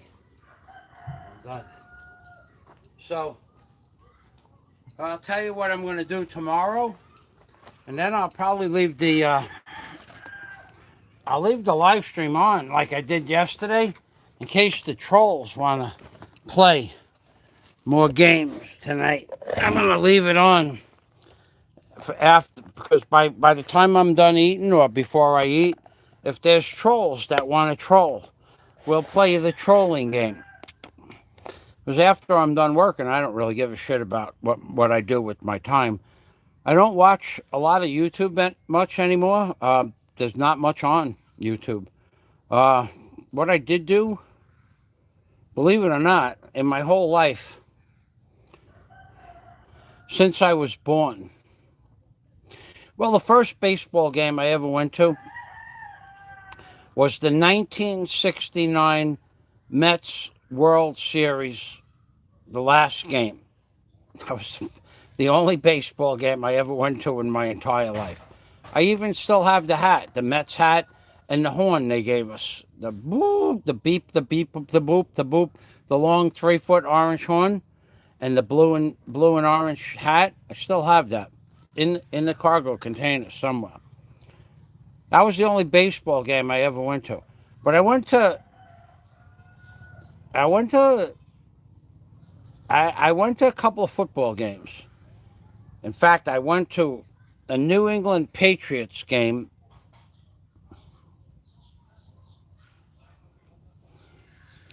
Had to be 1991 or 1990 or 1992. Could it be 92? I moved to Florida in 93, so anyway, it was supposed to have been the most spectacular New England Patriots game ever, if that's who was playing. We had 8-yard front row seats. I sat at the front row at the 8-yard line. It was 20 degrees below zero. It was so fucking cold. It was so cold. We dressed for it, but it was so cold. And I'm going to myself, somebody didn't want to go because it was so cold. So my brother had 8-yard seats. He had those seats for, oh God, 20 years he had those seats. And he said, "Do you want to go to a football game?" So, well, I have never been to a football game, so yeah, I'll go. I think I might have been at one football game back in, I was building Pavone Funeral Home on Avenue N. Pavone, Pavone, Pavone Funeral Home on Avenue N in Brooklyn for Johnny Pavone. The father's name was Johnny. The son's name was, the oldest son was Leon, and the second oldest son was John. And there was a third son, a younger son. I don't remember his name. So that was in 1977. 77. Yeah, that was 77. And Leon took me to a football game.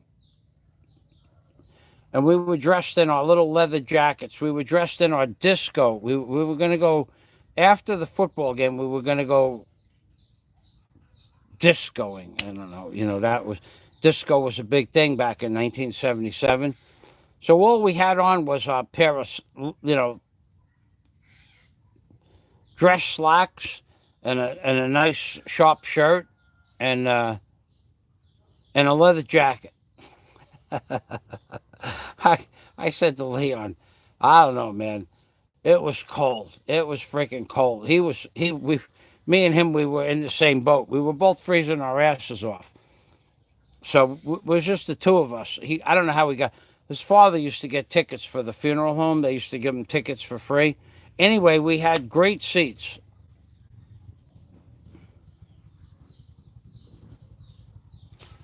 That was when there was still football at Shea Stadium. So that was back in 77. Anyway, we went to this football game. I said to Leon, look, man, give me the keys to the car. I'm going back to the car. So he gave me the keys to the car, and then he goes, I'm going with you. We're going home. We're going discoing. So we left, and we went whatever we did. I don't remember anything that we did after that. All I remember is being so cold I couldn't think straight. And because we weren't dressed for a football game. We were dressed to go out disco dancing. Not that either one of us could dance. The Leon Pavone, John Pavone, Pavone Funeral Homes, you could look that up. If you call them up and you're in the United States, ask Leon. John would remember me, but Leon was my friend. John was the younger brother.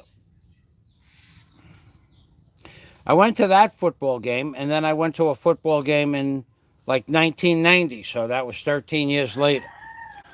And it was supposed to be the most spectacular game that the New England Patriots, I think it was the Patriots and the Bears, if I remember correctly.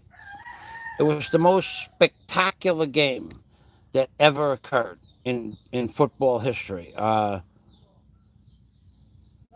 Something about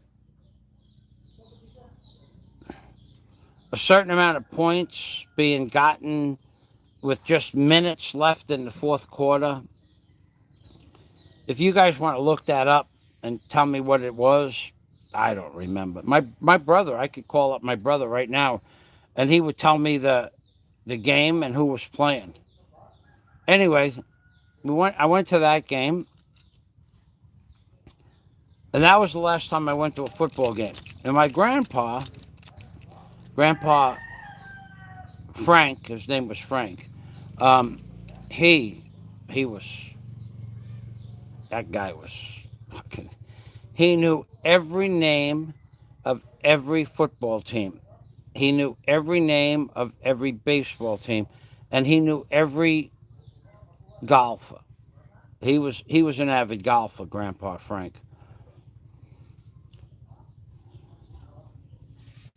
And we used to call him Ward, W-A-R-D, Ward.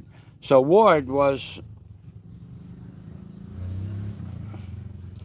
he used to make us watch football games when we were kids. I could never follow them because I didn't know what the hell was going on. No matter how many times he explained it to me, touchback, lateral pass, fuck it. I never played football. I think I played touch football a few times in the street, and I was the last person they wanted on their team because I don't remember how to. When they would go, we're going out for a screenplay. Yeah, okay. I'll run out there You throw it by number sewer number 2. Anyway, I had no idea what a screenplay was or a blitz or any of that shit, and I didn't care. Anyway, I was never watched a football game on television. I watched Super Bowls. I would watch the Super Bowl from start to finish. If I had time and I was doing nothing, usually I was doing my friends anyway. There was a big Super Bowl party every year. I'm talking about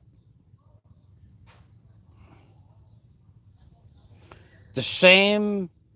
My brother had a group of friends. They were my childhood friends, but they were not my personal friends. My brother had a group of childhood friends that he still has to this day. Most of them.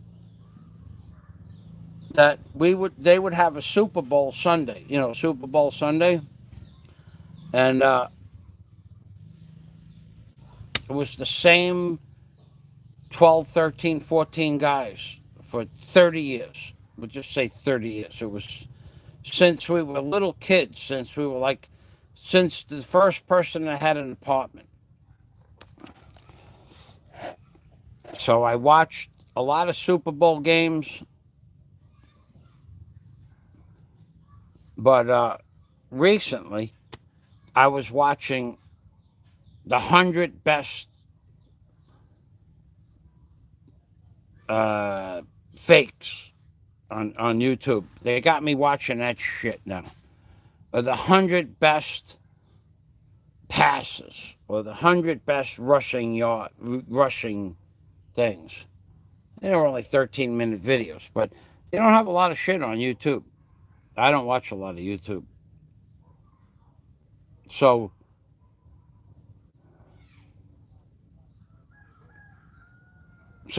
if I leave this stream on after I take a bucket bath, I'll come back and I'll talk to the trolls, because there's really nothing on YouTube anymore. There's very rarely is there anything on YouTube. Oh, I will tell you that Barry Jordan. Now I'm gonna go immediately as soon as I say Barry Jordan's name. I'm gonna tell you, for as long as I know Barry Jordan, I have never, and I will never, ever say anything bad about Barry Jordan. I think he's a cool dude. I don't care what anybody else thinks. I think Barry Jordan is the epitome of live free or die. I just like Barry Jordan.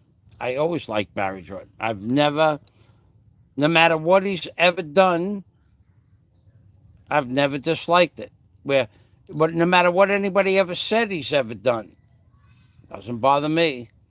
He's not bothering a damn soul. He's just living his life the way he wants to live it. So that's why I say Barry Jordan should be the example next to the words live free or die. So I watched my first Barry Jordan video ever. I have never seen a Barry Jordan video until 2 days ago. And when I watched that Barry Jordan video, I subscribed right away. I said, "My this guy, he doesn't give a flying crap about nothing." And that is the way one should live their lives. That is the way. It's the way I lived my life, my whole life. Now I have a little bit more responsibility because I'm building a hotel, so I have to throttle back on what I want to say and who I say it to. But Barry Jordan, I give you 1, 2 thumbs up every day, day in and day out. You are the man, Barry Jordan. I'm going to tell you, after what I saw on your Barry Jordan live video,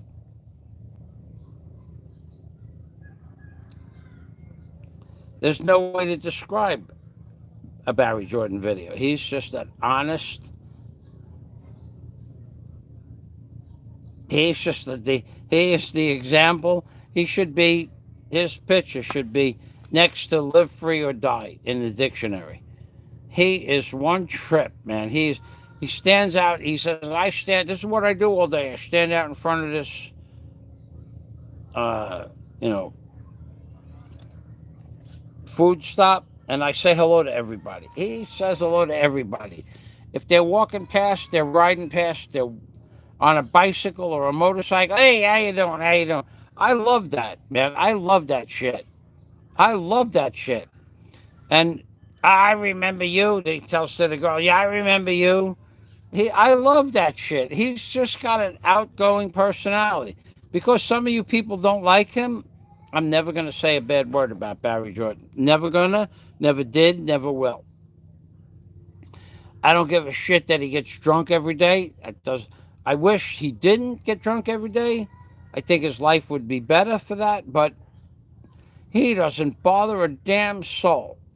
It's people that come and attack him that he goes after, and he probably says shit he shouldn't say. But after that video I watched 2 days ago, where he's going to clean up a mess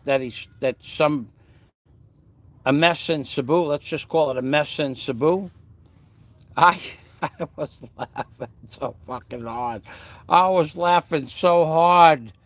I was laughing so hard. Barry Jordan is going to cure the Philippines vlogging genre of the disease that has plagued the Philippines vlogging genre for 5 years. Barry Jordan is single-handedly going to cure the Philippines. I love it. I love it. I love it.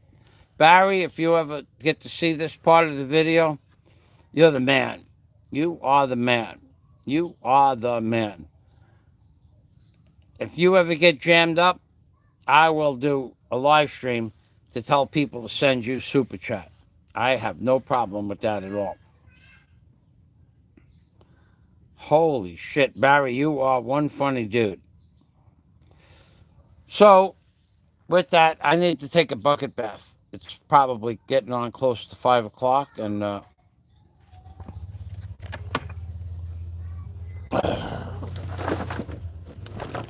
Barry Jordan, man, he is one trippy dude. And I watched the video 2 days ago. That video, I was hooked on Barry Jordan videos. And then yesterday, he's talking to DQ. "Well, you know, DQ, I like what you do, but man, I don't like the idea that you put my picture." Barry didn't like the picture of him getting tooled. We'll call it tooled. TOOLLED. Tooled by another famous blogger. He did not like that picture at all. "Well, I like what you do, DQ, but I don't like that thumbnail." That was one of the. I was laughing my ass off. I wouldn't like it either if it was me, but I wouldn't say anything about it. But now I know why you don't like that thumbnail. I saw it yesterday, Barry. I could understand that. But "I like what you do, DQ, but I don't like that thumbnail. You should get my picture off of there." I was laughing my ass off. You had me in tears, Barry. You had me in tears. And as far as what you said, that doesn't bother me at all. That doesn't faze me in the least. If you took care of YouTube's number one problem, it's a shame that what he's put you through. I can't say more than that. I'm going to get up now, and I'm going to put the camera in the house, and I'm going to take a bucket bath. My knees are killing me from standing in one spot for so long to clean up that drill press. My knees are killing me. Plus, I got up at 5 o'clock this morning. So now I've been up already going on 12 hours, working for probably 10 of those 12 hours. Plus this morning, what you did not see me do was I took 1,000 pounds. I took 1,000 pounds out of that yellow cargo container, put it on the outside, put it on the ground outside in front of the cargo container, and then moved about 400 pounds of that product into this cargo container. And so I had to walk it 8, 16, 24, 32, 40, 45 feet, 1,000 pounds of shit. I had to walk 45 feet into the back of this cargo container. My legs are like rubber. Like rubber. So I'm going inside. I'm going to take a bath. I'm going to put the camera down inside, and it's going to be about a 45-minute reprieve of no live streaming. So if someone wants to write down Fazio's on a 45-minute break, that would be good, because it's going to be 37 minutes. It takes me to take a good solid bucket bath. Sometimes a little less. Could take 27 minutes. Oh boy. Oh boy. Oh boy.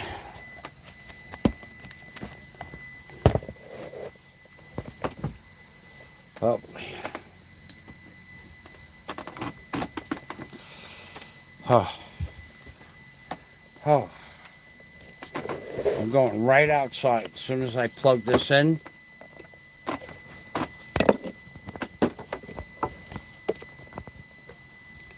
I'll read that one comment. Down to 5%. Okay. I got it in time. Thank you. Thank you very much. Fazio's on a 45-minute break. Thank you. I'm going to go take a bucket bath. I know I hear stories. He doesn't even bathe at the end of the day. Yes, I do. Unfortunately, it's with a bucket bath, but either way, every day my shirt gets washed, and every other day my pants get washed. Every day my shoes get bleached, because I don't wear socks. And oh,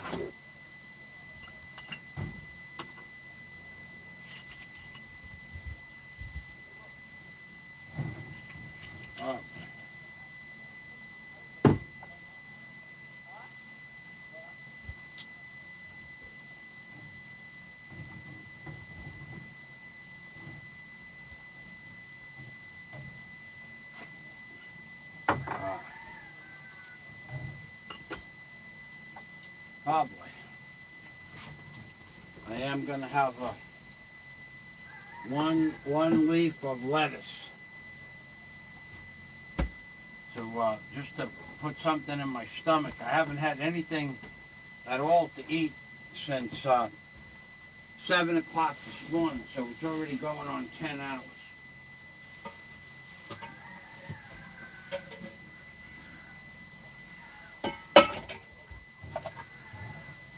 Ugh.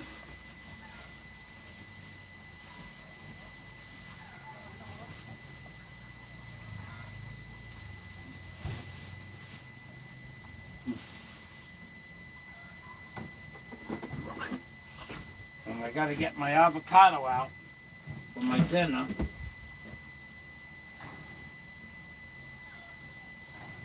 Got that out.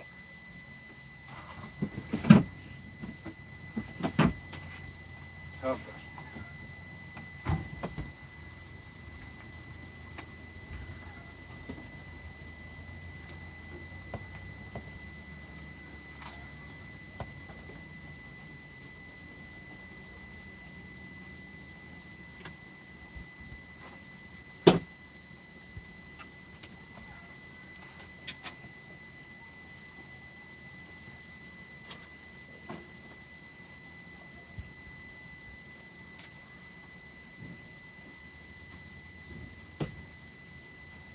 Ah!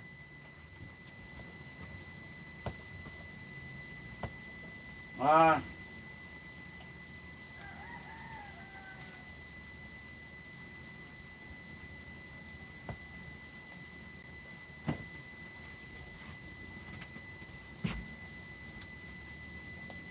huh,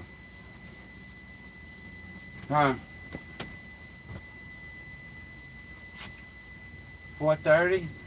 Be back at about 5:10. 40 minutes from now.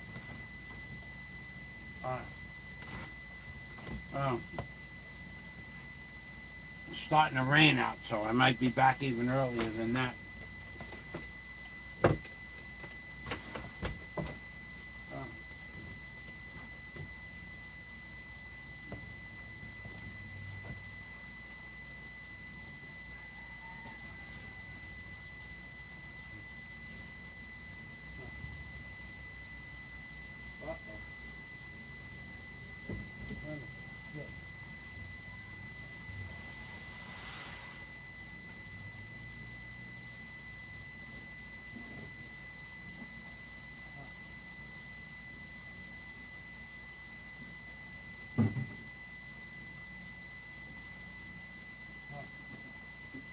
uh, uh, uh,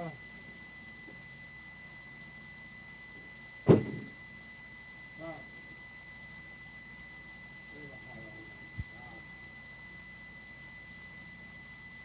Oh, you dumb stuff. Dumb. Uh, uh.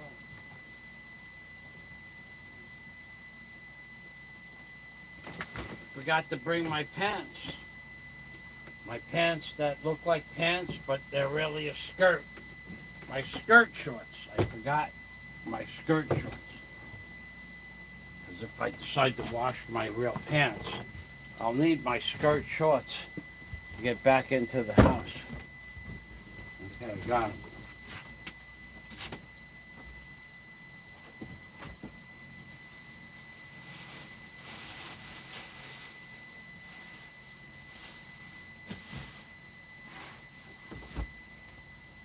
All right.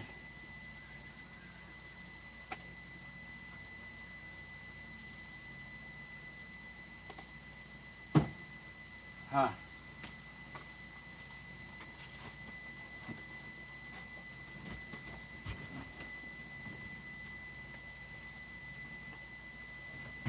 Huh. Huh.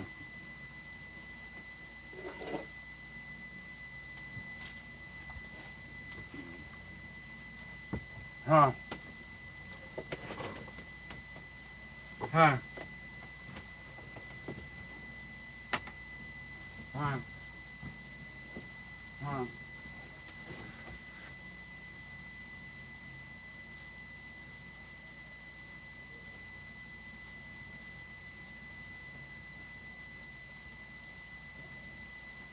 Huh. Huh. Huh. Huh. Huh. Huh.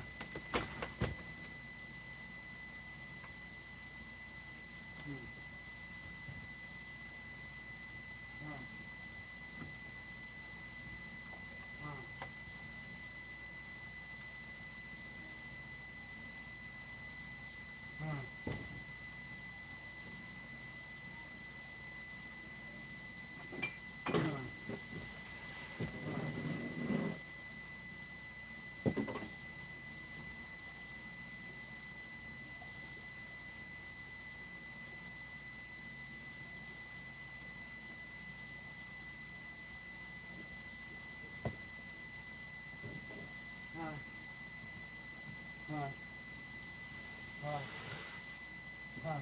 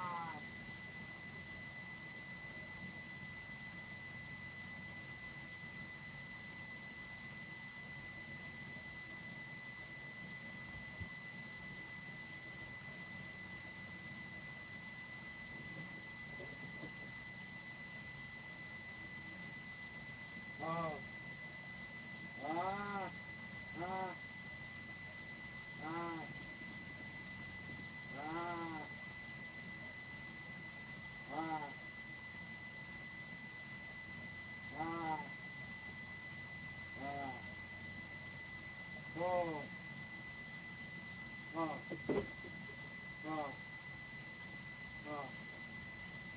Oh. Oh.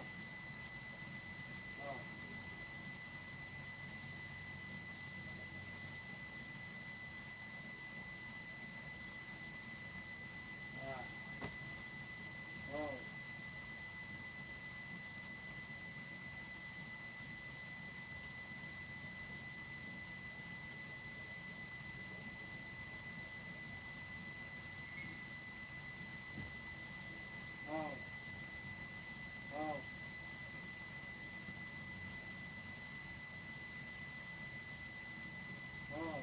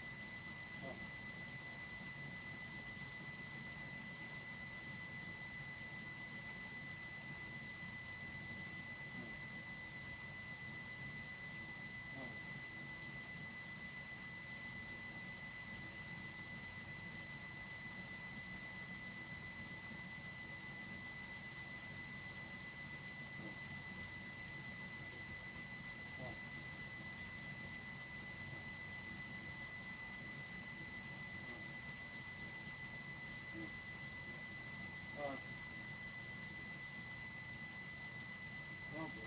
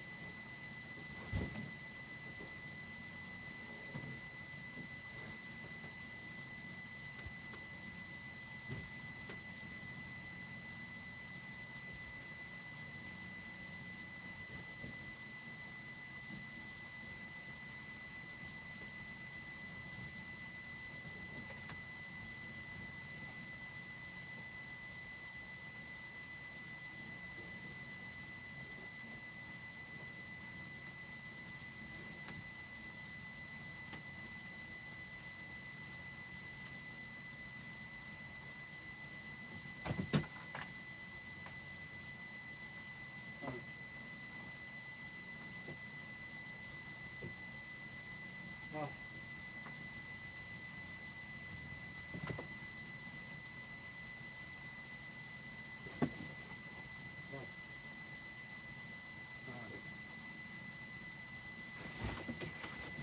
Oh. Oh. Oh. Oh.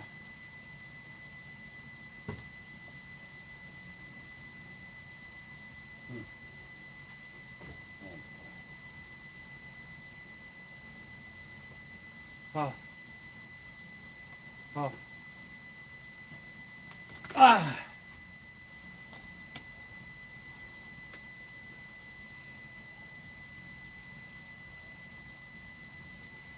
Ah. Ah. Ah. Ah. Ah. Ah.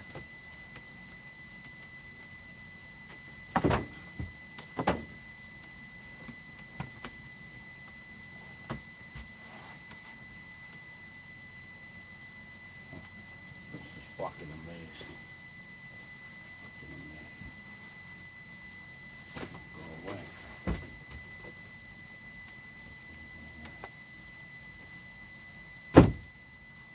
Huh. Huh. Huh. Huh. Huh. Huh.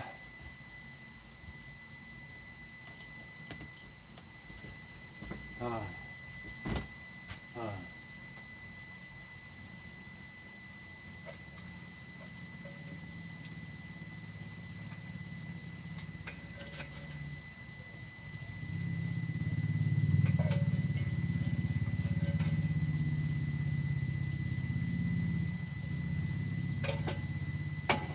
Huh. Hmm. Huh. Huh.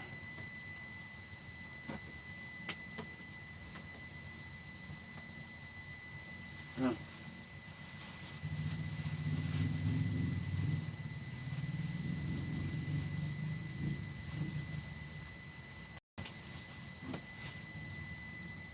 Huh.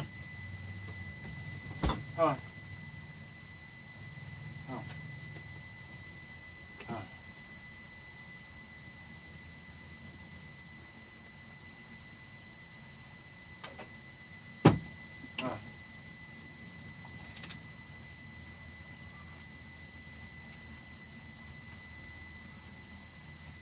Huh. Huh.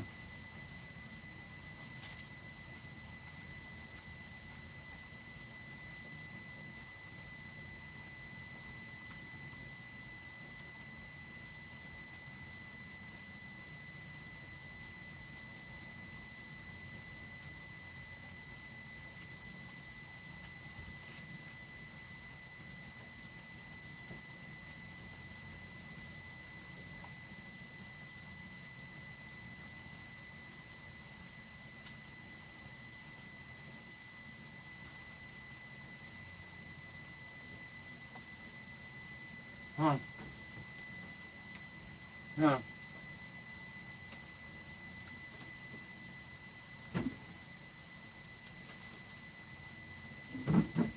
Hmm. Huh. Huh. Huh. Huh. Huh.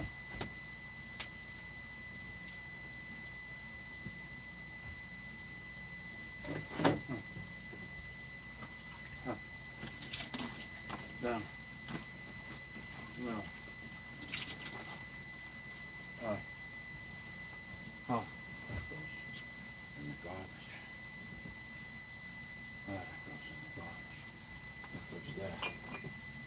All right.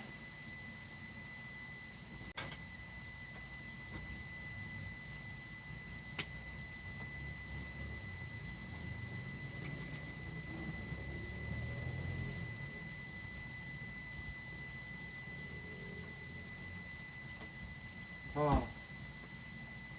Oh. Oh. Oh. Oh.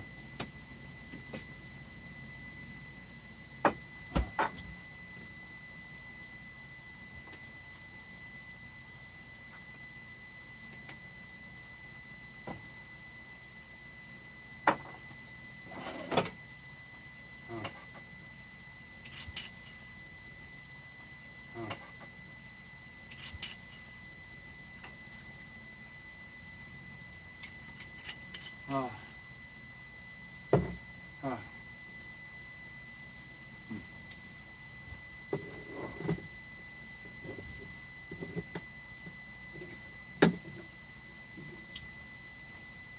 Oh.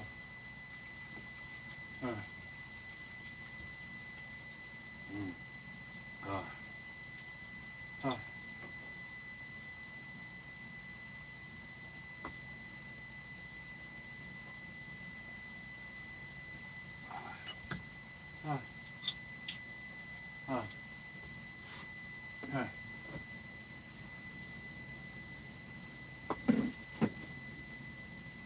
Friday, Saturday, Sunday, Monday.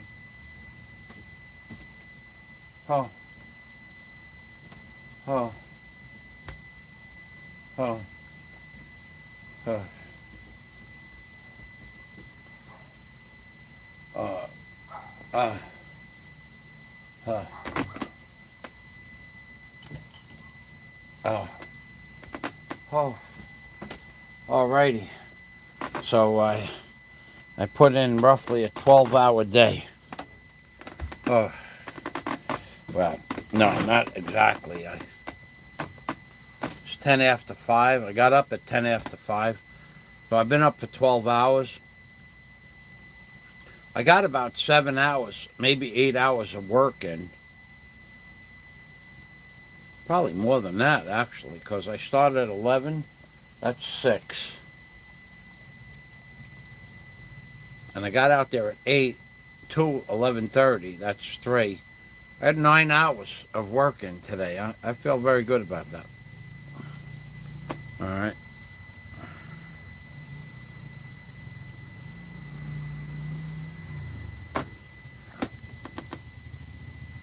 Oh. I'm going to take a...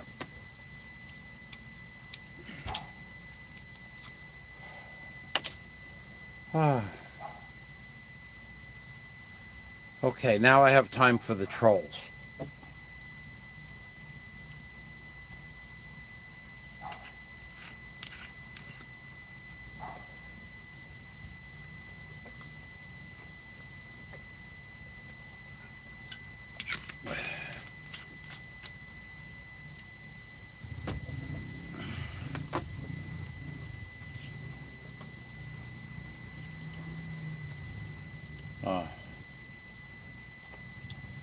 All right, I'm going to check my mail to see if they fixed my credit card yet.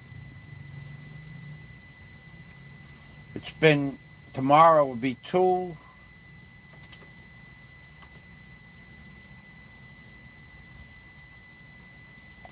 full weeks tomorrow.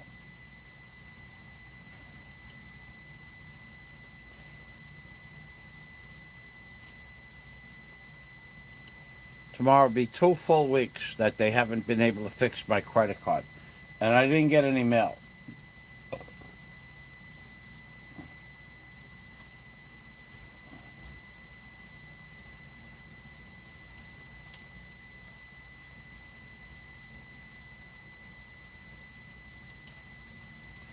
And I didn't get a mail today.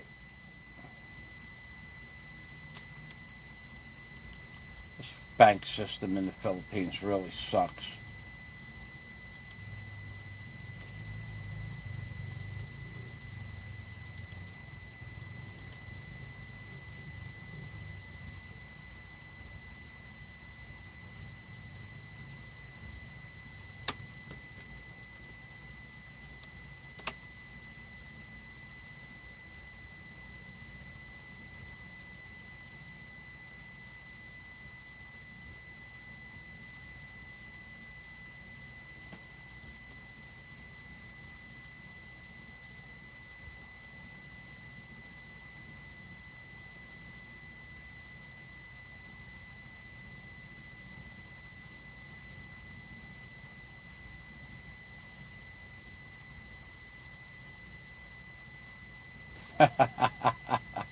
Oh, this guy is so screwed.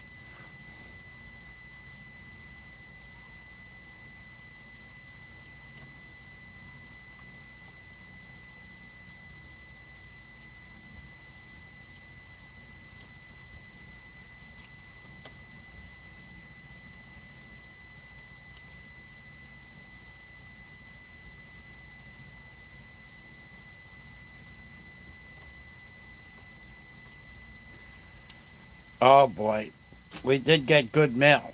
I wish I could tell you about the things that are going on behind the scenes, but I can't. I did get confirmation of what I wanted to get confirmation about, but in the same email they said to keep it low key. So I'm going to keep it low key. But I'm going to tell you something, dude. There's a guy out there that is so screwed. He has no idea, none at all, what he's about to get into. He would be happy if it was only the FBI.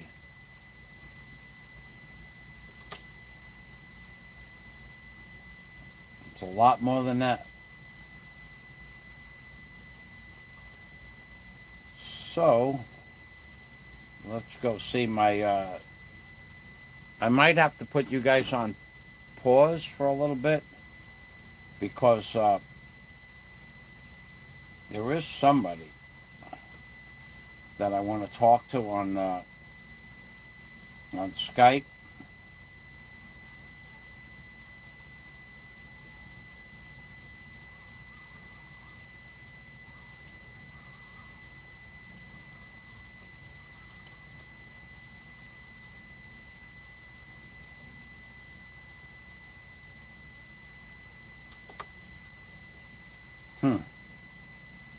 That's amazing.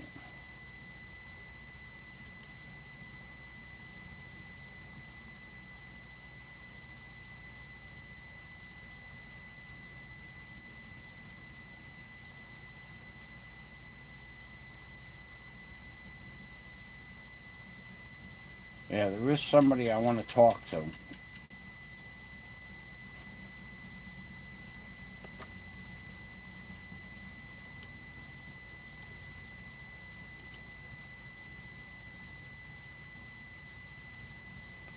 I'm going to push this button on the phone here.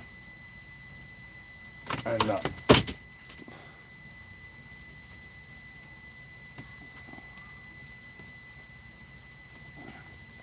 see if I get in touch with my friend in the Philippines here.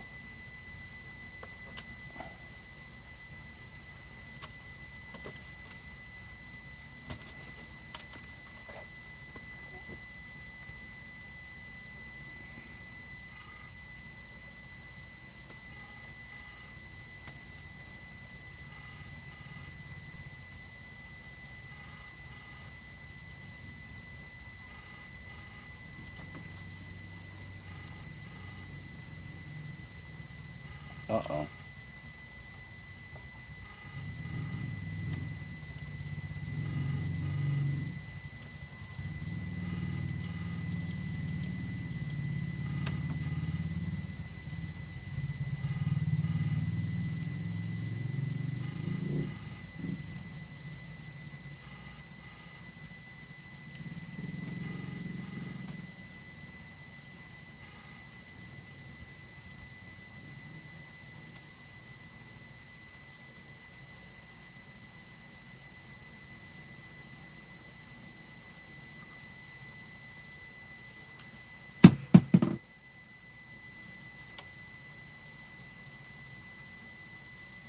They're not answering the phone.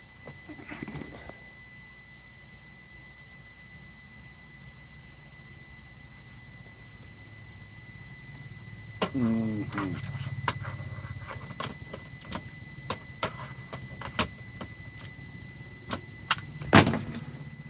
Oh, boy.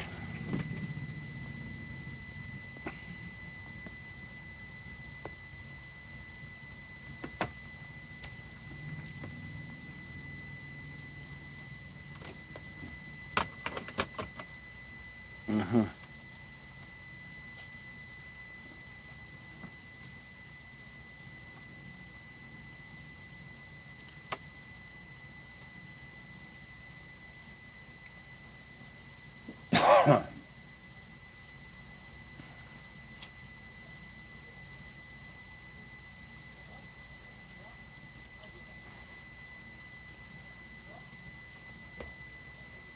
Oh, boy.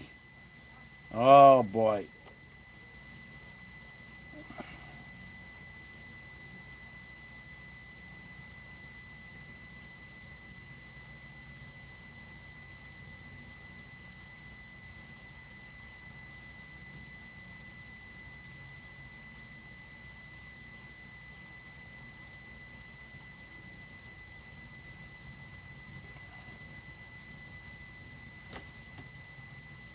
I'm checking my Skype now.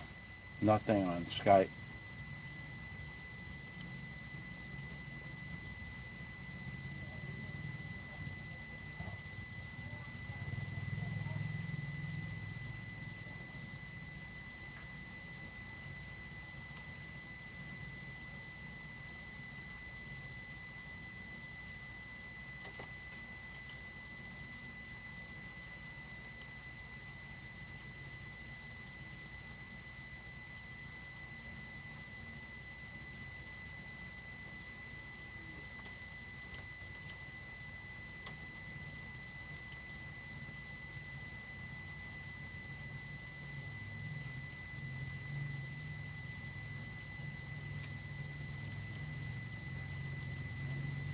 Hmm.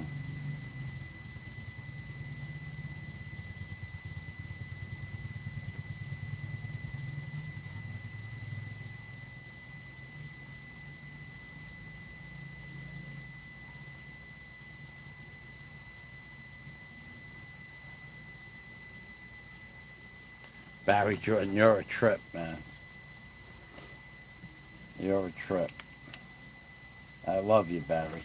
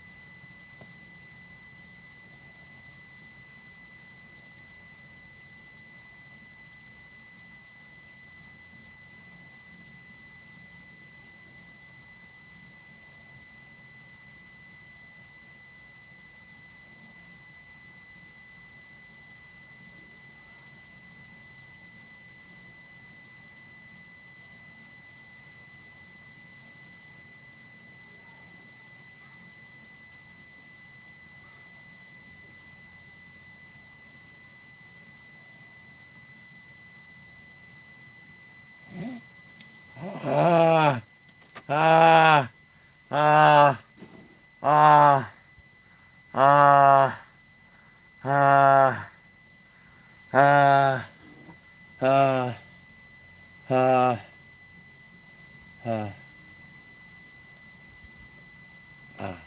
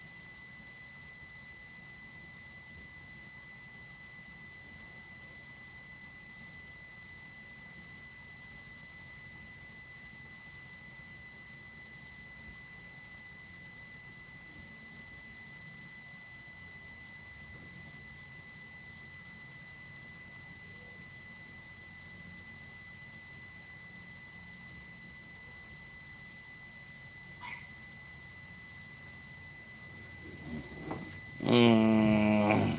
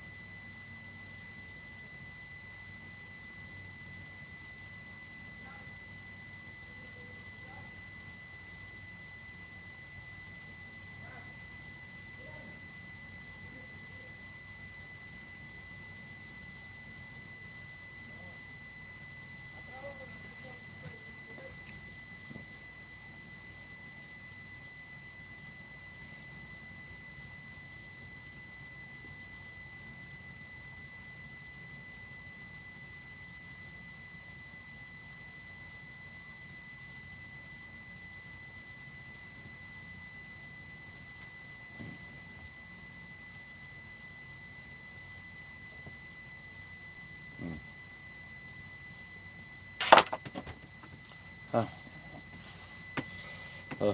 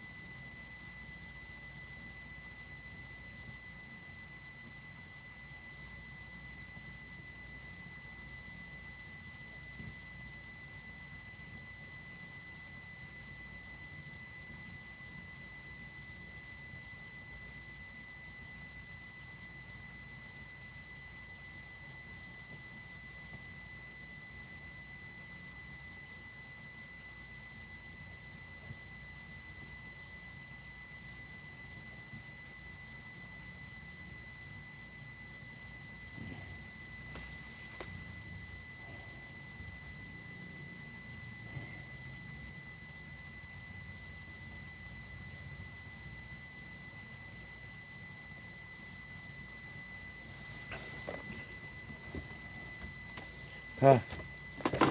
Huh.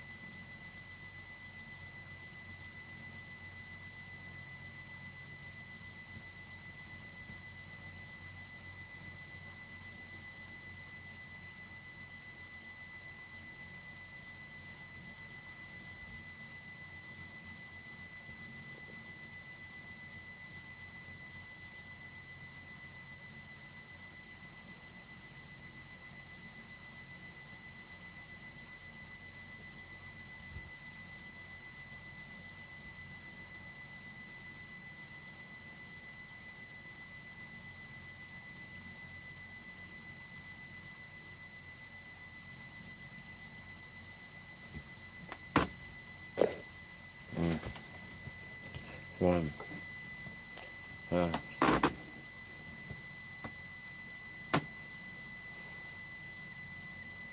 Uh, uh, mm. No. Oh, oh, I think I fell asleep. Oh,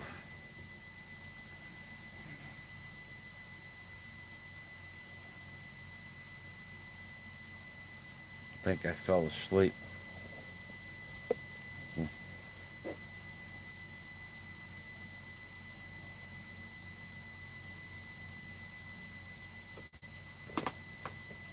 Ah, ah, ah.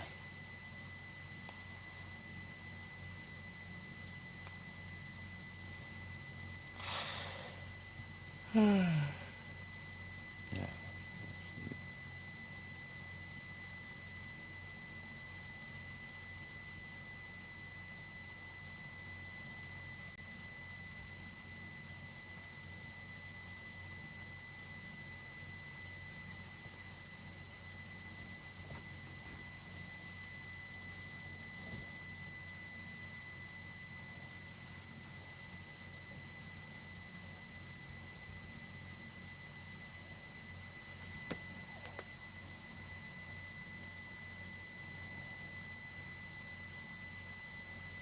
Holy shit, I fell asleep. I fell asleep. Uh, uh.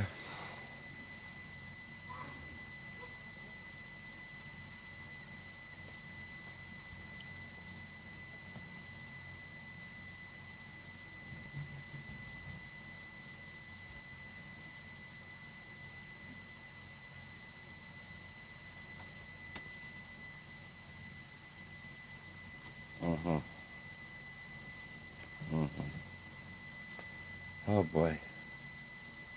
Oh boy. I, I was really tired. I was really tired. I don't know how long I fell asleep for, but I definitely fell asleep. Huh.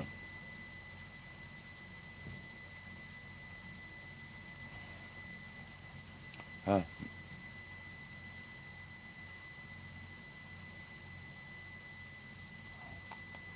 Oh. Uh. Uh.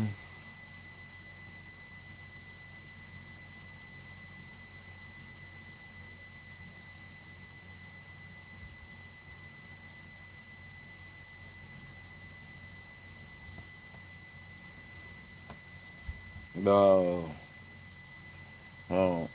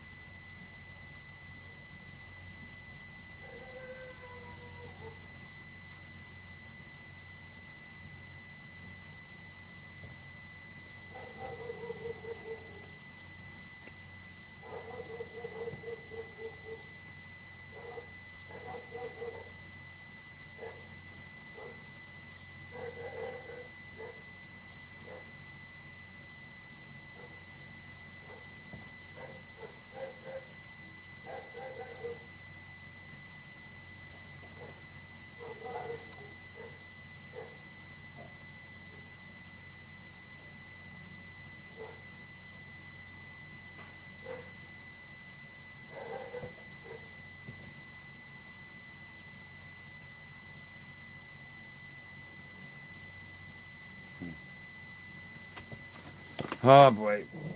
Uh. Oh.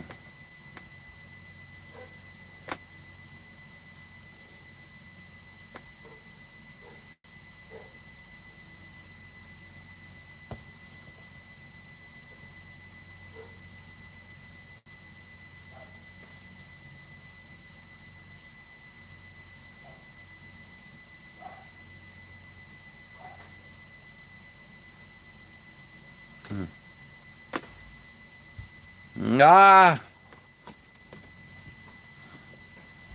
Uh. Ah. Ah. Ah. Ah.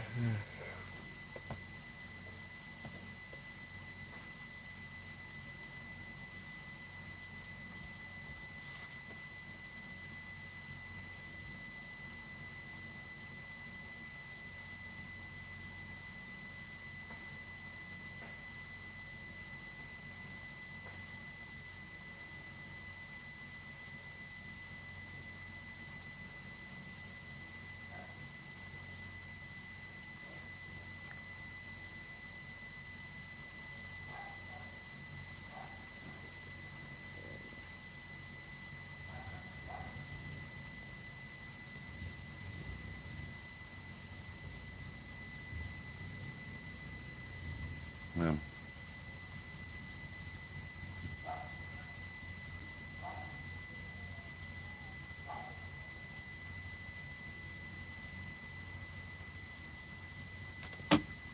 Uh, um. Mm, mm.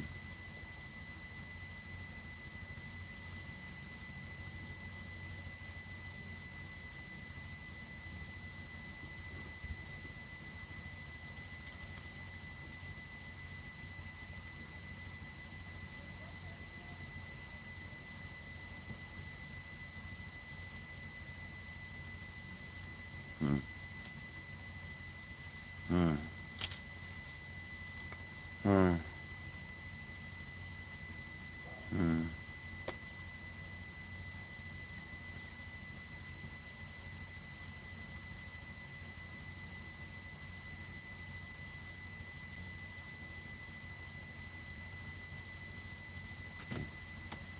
Oh boy. Um, mm, uh, uh, uh.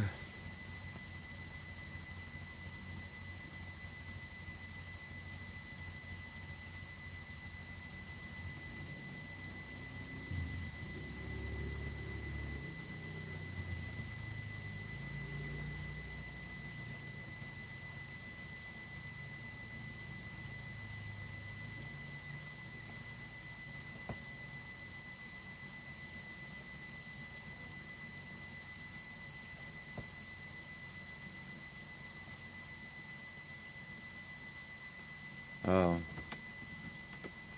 oh, oh. All right. Oh, let me see if I can get. Mm.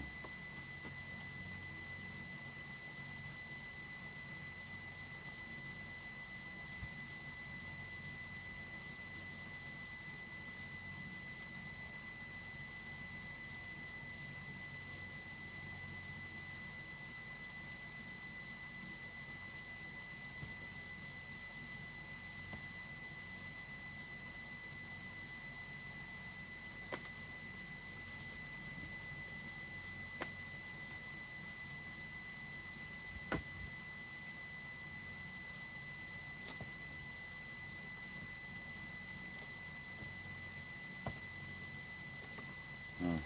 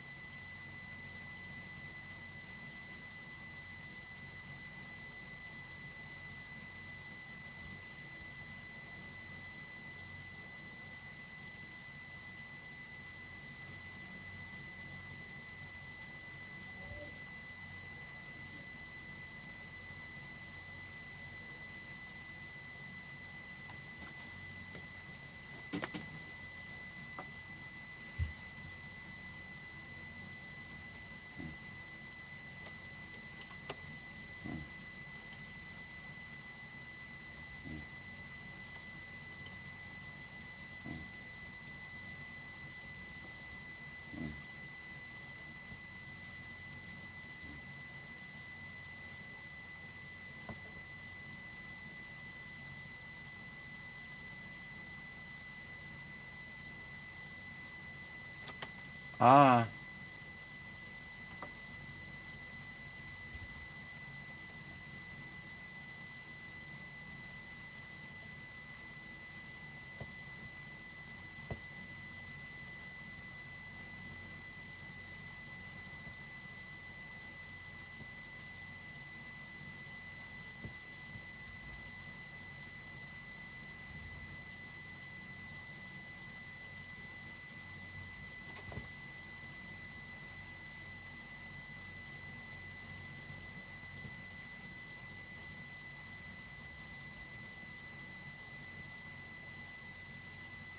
Ah. Oh. Oh. Oh. Oh. Oh. I'm getting tired. Hmm.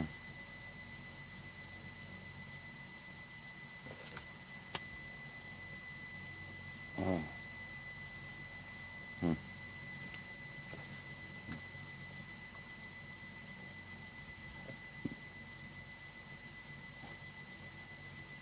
Hmm. Oh.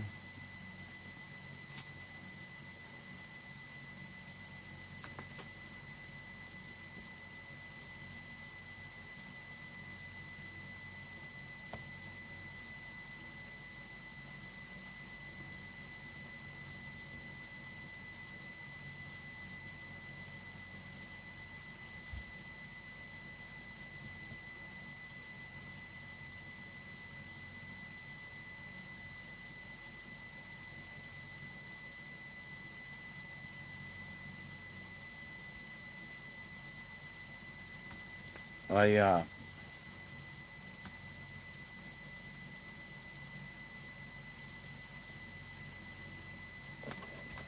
I uh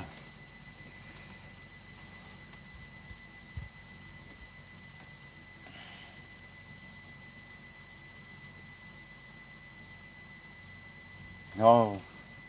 Ow. Ow.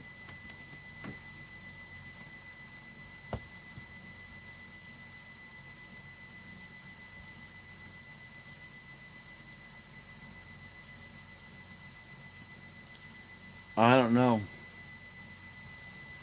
I'm gonna put this put this live stream.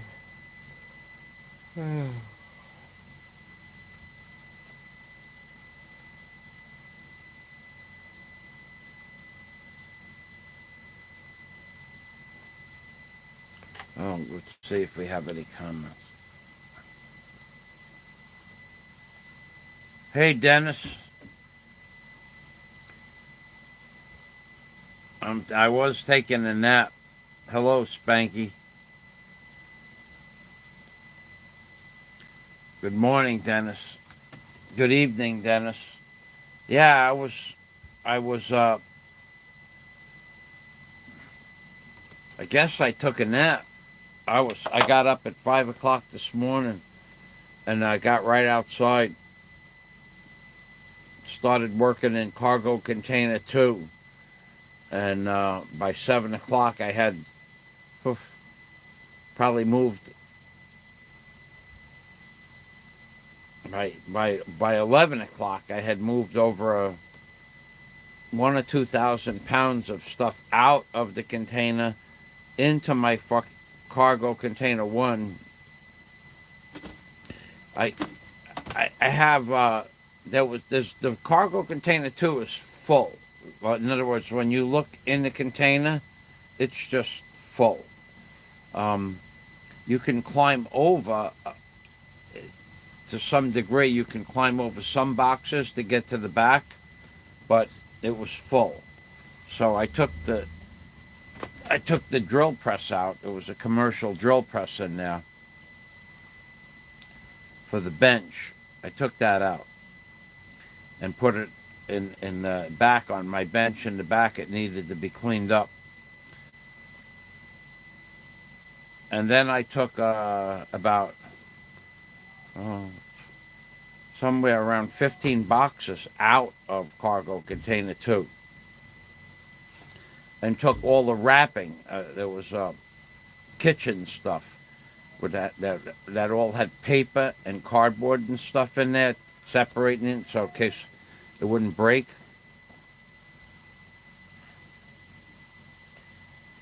And it has termites. There was termites in the paper. So I condensed about 5 boxes down to 2 boxes. But there was probably about 500 pounds of marine hardware, huge cleats, like 10-inch galvanized cleats. I think I have like 6 or 7 of those, and other types of marine hardware. A lot of sailboat hardware, a lot of swage terminals and turnbuckles, double turnbuckles.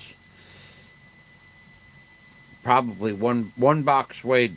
Well, I couldn't pick it up. There was no way. So there was 150 or 200 pounds in that box, and then there was another 100 pounds in another box, and I condensed all of that down into one box, but in the cargo container one, because I just needed the space in there. So I moved about 500 pounds of marine hardware that I'm going to use for different things. Some of it will be ornamental, but some of it, the swaged terminals with turnbuckles. At some point in the hotel, there's going to be beds that hang off the wall and on chains. So the swage terminals will be ornamental, but they'll be viable for adjustments. So that then I have a lot of those swage terminals, probably like 25 of those. So I have a lot of marine hardware, big bolts like this, 12-inch bolts, 14-inch bolts, 16-inch bolts, half, 5/8, 3/4, and 1-inch bolts. I condensed a lot of that down into one box. Now, can't pick the box up, but so I put it in buckets from cargo container 2. I filled up buckets, and I took a big bell box, 3 cubic foot bell box, and I put it in cargo container 1, and then I just filled up the box. There's no way you could pick the box up. It probably weighs 400 pounds. So I did that. And you have, in order to get it from one cargo container 2 to cargo container 1, you have to carry it 75 feet. So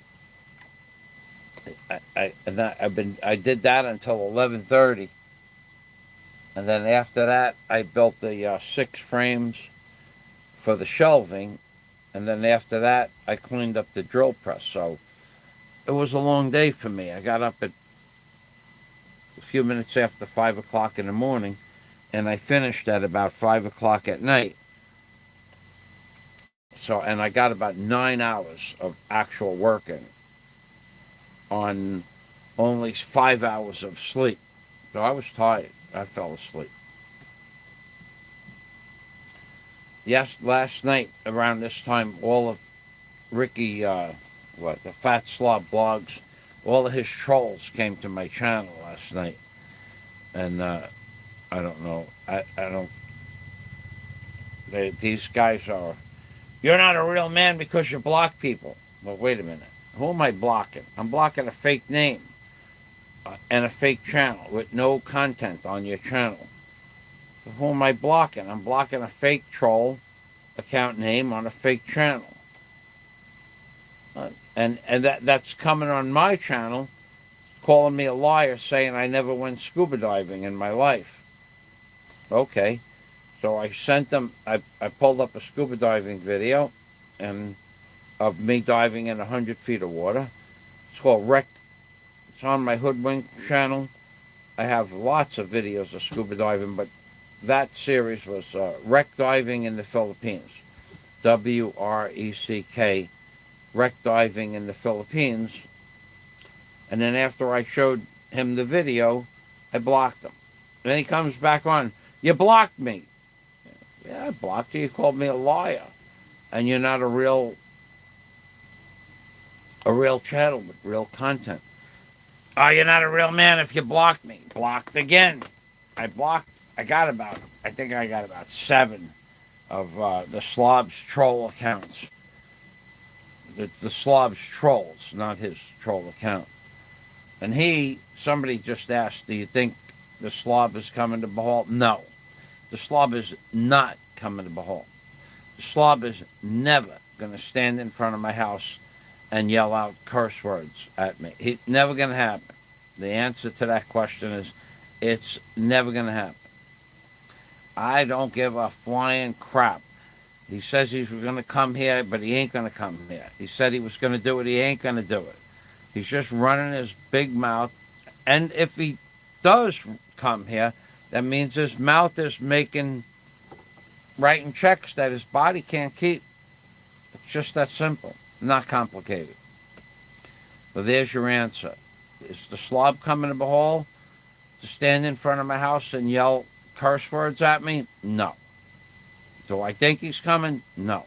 Did I ever think he was coming? No. He does it because he wants to stir the pot. Stir the pot, but he's never coming here. And, well, he should not. Well, he should not. So, to answer your question, no, the slob isn't coming here. He just wants to create drama. He acts like one thing, but in real life, he's not stupid.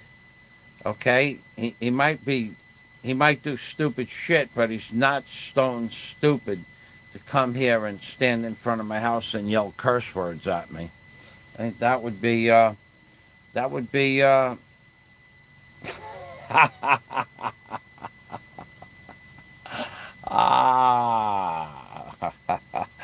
I can't say what it would be. Would be stupid. It would be the dumbest thing he ever did in his life.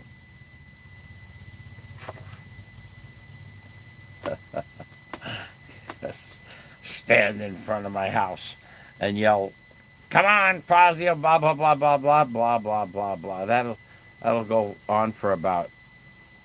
Well, it'll go on long enough for me to put my shoes on. That's about how long it'll go on for.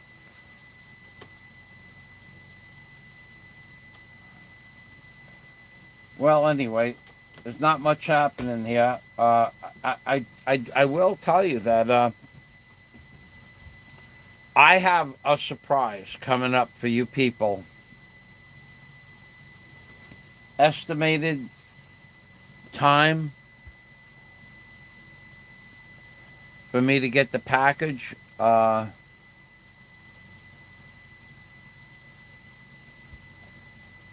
It's in regards to building the hotel.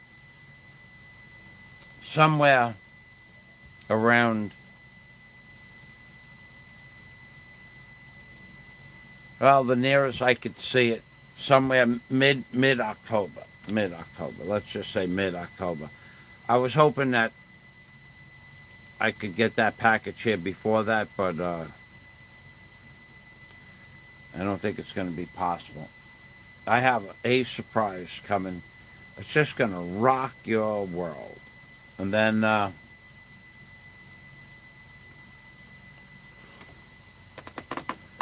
also have, tonight, I have to call up my bank and get my credit card reinstated. I've had so many credit card frauds on my United States credit card. I think I'd say 70% of any charges I ever put on my United States credit card, whenever I put the information into the purchase order, 70% of the time I've used my American credit card in the Philippines. 70% of the purchases have been somehow turned into a fraudulent purchase. Like on Friday, I put a purchase in for $236, $237. It was one of those. And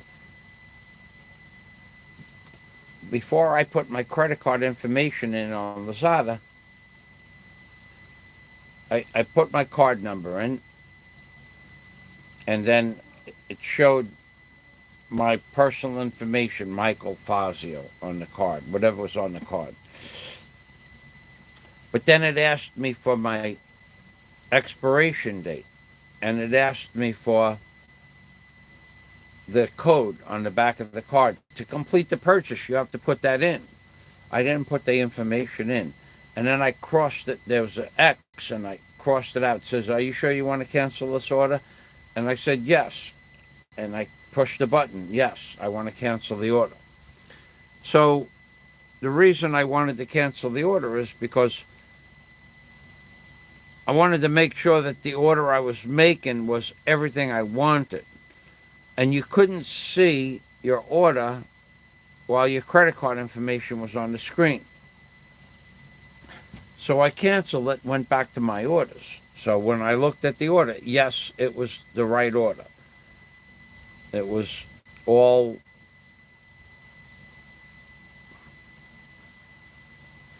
I think there were 8 items. It was all 8 items. So, credit card application, again with my credit card. But the second time, I put in the expiration date and the code on the back of the card. And it said, and then I said, proceed to checkout, put the information in, make the purchase. So I pushed the button, purchase now. That's it, done, right? So it said, we will send you an email to your email address to confirm this order. So I had 8 items. The total was $236 or $37. I went to my email, and my email said,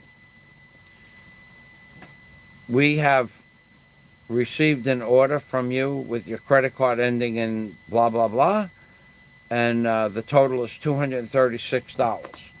If this was not you, then push this link. If this was you, you need to do nothing. So it was me.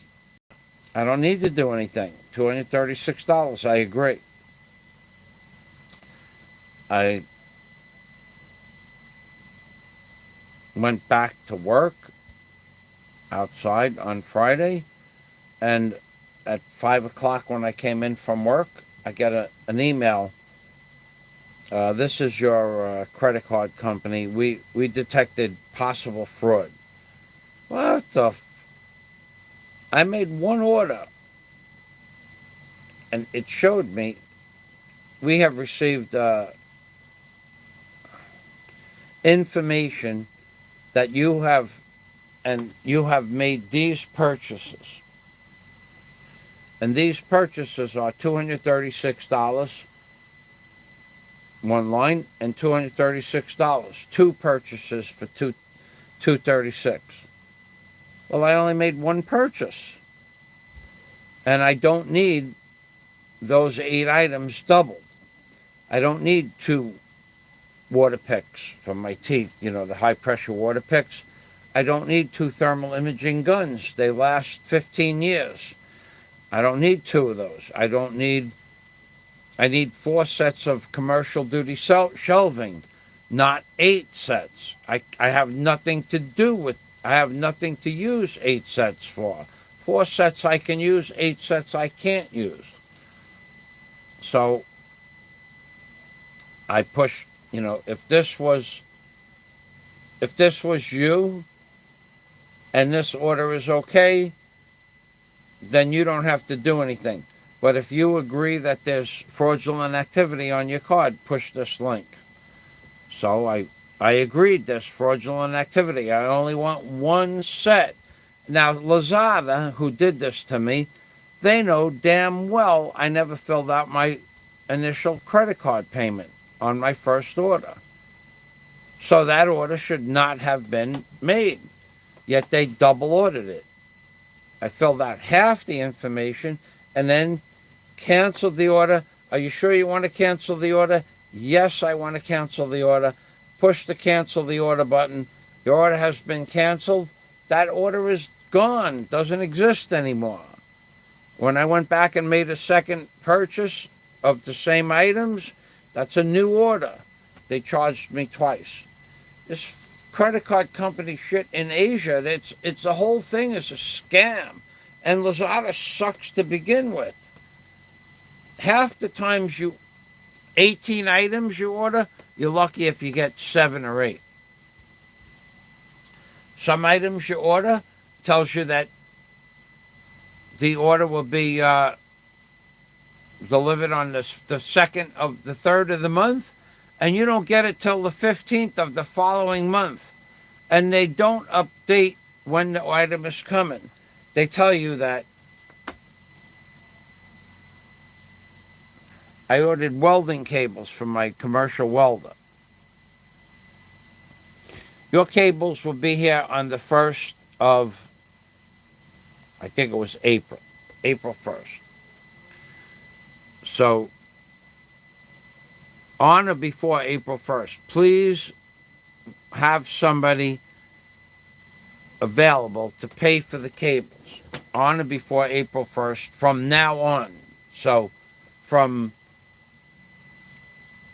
March 20th till April 1st, they want you to wait in your house with the money from 8 o'clock in the morning till 10 o'clock at night. What kind of shit is that?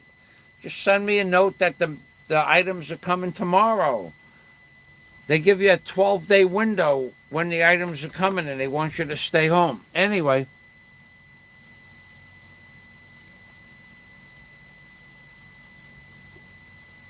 on April 1st, when they're supposed to be here, that's the last day.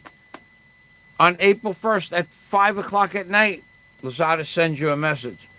Hello, Mr. Fazio. We regret to inform you there's been a delay in shipping your goods. Your goods will be delivered between April 2nd and April 10th. Please make sure someone is home between 8 o'clock in the morning and 10 o'clock at night. So the son of a bitch has just had you wait in the house for 10 days.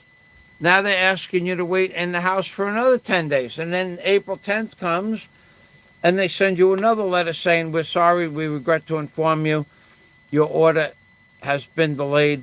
Please have somebody wait in the house between April 10th and April 20th. And then on April 20th, they really want you to wait in the house from 8 o'clock in the morning till 10 o'clock at night. Then on April 20th, due to, hello, Mr. Fazio, due to a damaged shipping carton, we were unable to ship your goods. So they made you basically wait in the house for 30 days, if you waited in the house for 30 days, and then they didn't ship your product because of a damaged shipping carton. So I ordered a phone for 40,000 pesos. This was in the same order. And that happened 3 times. It was delayed. And then on the 4th time, the phone was delivered. So it was like 38 days after the first day it was supposed to be delivered. So let's say it was supposed to be delivered on April 1st. It got delivered on May 10th. So I said to the driver, the motorcycle, the delivery man, if I have a problem with this phone, will you come and pick it up? Because you only have a 7-day window to send it back. Will you come and pick it up? Yes, sir. And how long will it take for this Oppo phone, the Oppo 5G, Oppo Galaxy 5G, how long will it take to get back to the factory? It could take 4 to 6 weeks, sir. And then how long will it take to get back to me? Another 4 to 6 weeks. I'm saying to myself, well, the phone took 5 weeks to get here when it was supposed to be here in 3 days. And it could be 12 weeks if I ship the phone back if there's a problem before I get the phone again. So I would not have a phone for 12 weeks. So I told the driver, look, uh, I'm going to refuse the delivery. After I refused the delivery, Lazada took away my credit option to you have to pay cash in advance now. But had I wanted to, what if I bought the phone and there was a problem and I had to send it back? I'd have to wait 12 weeks to get the phone back. Then I wouldn't have a phone for what, 4 months? And what if there was another problem? Another 4 months. I said, screw that. I went into the city and I bought a Samsung S21 Galaxy, phone. Lazada just sucks in so many ways.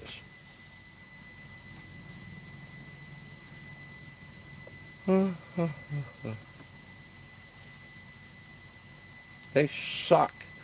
So they double charged me, and because I refused, I refused the phone delivery because the driver said it could be 12 weeks. At least he was honest. I don't want to wait 12 weeks for a phone I pay 38,000 pesos for. I don't want to wait that long. And I only bought it from Lazada because the stores here advertised they had the Oppo 5G phone, but they don't have it. And I went to every store in Tagbilaran. And I went to every store in Tagbilaran to buy the Oppo 5G phone because that was only 38,000 pesos. The next phone better than that is the Samsung Galaxy, which turned out to be 74,000 pesos.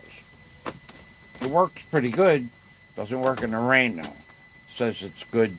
You can put this phone underwater for a half an hour. That's bullshit. As soon as it starts raining and it gets 100% humidity, the phone takes a shit. I don't know, man. Got wet once. It started flashing on and off, and shit started appearing on the screen from nowhere. And then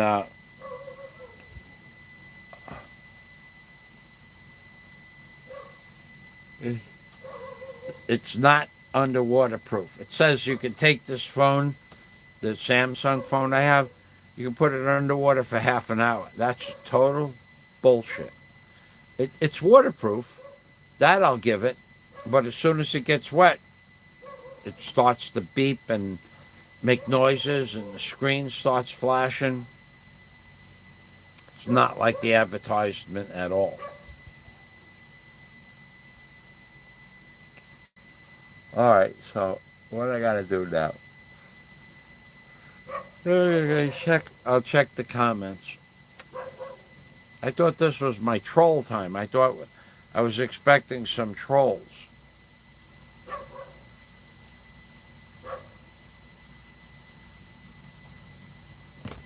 No trolls today. All right. So tomorrow, I might jump back, if the sun is out, I might jump back into cargo container 2, because I did make a dent in the container to get the one set of shelves in. I can't get the set of shelves in yet, but I did make a dent in the container, and I can take three more milk crates from container 2 and put it in container 1. They're tools.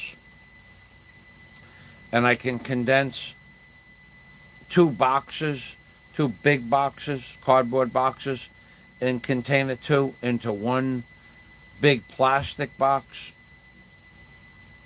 which would give me another 3 cubic feet for that, and 3 cubic feet for the milk crates. That'd be 6 cubic feet. I'm condensing stuff into smaller piles, into smaller boxes. I don't need all the wrapping that I used for shipping before. And I got to get that done. I got to clear a spot from the front of the cargo container to the back and start putting my shelves in. I got to get it done because I got termites in the container, and I'm gonna have to either get everything out of there and put it all outside and wrap my antique furniture in cellophane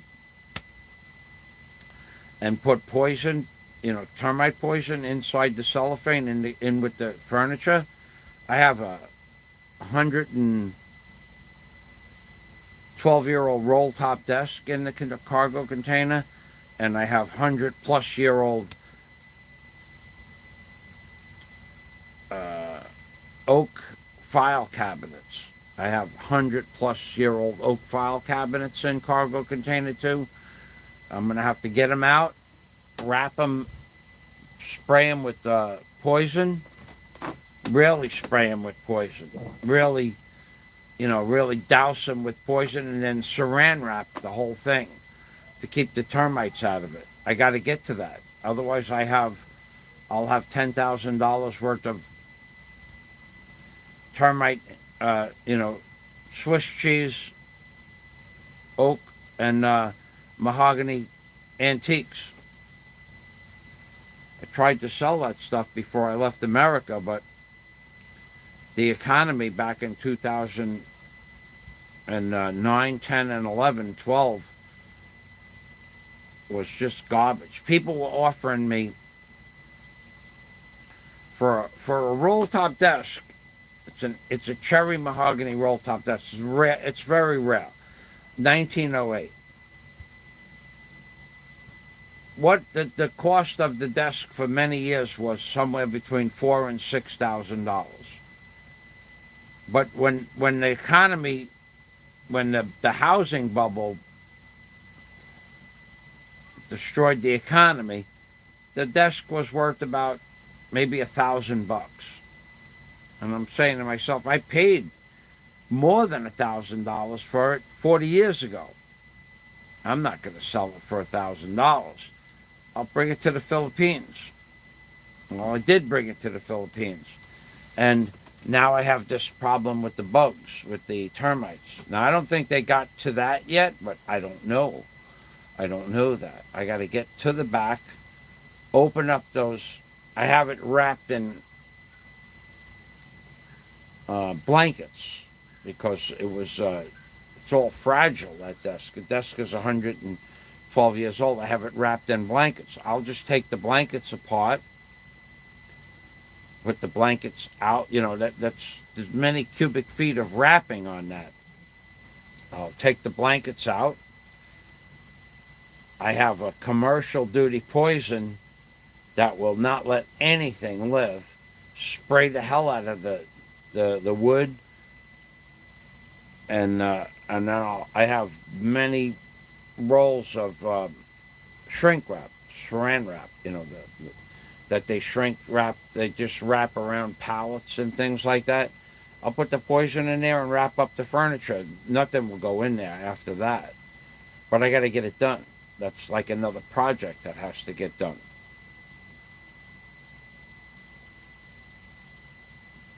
It's a big project too. Otherwise, I'm going to have my antiques are going to look like Swiss cheese.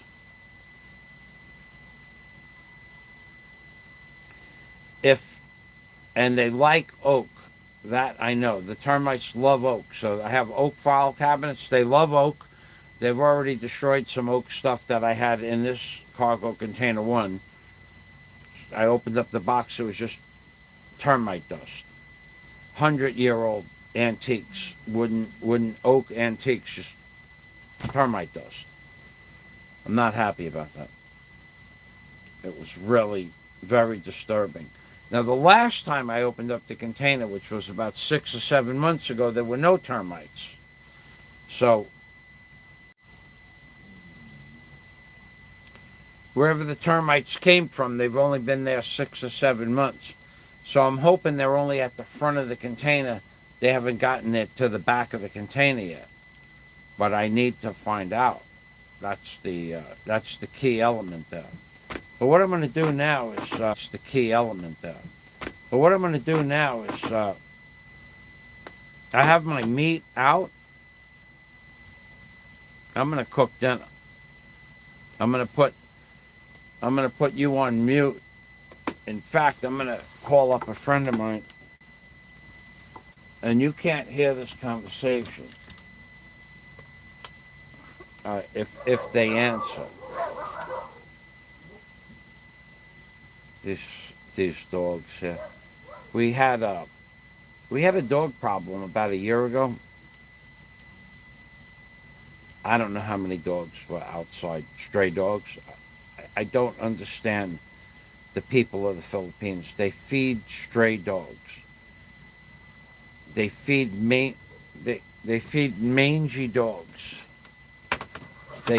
They feed flea infested, mangy,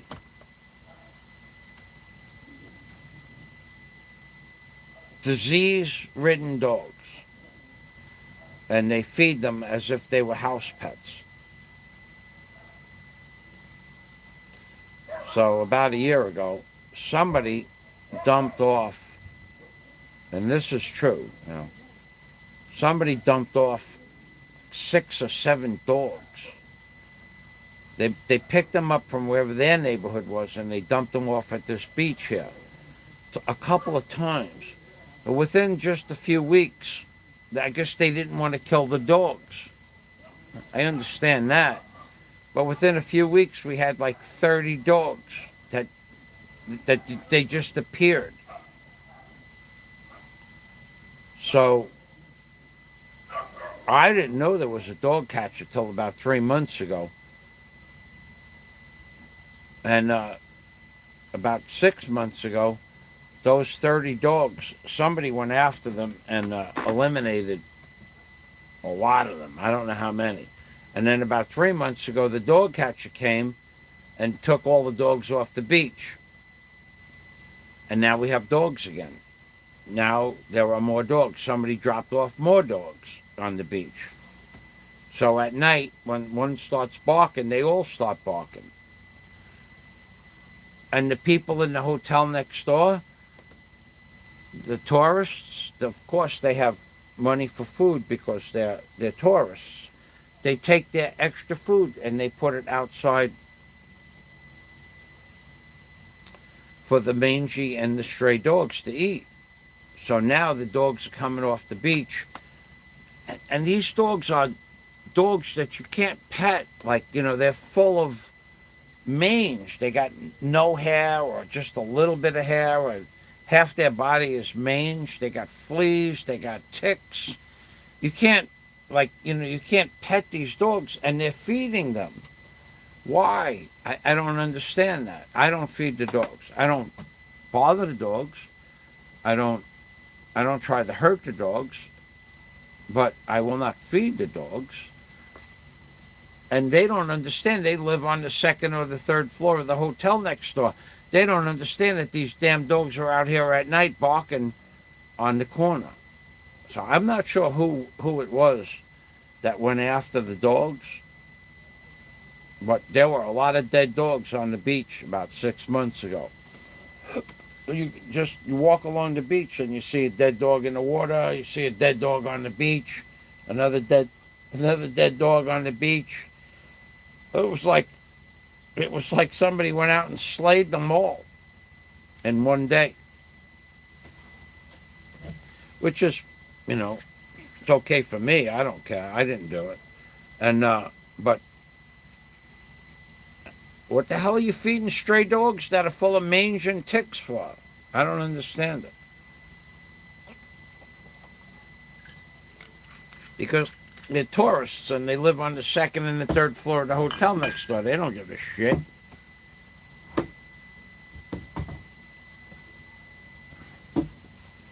All right, now I need a pill.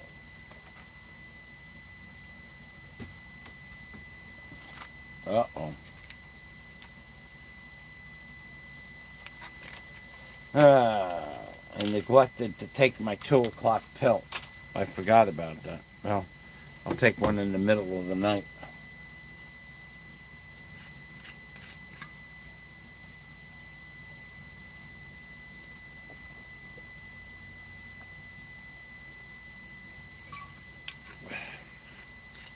I'm gonna go.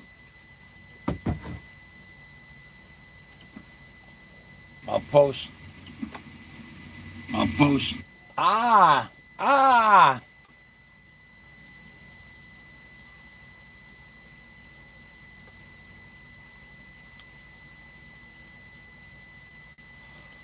Oh, yeah, 7:15.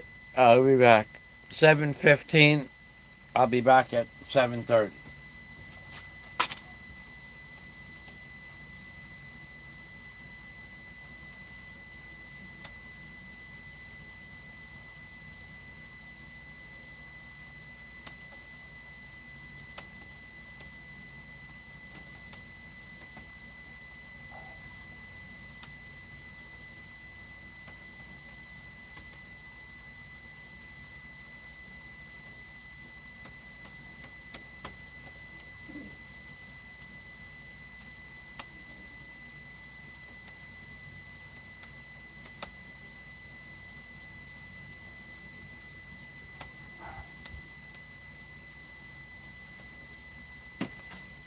Okay, so I'll be back in a half an hour. It'll take me about a half an hour to put my food together, and I don't think there's any reason for you to watch me cook.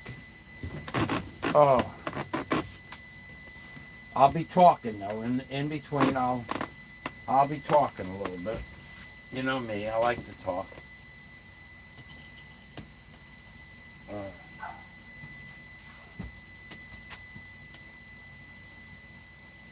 so, what is this?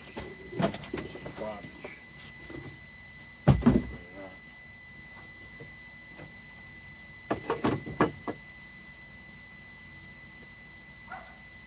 Huh.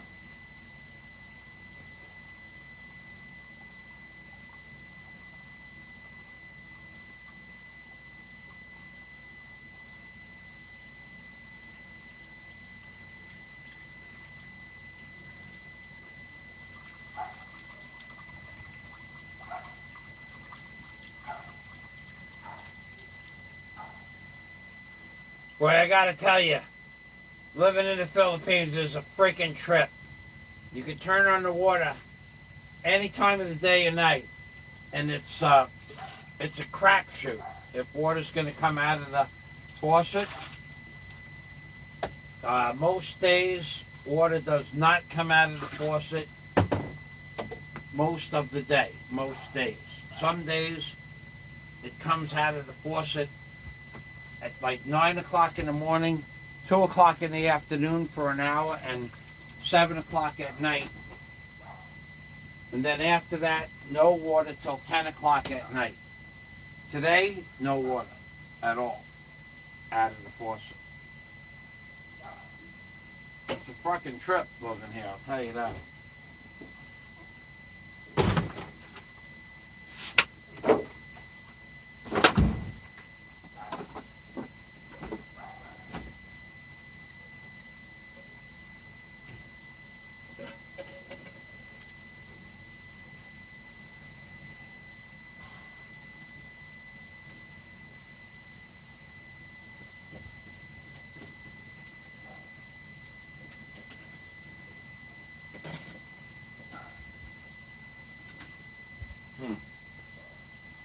Oh boy.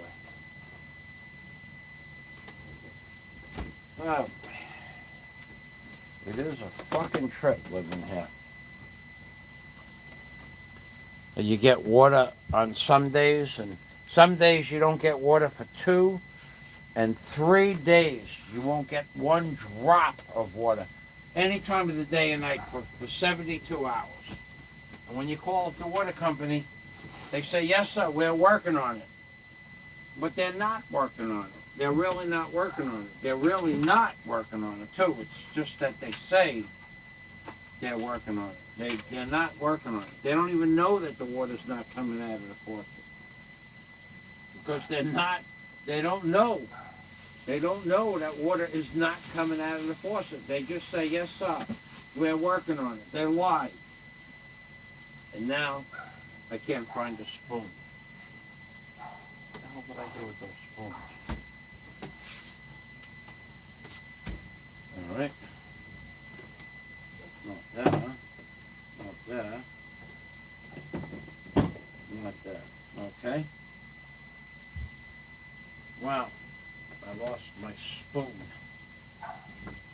right, that's no big deal. Let's get a plate. Ah, there's a spoon right there. In my plate. On my plate. Okay. Ah.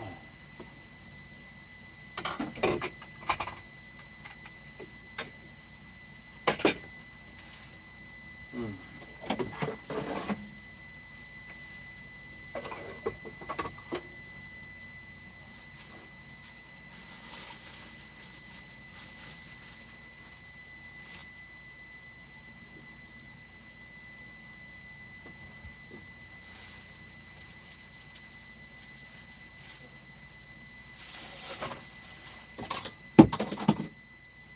Oh boy.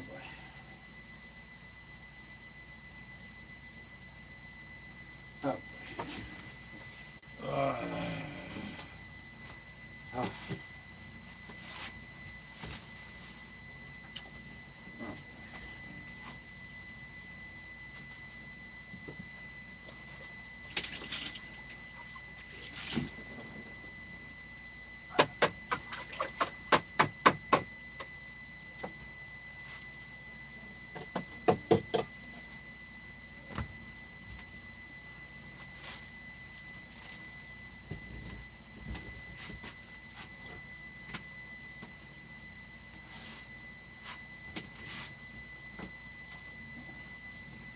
Alrighty.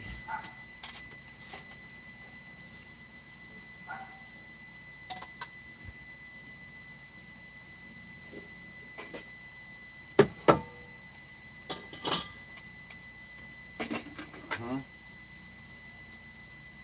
There's the fork. There's the fork.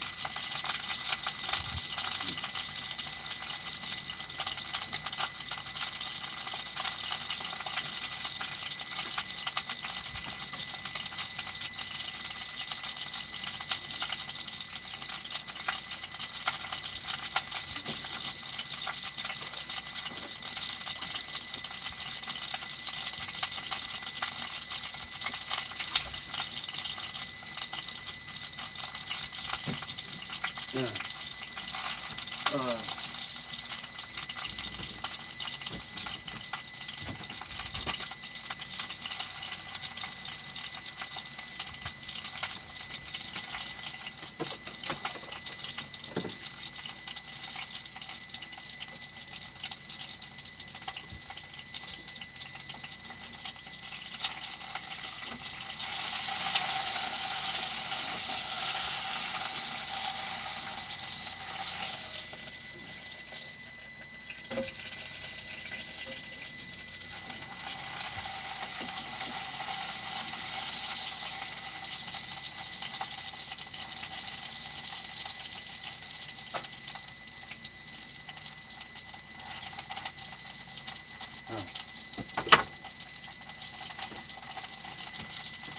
uh, uh-huh.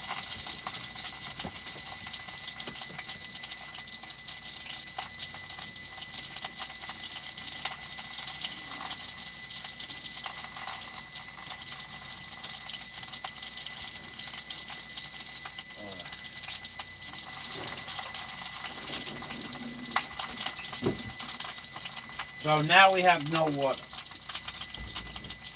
No water since 9 o'clock this morning at all. Nothing. Zero. In the house. Outside we have water. Because outside is lower. So the reservoir is at the height of the outside water, but not, the pump is not pumping high enough to get water into the house.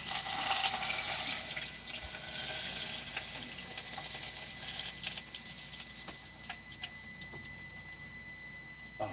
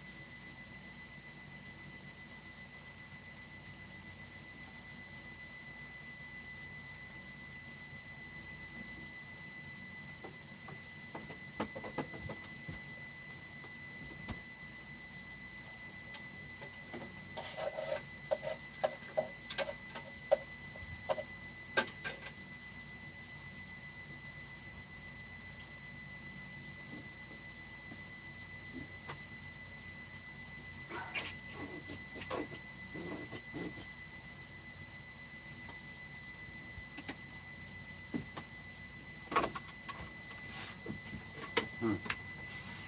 Hmm. Huh.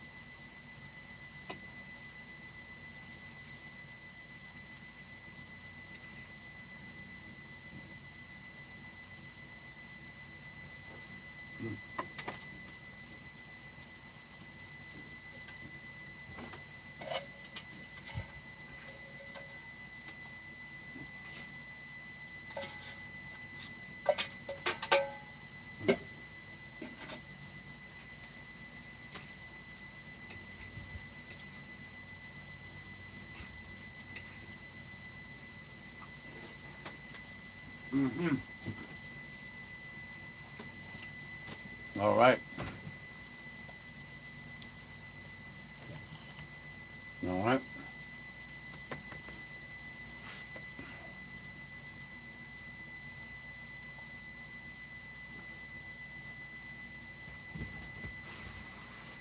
Mm-hmm. Uh-huh. Mm-hmm. Uh-huh. All right.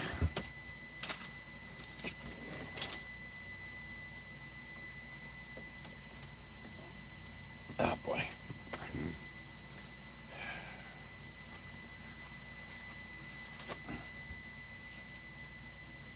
All right.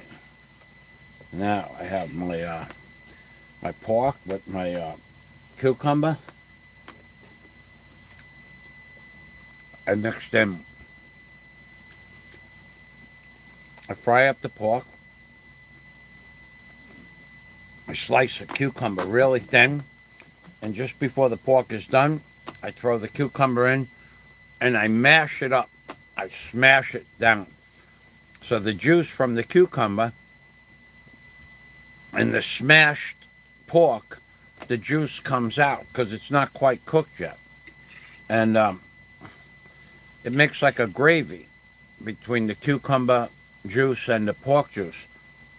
Other than that, I'm really not crazy about the taste of the cucumber, but when you mix it like that, and then I put in just a dash, a small amount of sesame oil, and the cucumber becomes edible. Not good, but edible. The pork becomes tasty, but when you don't like something like cucumber, I don't like cucumbers. The only time I like cucumbers is with a French onion dip, and you take a nice crisp piece of cucumber and dip it in like a potato chip. Then I like that. I like that. But by itself, no. But mashed up with the pork, yes. And other than that, I won't eat a cucumber unless it comes straight out of the garden and it's garden fresh. Then I'll eat a cucumber. But other than I don't like store-bought cucumbers, but I'm buying. Now the fruit and vegetables in the Philippines is very good. I mean that's the one of the biggest benefits of living here is you get fresh fruit and vegetables very relatively cheap. But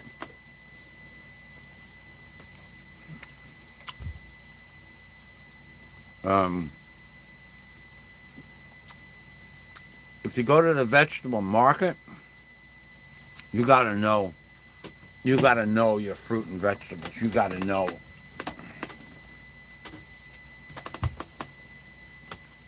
Right. like the avocados, right? When an avocado has a bug in it, there's a black hole in the avocado. And they'll put that hole facing down so you can't see it. So you'll squeeze it and say, oh, this one's ready, and put it in your bag. But when you get home, half the avocado has got a bug in it. And they'll sell it to you. They know it has a bug in it. They know that. But they got it with the bug in it, so they sell it to you with the bug in it. Now, fortunately, with an avocado, you can just cut it. You could cut that half with the bug in it out. You know, you could see the bug crawling around inside there, making it brown. You could eat the good half, but that's not the point. The point is, when you're paying their price that they ask for, they should not sell you avocados with bugs in them. Now, if you go to ICM Mall in Bohol, they won't sell you anything that's not fresh and proper. Nothing with bugs in it.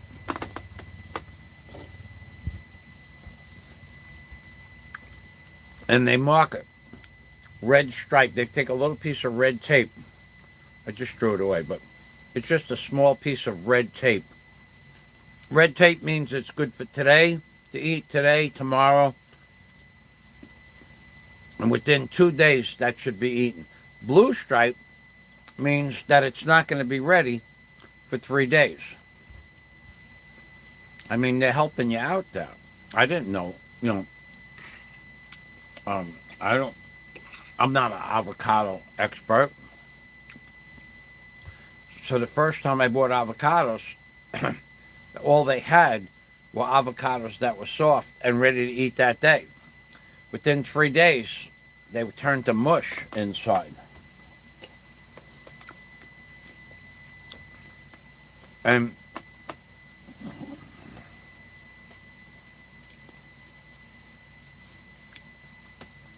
the man who sold me the avocados, I bought like 8 of them.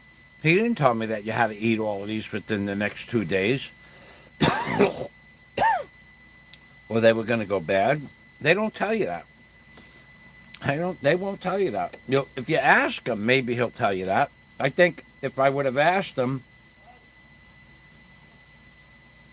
I think he would have told me.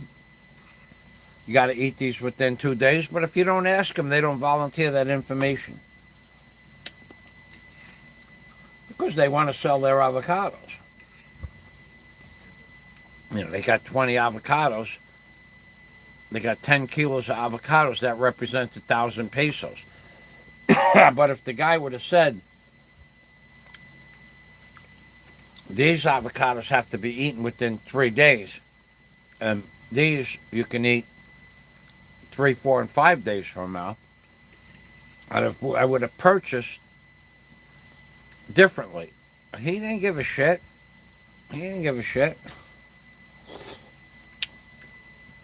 So that's why I say in the ICM Mall, they mark them. Red means it's good for today, tomorrow, and the 3rd day, 1, 2, or 3 days from now. Blue, it's going to be ready to eat in 4, 5, and 6, or 7 days. So you pay a little bit more in the ICM Mall, but like the cucumbers that I just bought now, oh, they're much better than the cucumbers that I bought in the vegetable market. I don't know what ICM does with their vegetables, but I have never seen a vegetable that was ready to expire like that date. In the vegetable market, you'll buy vegetables that if you don't eat them that day or the next day, they go bad. They turn on you. They go off. At the ICM Mall, the vegetables are, I guess they get them from the same parts of the Philippines, but this shit is fresh. And also makes a big difference that when, like, let's say a shipment comes from Mindanao of avocados, let's just say. Well,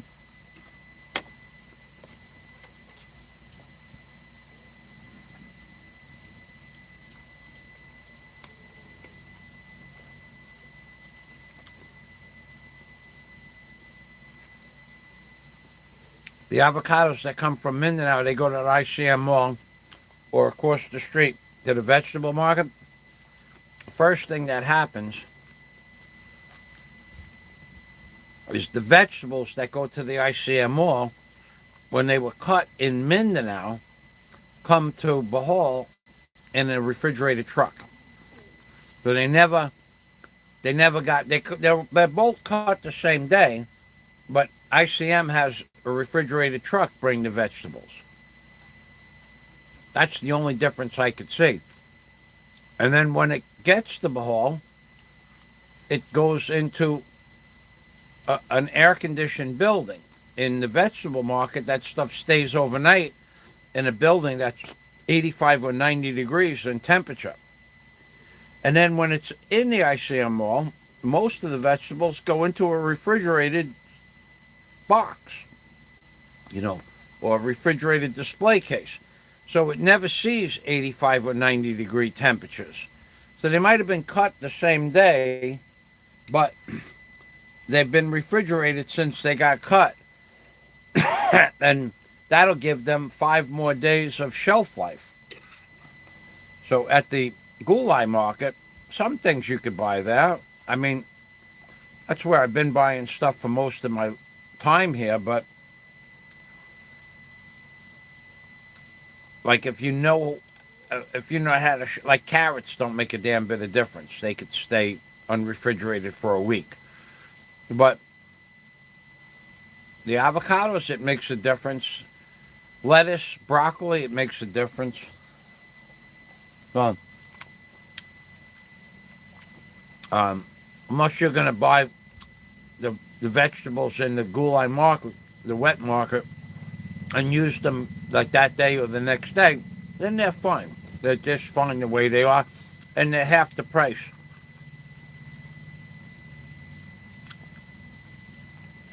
They're only 60 or 50% of what ICM charges. So for cucumbers I just cut up, they were 60 pesos per kilo. If you go to the vegetable market, the wet market, well, if you don't know who you're buying from, you're going to pay 45 pesos a kilo. So it's 25% difference. But I buy from Bill. You've seen him in some of my videos. Bill gives it to me for 30 pesos a kilo. So I'm paying half the price. But the cucumbers were never refrigerated and they don't last as long. So as long as I eat the cucumbers within 5 days, they're okay. Well, the ICM cucumbers, you take them out from ICM and you bring them home, you put them in the refrigerator, they'll go 8-9 days, no problem. So you pay a little bit more, but they last twice as long.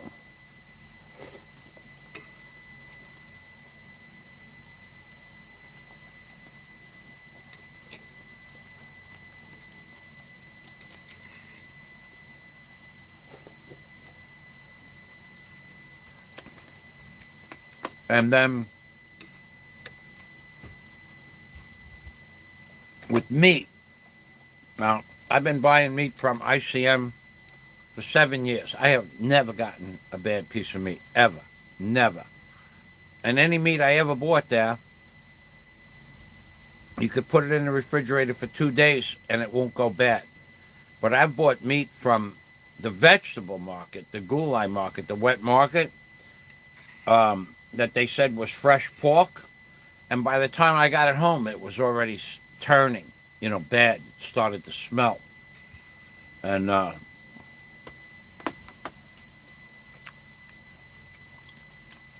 this is a long time ago, though. In fact, even it's so long ago, Daisy was with me when I bought it. And By the time we got it home and put it in the refrigerator, the next day it was almost bad. We cooked it up, but it was starting to smell. And I never bought a piece of meat in there again, ever.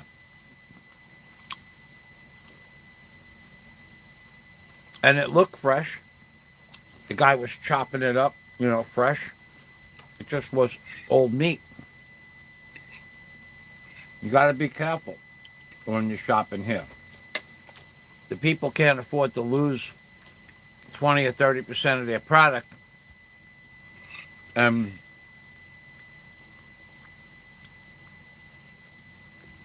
They'll sell you anything.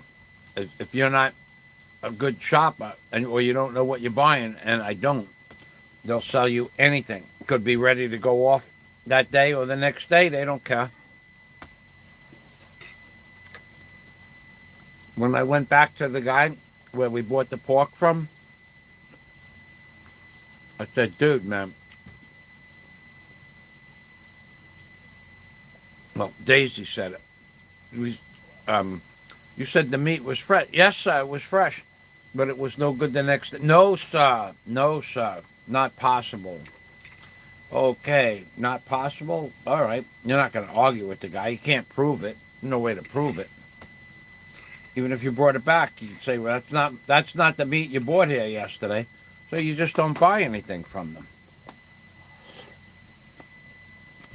And he knows who I am. I never said a word to him about that, but he's trying to sell his meat. Oh, yeah, this is fresh. Daisy asked him in his language if it was fresh and everything, and it wasn't fresh. Because he wants to sell his product.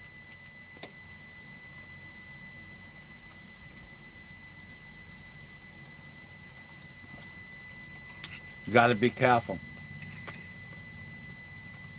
when you're shopping here in the Philippines. If you don't know your products,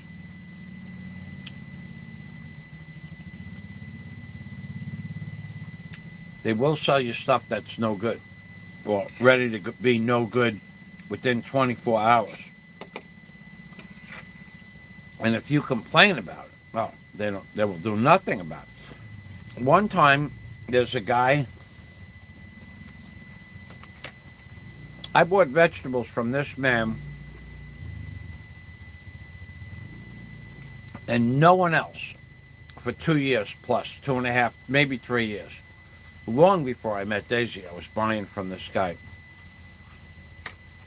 So what I would do, he's the first store as you walk in, well, before the virus. He was the first store as you walk into the wet market. Because the market used to be open on all four sides. Now there's just 2 entrances on opposite sides. So I went in and I may have bought a pineapple, but I definitely bought 2 kilos of string beans that were fresh. And I had my carry bag with me. This is what they'll do to you. They don't give a shit about you, okay? So I had my carry-all bag.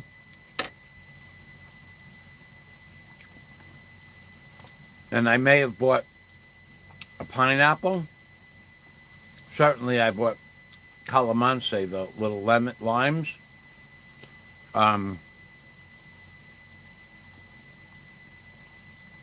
I definitely bought 2 kilos of string beans. What else would I have bought from him? I would have bought opal, which is like a squash, and maybe that was it. But I would have bought opal, because opal was a squash. It's relatively cheap, 25 pesos at the time, a kilo. So I filled up my bag. We added it all up. That was 500 pesos. I took now I'm going to go in the back and get onions and garlic. Whatever he didn't have, I had to go in the back And there's another store, Bill, the guy I buy from now, Bill. So I said, I'll leave my bag here. Yes, sir. You know, that guy took the 2 kilos of string beans that were in my bag that were fresh. He took them out and he put 2 kilos of string beans that were all dried out. I mean, I would never bought them. Never bought that. Never. I mean, I know when string beans were all dried out, they were all dried out, crinkly. They all went to seed. When I got home, I'm looking at the thing. I'm going, what the hell?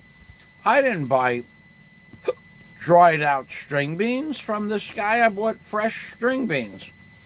So here's a guy I spent 500 pesos a week for 2.5 or 3 years in his store. He took the string beans that were no good, dried out, and replaced them with my fresh string beans. So he charged me like whatever it was, 60 pesos a kilo. So he gave me shit that I wouldn't buy on a bet, and he made what? He sold 2 kilos of old string beans to me. So when I went back to him,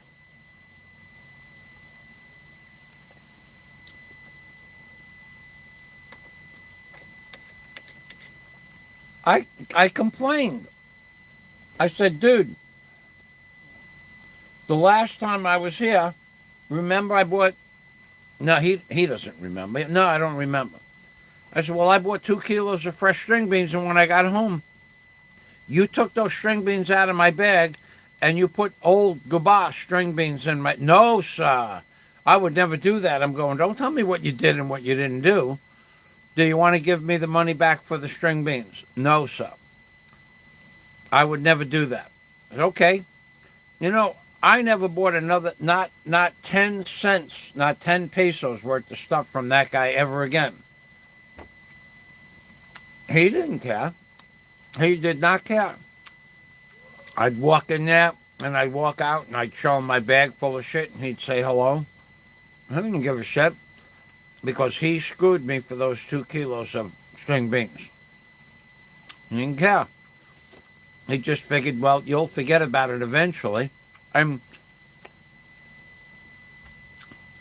That's why when you go into the vegetable market across from the ICM mall, you got to shop. You got to pay attention to what you're getting. Another thing they do is, like, you know, when you buy bananas, there's 3 different kinds of bananas.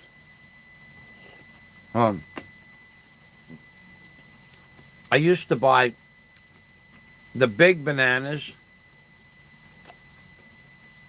that were like the Chiquita bananas, okay? And they would be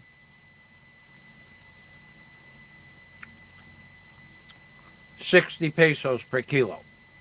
Let's say 60 pesos. And I loved bananas. When I first got to the Philippines, oh God, I used to buy 3-4 kilos of bananas.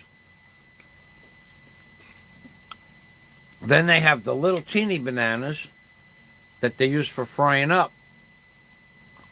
They were like 25 pesos per kilo. So I bought, and this was from the midget lady. If you ever go into the mall, there used to be a midget lady in there.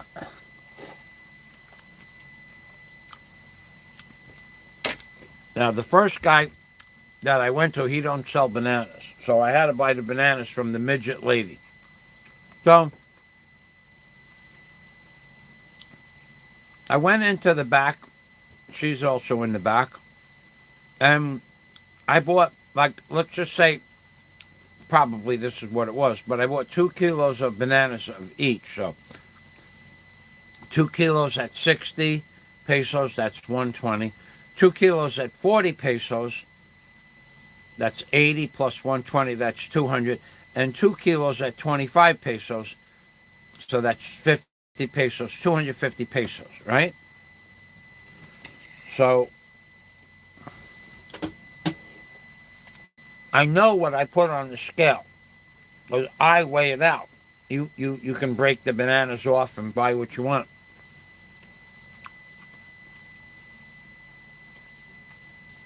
when, so the 6 kilos should have come to 250 pesos. Now, she tells me 360. Because, and she put the big bananas up on top. So psychologically, I'm thinking, well, okay, those were 6 kilos, and those big bananas, that's 6 times 6 is 360 pesos. So I paid her, and then I said, whoa, wait a minute. The midget, she's only like up to your waist. I said, wait a minute. 2 times 60, get a piece of paper. So she writes it down. 2 times 60 is 120. 2 times 40 is 80. That's 200. 2 times 25 is 50. That's 250. How come it's 360? Oh, sir, I'm sorry. You're not sorry. You tried to screw me. You got to pay attention. That was only the difference of $2 and change, but it's the difference of $7.20 or $5. It's only $2 difference, right? Yeah, but that's 50% more she was charging me. And they will all do it, every one of them. If they don't know you. Like the guy I buy from now, Bill, he never did that, ever. Otherwise, I wouldn't be buying from him. So, Bill gives you an honest price. He always gives me a discount. And he never switched anything when I left my bag there. But you got to be careful when you shop here. And the guy who switched the string beans, I forgot his name, but it wasn't like he's working on a budget, a poor man, just barely struggling. He had at the time, and going back into 2015, he had a brand new Toyota truck. The big 4-wheel Toyota trucks with the snorkel on it and everything like that. So he had a 5 or 6 million peso truck. He wasn't broke. That's my point. And he had three daughters that were in college. He was not broke. And he had, and they all worked at the store also. Occasionally they would work when they had off from school.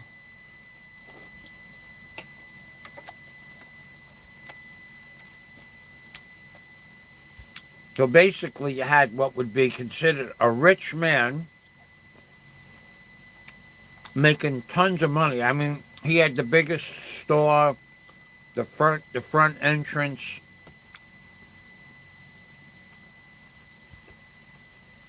And he still had to screw me for, 20 pesos? Or selling me garbage string beans?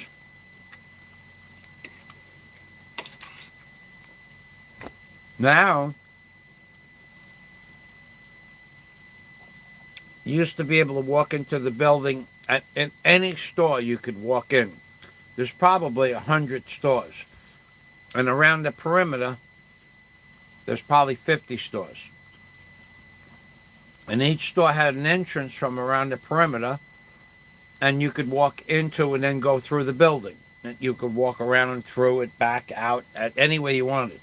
Now you could only go in from one side. And his store would be like the last store to get to from the one side. So he went out of business. Right away. From within like 2 weeks after the virus, he just was out of business. But I never bought anything from him again anyway. Because his store was situated, in order to get to his store, you had to walk to the back of the building, go into the building, and then come all the way back up to the front of the building, inside the building. Nobody's going to walk that far to get a vegetable. So all the stores that were in that area, they all went out of business. The stores that sold food, out of business. The cooked food, out of business. The lunch meat and lunch, they were all out of business. Because only one entrance into the whole mall, into the whole shopping area. In order to get to those stores, you got to walk 175 feet around the building, and then 175 feet back inside the building. Nobody does it. They all went out of business.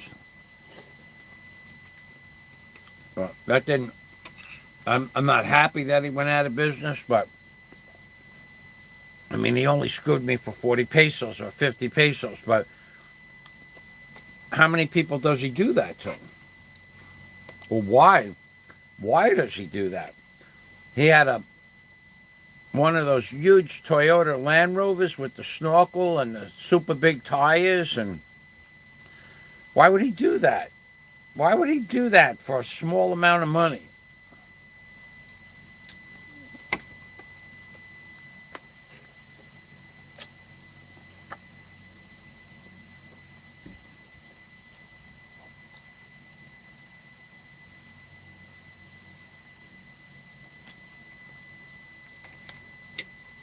I don't know. Steady customer 2 years, and you screw him for 40 pesos. Why would the midget lady screw me for $2? Why? I never stole a banana. I never ate any fruit or vegetables when I was in the store without paying for it.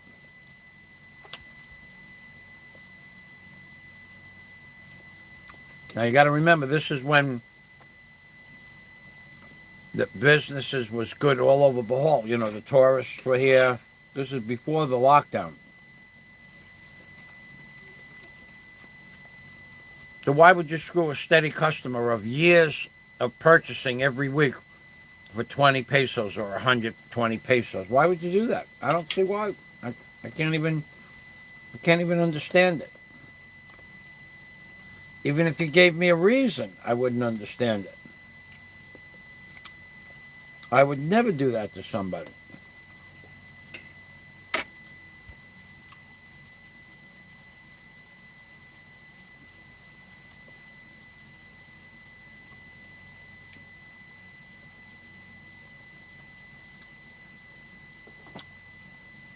Not long now. Said good afternoon. Good afternoon. Not long now. We're having trouble here with my chat window. The internet flashed on and off. I don't see all the comments.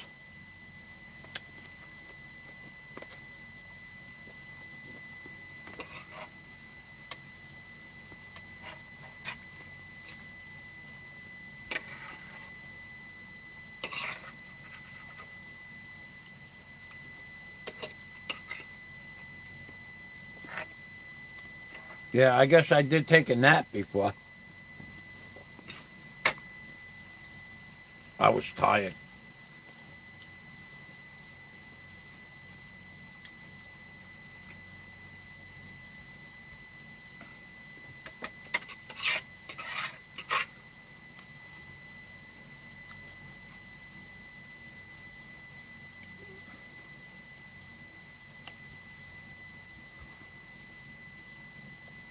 I need to go get my avocado. I'll be right back.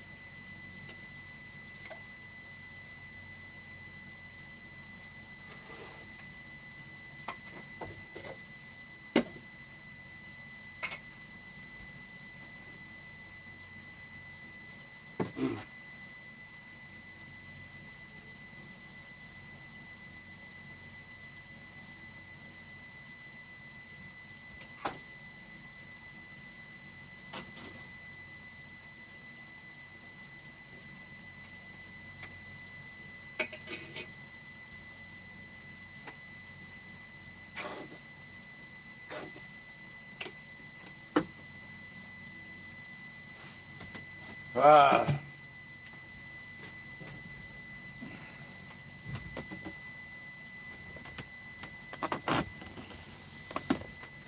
uh.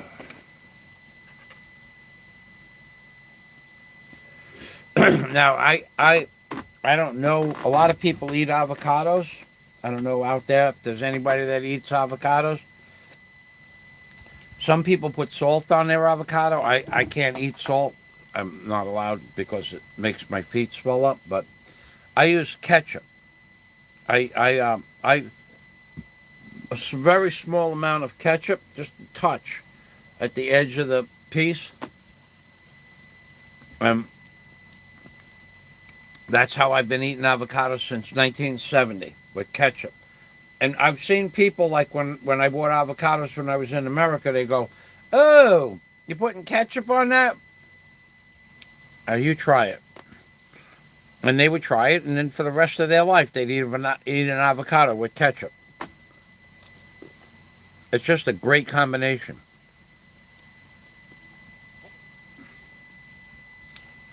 And ketchup does not make my feet swell up. Although, I know, I'm on the carnivore diet and ketchup has a little bit of sugar in it. I'm gonna make like I didn't hear that.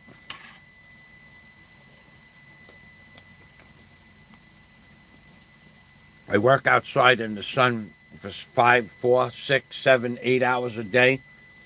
For me to eat 2 grams of ketchup or 5 grams of ketchup, I think I'm okay with that.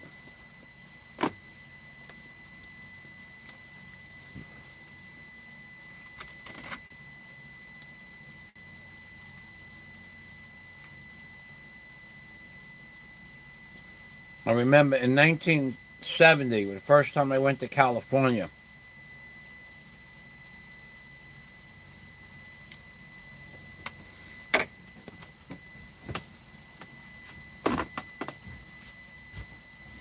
I lived there for the summer. And avocados grow on trees like apples. There were so many avocado trees, but the avocados would just fall on the floor. You could go almost on any main road, any sidewalk. The avocado trees grew like weeds, and you could just pick up avocados that were good to eat. Or the branches would be hanging down. They just grab them right off the branches. This was in Southern California, in a place called Vista, Vista. And then, of course, Tom's girlfriend, her parents owned an avocado farm, which we would get avocados if we didn't go to the city where they had the avocado trees. I practically lived on avocados. And Tom's mom did live on avocados. Avocados and Schlitz beer. Boy, Mrs. A, she loved her beer, boy. She didn't cook food. She lived on avocados and beer. That's why I lived on avocados, because there was never any food in the house.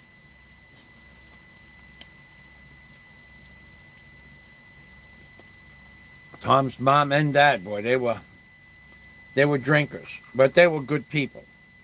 And they were my friends since I was 5 years old. They were my neighbors. But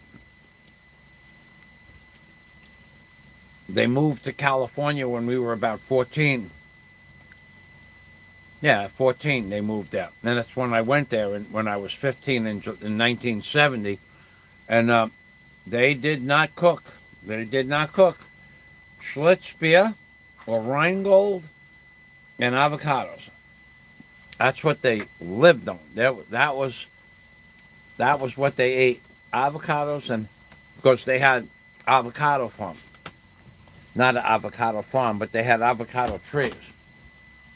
Avocado dip. If there was any food, it was potato chips. And there was avocado dip. I forgot all about that. If there was food, it had something to do with avocados. But I always liked avocados, so you can't have enough of it. And you mix a little bit. That's how I eat it, with ketchup. So if you guys ever try an avocado and you want to try to, make it taste good, well, better flavor, little avocado with just the smallest amount of ketchup on the outside of the spoon.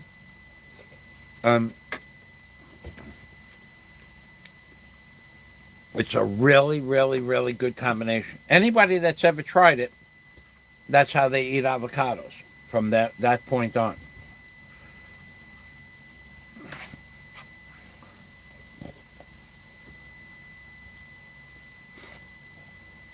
Mr. and Mrs. A. They said they were going to go to California, and they did. They were going to build a pool right outside the back door, and they did. And they were going to put a keg inside a refrigerator, got a refrigerator, and put a half a keg of beer in the refrigerator with a tap inside the refrigerator. And they did, at the edge of the pool. And they did. I swear to God, they had a beautiful in-ground pool.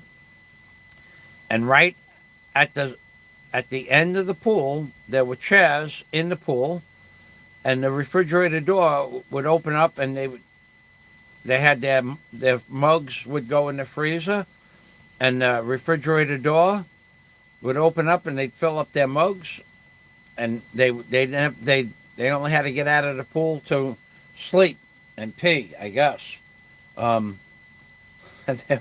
They were two happy drunks, I'll tell you that. And they lived in that pool. The whole time I was there, they were in the pool. Me and Tommy had a horse, Buckaroo. I used to ride the horse every day. Just about every day. That was when California was Southern California. I could ride from Vista to Ocean to Black's Beach by Scripps Oceanographic Institute, or Carlsbad Beach, 17 miles. You could ride the horse for 17 miles and never see a fence. You'd have to cross roads and stuff, but that's how many farms there were in Southern California back in 1970. And me and there were two girls, forgot their names. And there was Sam was one of the men, myself, and there was another man, young man, we were 15 years old, another kid. So there might have been, and then there was another farm with a couple of children. So Sam had a horse, the two girls had horses, Tommy had a horse, was my horse, Buckaroo. And sometimes we would go all the way to Black's Beach. We'd bring food and a tent, and 17 miles, we would just go to the beach with the horses. And then on the way there, the farmers would let you eat any food that was on the farm. If you wanted to stop at a tomato farm, this was when this is when Southern California was like the breadbasket of America. They would let you have tomatoes. They'd let you eat the tomatoes. Then they'd give the horse hay, and they'd give you water. They'd give the horse water, and you could water at the trough in people's farms. We were kids. They were letting you do what you wanted to do. It was pretty cool. And I got pictures of that. So if one of you trolls want to come on and say, you never, yeah, I did that. I did that, and I have pictures of me on Buck, and pictures of all of us together on the horses. Now, you could, of course, always say, "Oh, he photoshopped the pictures." No, these are real pictures. But that was kind of cool to have a horse, Buckaroo, Buckaroo Bonsai, we called him. He was a big horse, 17 hands. He was an ex-police horse, retired, and my friend Tom's father was an ex-police officer, but that was not his horse. He was a police officer in New York. Quite a corrupt one, from what I understand. He, on a policeman's salary, he brought up 3 children. He had a 38-foot cabin cruiser. He had like a 25-foot cabin boat. And he had a skiff with a motor, with a 6-horse motor for Tom. He had a brand new 1966 Lincoln Continental with the suicide doors, where the doors open and close. He had a full-dressed Harley, all on like $8,000 a year for a policeman's salary. And they had a house right on the water. What else? And the vacations, 2 or 3 vacations a year, all on a policeman's salary. 38-foot cabin cruiser on a policeman's salary? I don't think so. But he did have that. And then those boats used a lot of gas. They might use 100 gallons of gas. You go out for the day, and he would take everybody, all the kids on the block, to the beach, and he'd barbecue food for everybody. So he was very generous with his money. Maybe 20 people would go on the boat, and he'd have food for 20 people for the barbecue when we got to the beach. And aside from Tom's skiff, the name of the skiff was Wipeout, because that song, that Wipeout song was on. I don't know. That's what they named it. So the name was on the side of the boat. It was like a 15-foot plywood boat with a 6-horse Evinrude, and that was the name of the boat, Wipeout. So we would tow the Wipeout to the beach with the cabin cruiser, and then they would shuttle people back and forth on Wipeout and the barbecue and all that, the food and ice chests and stuff like that. Mr. A was pretty cool. But when he retired, that's what he said he was going to do. Put a pool with a refrigerated door. Now, in their house, they had state-of-the-art everything. Stereo systems, televisions, color TV. They had I remember that they put a brand new kitchen in when I was about, I don't know, maybe 8 or 9 years old. It had a range that on tracks that came out. It was a really cool kitchen. It was state-of-the-art stuff, all on a policeman's salary.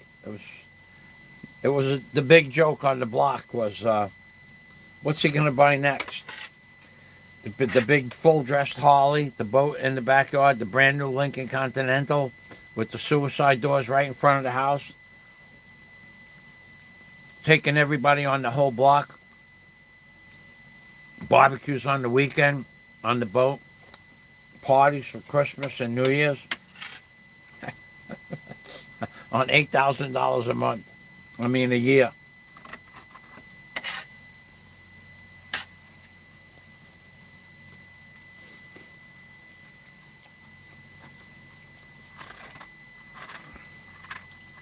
Could do that back then.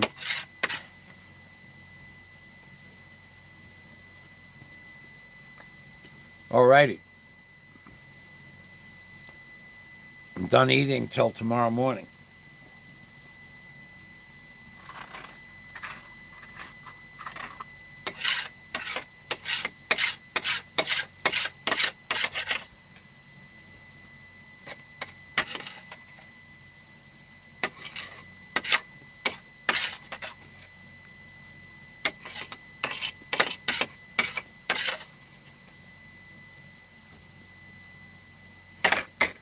All right, I'm going to stand up and get rid of the skin and the seed of the avocado and wash my plate. I'll be back momentarily. That was pretty cool, Mr. A. We had good times.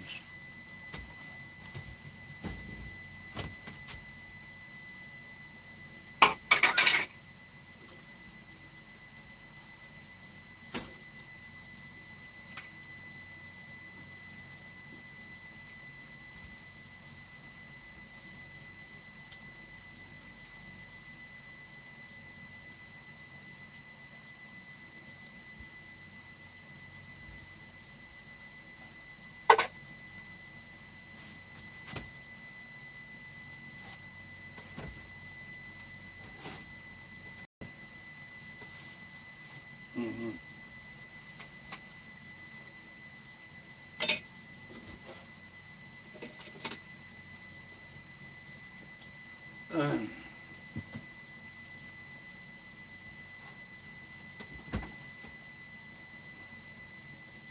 Mr. A.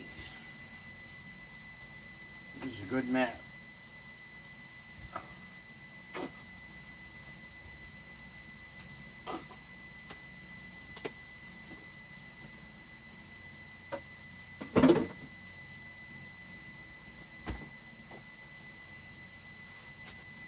He was a big man, too, I remember.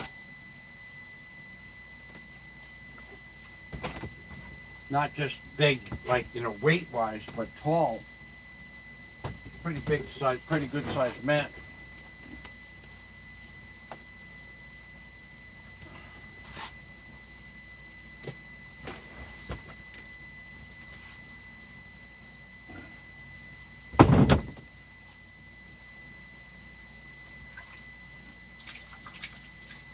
$8:30, huh?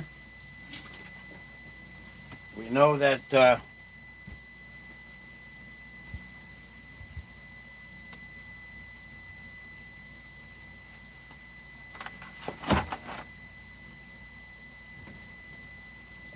uh,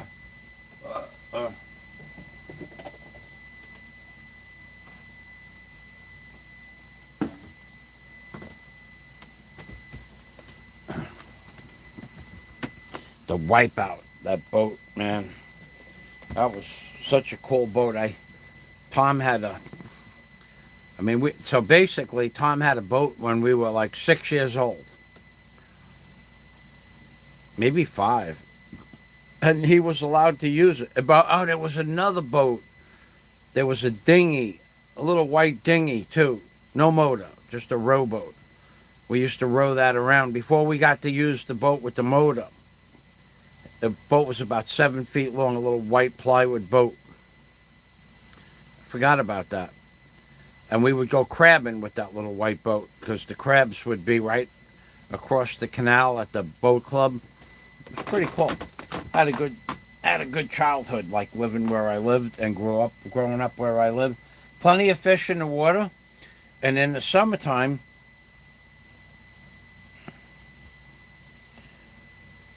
well, there were the baby snappers, the baby bluefish, really. But from the time they were like that big, we would, you just throw a spinning reel off the dock from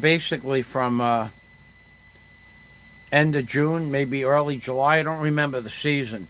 And until October, when they started to get to be what they call chicken blues.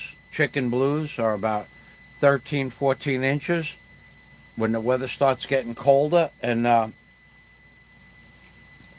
all the fish that we could eat You just throw a spinning lure out into the right off the dock. Just throw, just and you catch enough fish to eat because I told you, Mrs. A, she was not big on cooking, not at all. Even back then, she had the nice, beautiful oven and the beautiful kitchen, but cooking was not her forte. So me and Tom, we would go out and catch crabs and snappers, little baby bluefish, and we would cook them up. We would cook them up. There was always peanut butter too, peanut butter and jelly. Mrs. A was big on peanut butter and jelly. When she moved to California, she moved over to avocados. But so she was not big on cooking, but she had a state-of-the-art kitchen. God, that was a beautiful kitchen she put in. All on $8,000 a year salary. How did he do it? I don't know. I guess he found a box. But so Tom and I would eat, and we were allowed to cook. We were allowed to cook the crabs. We would go out, and when I say that we would go crabbing, we would take the little dinghy, not Wipeout. Wipeout that we didn't take. We would take the dinghy over to the boat club, and there were like boats all around the perimeter of the property, and all the boats had pilings that you'd moor the boats up to the back of the boat would go up against the bulkhead, and then there'd be a pole on either side of the boat in the front. And we would go out and get 25 or 30 crabs in an hour because we could. That was when the water was still clean. That was when Jamaica Bay was clean, and there were crabs and fish were abundant. You could get blowfish right out off the dock. Blowfish are good eating. Baby snappers or baby bluefish, chicken blues, and then a couple of times in the fall, the striped bass would come in and chase the bait fish into the back of the canal, and you'd see the water on the canal just churning. You'd see them coming down the canal, and everybody would be screaming, "The stripers are coming! The stripers are coming!"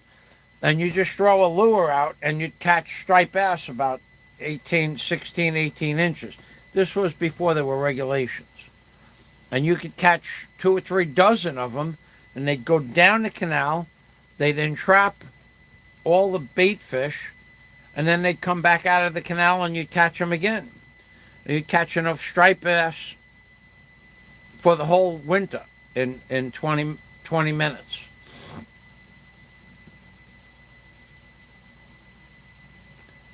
The stripers are coming. The stripers are, and they did that like twice a season, and they did it on the other canal as well. I don't know they kind of like herded the bait fish, but they would do it on the 95th Street Canal and the 99th Street Canal. I don't know what that was about. I have no idea. Because they lived in the pumpkin patch, which was almost a mile away.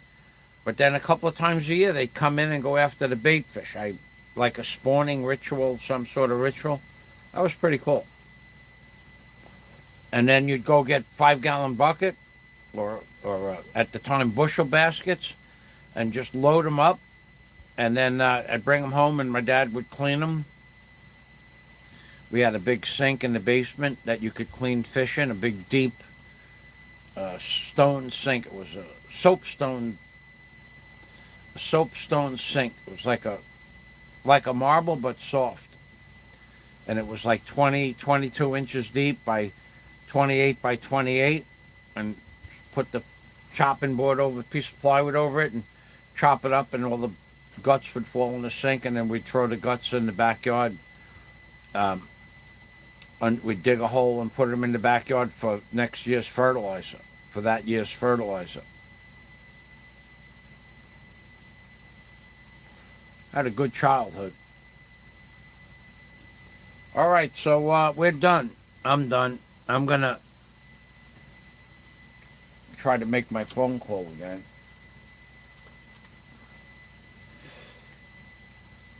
If they answer, I'll be putting you on mute.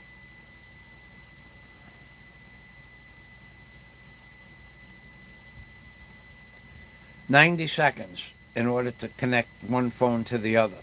90 seconds. Why? Tell me why. All right, it just rang just now, so maybe 60 seconds.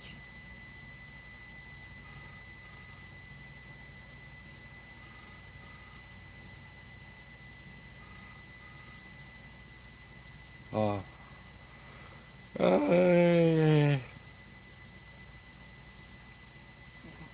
My younger BE. Are you okay?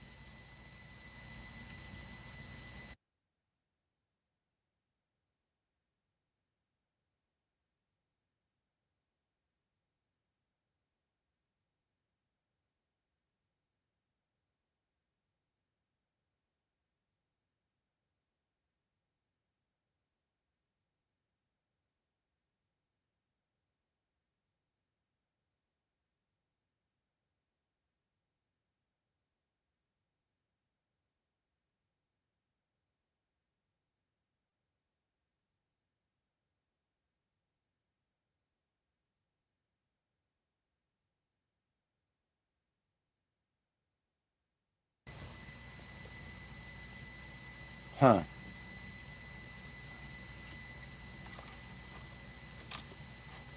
I got in touch with who I wanted to get in touch with.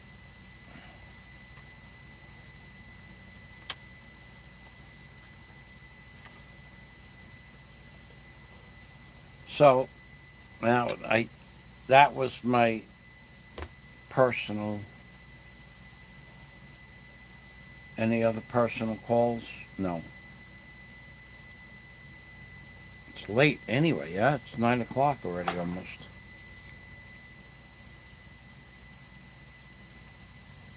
Yeah, almost 9 o'clock. I check my mail. I bet you I don't have any mail. Wow. Wow. Wow.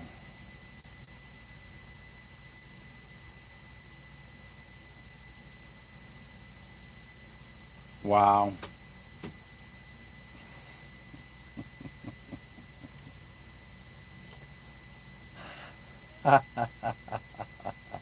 Ah.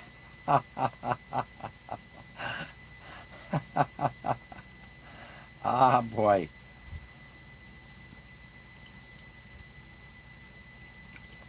I'm afraid I wouldn't even say what I'm laughing at.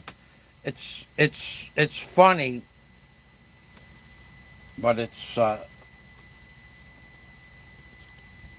about one sick, twisted boy. Boy, I'll tell you that.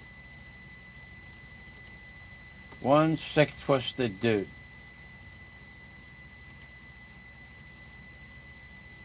Doesn't get it. Doesn't get it. He'll get it soon, though.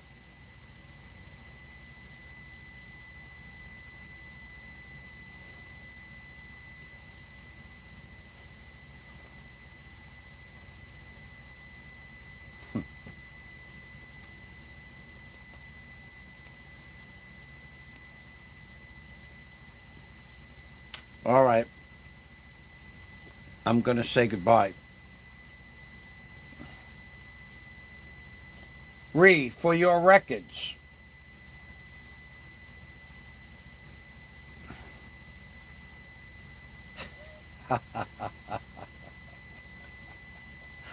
Ah, one day I'm going to read these emails to you. One day, not now, but and not even 1 or 2 months from now, but one day I would imagine.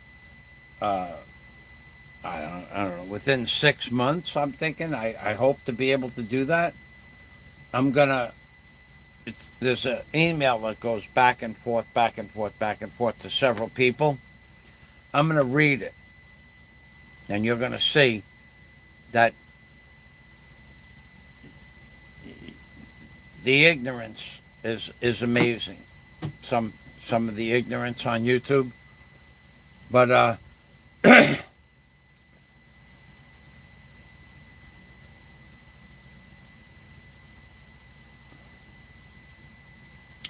gotta go. I gotta go. I gotta go. This is the email that I was saying yesterday is like heaven sent. You have no idea. You have no idea what's going on. Not one clue. And if you knew, if I told you, you wouldn't believe me. And when it happens, you'll say, "Holy shit! Holy shit! How can anybody be so stupid?" Yet they are. Gotta go. I'm Big Permy, which means, of course, take care always. From Michael Fazio in the Philippines, baby. From Mr. Congeniality himself. Because I am, in fact, the nicest guy I know. Ask me. I'll tell you. I come with my own references. I'm Big Permy, which means take care always. From the Philippines, baby. That's